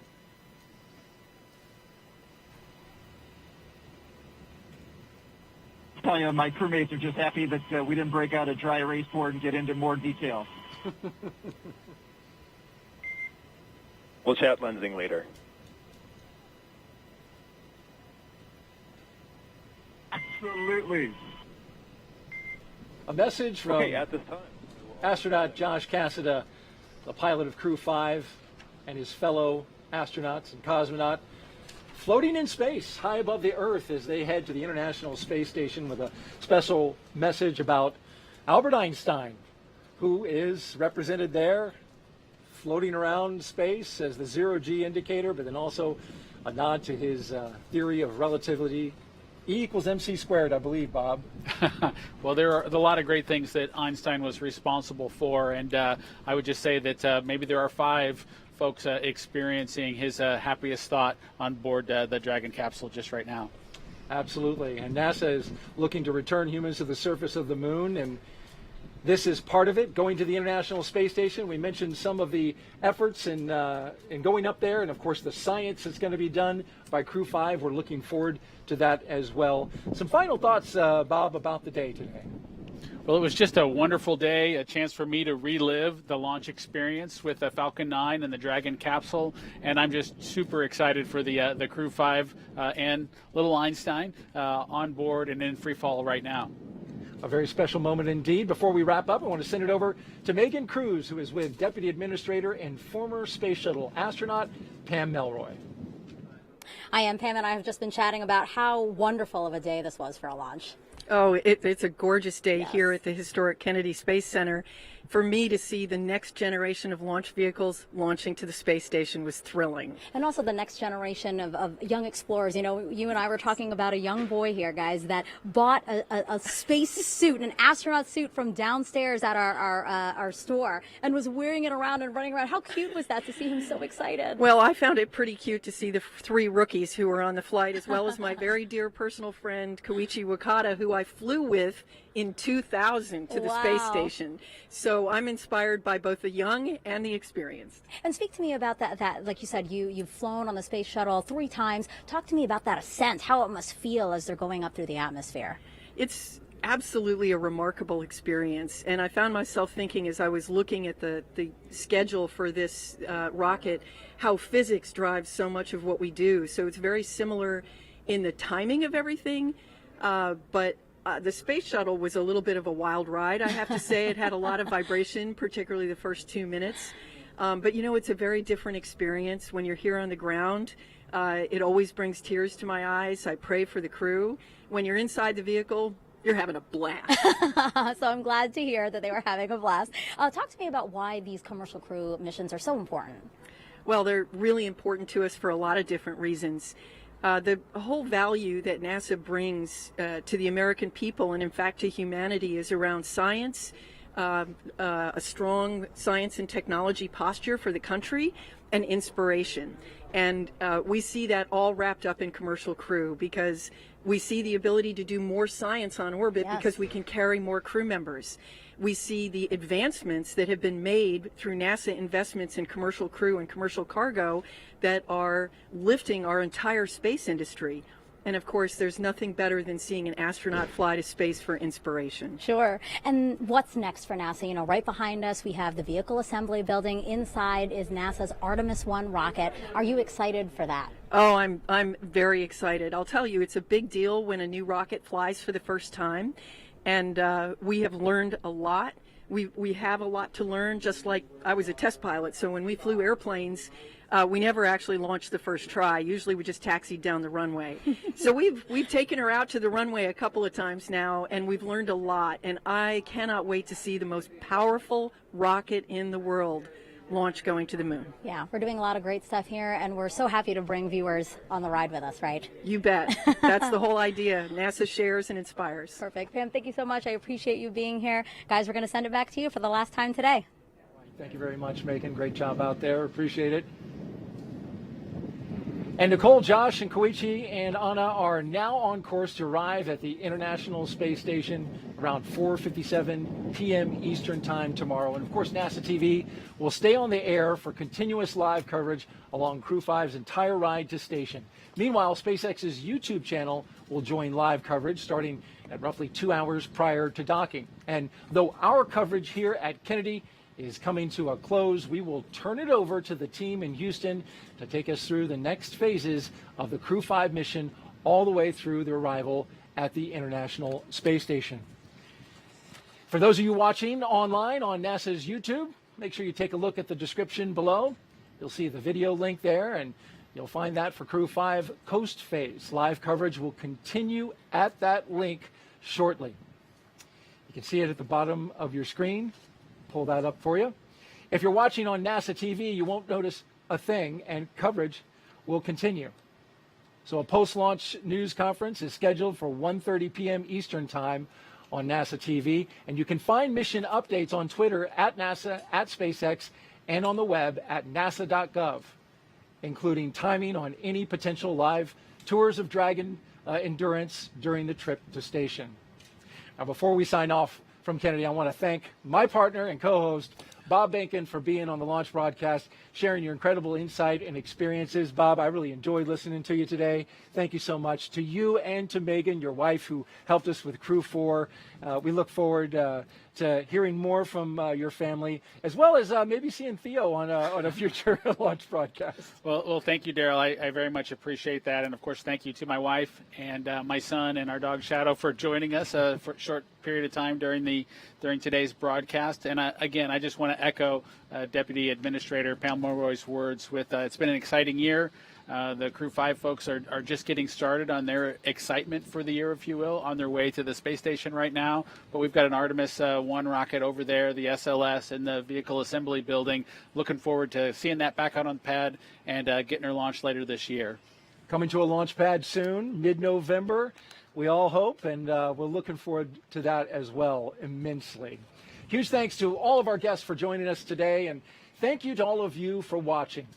Here now are the highlights from the journey we took today, and just a reminder from here at the Kennedy Space Center to keep looking up.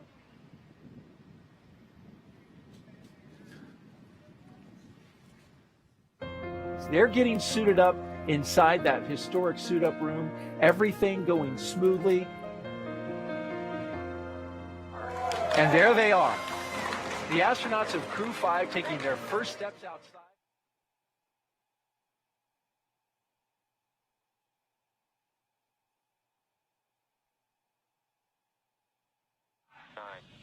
8, 7, 6, 5, 4, 3, 2, 1. Ignition, engines full power, and liftoff. Go Crew.